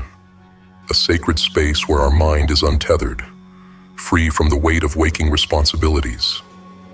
This is the space where possibilities are born, where the subconscious waits, patient and powerful, ready to guide us if we dare to set the course. Tonight, I invite you to make a choice, a deliberate choice to shape what lies beyond the waking world. Before you close your eyes, set an intention. This is not some idle thought. It is a seed, a spark of change, an echo that resonates through the darkness. The question you ask yourself before drifting off becomes a mission for your subconscious, a compass pointing you to what you seek. Whether it's clarity, strength, or an answer that has eluded you, lay it before your mind like an offering before the altar of your deeper self. Understand this: the power of intention is not limited by the conscious mind. The moment you set a clear, heartfelt intention, you initiate a process that goes far beyond your immediate awareness. When you plant that seed in your mind, it begins to grow, even as you surrender to the night. You may not see the roots forming, but beneath the surface, the tendrils of that intention stretch out, connecting to the unspoken parts of your being, drawing nourishment from the depths of your subconscious. There is something within us that knows more than we consciously know. It understands the language of dreams, of symbols, of intuition. When we sleep, we slip into that vast reservoir, a place that carries the weight of our past, the wisdom of our ancestry, and the power of our unacknowledged desires. In this quiet and boundless place, our thoughts are untangled, our fears are confronted, and answers can rise from the depths like sunken treasures brought to the surface. Every intention we set before we drift into sleep is like a drop in an infinite ocean. It creates ripples, subtle waves that travel through the subconscious, reaching far off corners of our minds that are untouched by the busyness of our waking lives. These ripples move through memories, through emotions, through the unspoken dreams we have tucked away, and they begin to shape the fabric of our inner world. The question you ask yourself, the intention you set, has the power to resonate through your entire being, shifting and transforming you from within. Imagine for a moment that your mind is a vast library, an endless collection of experiences, knowledge, and potential. When you set an intention before sleep, you are giving your subconscious mind a directive to seek out the information you need from this immense archive. Perhaps you are searching for an answer that has evaded you, or perhaps you wish to awaken a strength you know is there but cannot fully access. Your subconscious, when given the task, will begin to sift through the shelves of your mind, pulling together what you need. It might take time, it might take patience, but know that your mind is working on your behalf, even when you do not consciously perceive it. Setting an intention before you sleep is about faith, not a blind, unknowing faith, but the conviction that your mind is capable of more than you realize. It is about trusting the process, trusting that the parts of you that operate beneath the surface know the way forward. It's about understanding that the mind does not rest when the body does. It works, it travels, it dreams, it transforms. As you set your intention, you are allowing your subconscious to navigate through the labyrinth of your inner world, uncovering hidden paths, unlocking new doors, and guiding you toward the answers that you seek. Picture your intention as a key. As you surrender to the quiet, that key unlocks the different rooms of your subconscious. There is a room filled with strength you have forgotten, a room with creativity you have yet to tap into, a room with courage you thought you lost. Each door you open at night is a chance to find something vital, something transformative. You may not even realize that some of these rooms exist, but the key of intention allows you to explore the unknown, to discover treasures that have been waiting for you all along. Consider the power that lies in the act of deliberate intention. We live much of our lives reacting to the world around us, pulled this way and that by external forces. But when you set an intention before sleep, you are taking control, even if just for a moment. You are choosing what you want your mind to focus on, choosing to direct the immense power of your subconscious towards something meaningful.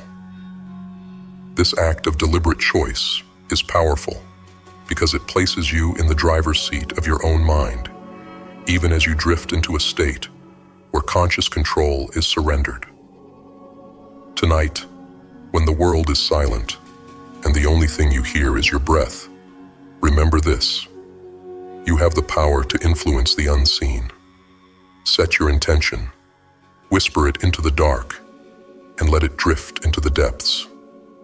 Your subconscious mind will listen, it will respond, and it will guide you. And when you wake, the light of a new day will carry the first glimpse of the answer you seek, because you dared to ask, and you dared to trust the unseen power within you. Think of your subconscious mind as a vast and untamed landscape, one that is not fully known, not fully explored. There are valleys of memory, peaks of intuition, rivers of emotion that run deep beneath the surface of what you consciously know. Setting an intention before sleep is like marking a point on the map, a destination to reach. You may not understand every turn the path will take, but you have faith that your subconscious will navigate through this wild terrain, bringing you to a place of insight, of understanding, of growth. The darkness is not something to fear. It is fertile, ready to yield answers, growth, and transformation. All you need to do is set your intention and let your mind journey in ways it can only do when the world is at rest. Imagine the darkness as a rich, endless soil, ready to nurture the seeds you plant with your thoughts. Your intention is the seed, your trust is the water, and your subconscious mind is the fertile ground. Allow it to work, to transform that intention into something more, something tangible, something real. There is an incredible beauty in the way our minds work when we are not consciously interfering. During sleep, the barriers that often keep us from seeing the bigger picture dissolve.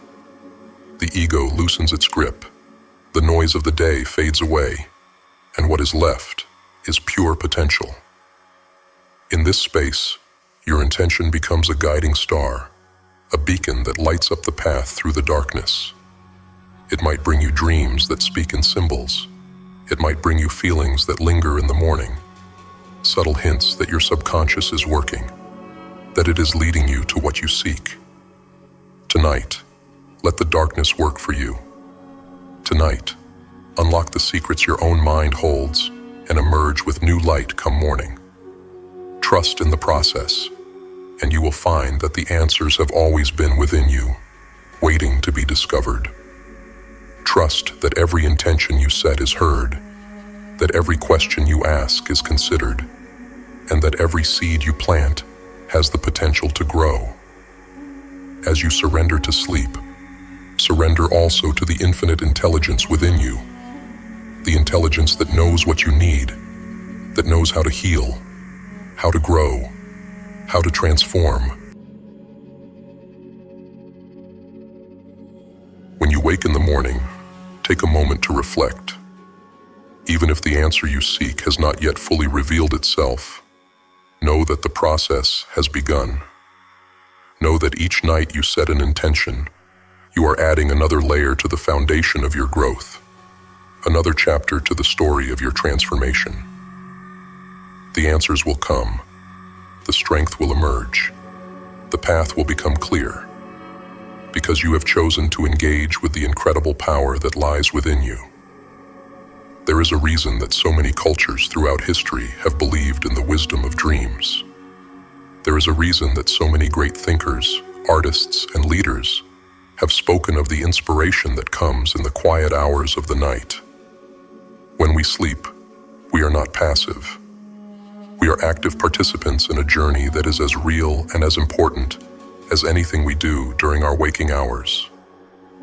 By setting an intention, you are choosing to be an active participant in your own growth, even in the stillness of the night. So tonight, as you lay down to rest, take a moment to breathe deeply. Take a moment to feel the weight of your body sinking into the bed, to feel the gentle rhythm of your breath. And as you do, Set your intention. Make it clear. Make it heartfelt. Make it real. Whisper it into the darkness, and trust that your mind will carry it forward, will nurture it, will bring it to fruition. Trust that the darkness is not empty, but full of potential, full of promise, full of answers waiting to be found. You are more than your waking thoughts, more than your conscious fears and doubts. You are a being of immense potential, with a mind that stretches far beyond what you can see. Tonight, tap into that potential. Set your intention, and let your subconscious mind guide you. Trust in the journey. Trust in the darkness. Trust in yourself. The answers are there. The strength is there. The transformation is waiting. All you need to do is ask, to trust, and to let the night work its magic. Sleep is not just rest. It is a journey, an adventure into the depths of who we are. By setting an intention, you are steering that journey, choosing where you want to go, what you want to find. And as you drift off, know that you are not drifting aimlessly. You are traveling with purpose, with direction, with a mission that your subconscious will fulfill. The darkness is your ally, the night is your opportunity, and your mind is the key. Trust in it and see where it takes you. Tonight, set your intention. Let it be your guide, your beacon, your key. And when you wake, know that you are one step closer to the answers you seek, one step closer to the strength you need, one step closer to the transformation you desire. Trust in the night. Trust in your mind. Trust in yourself. The journey begins now. All you need to do is take the first step and let the darkness lead you to the light.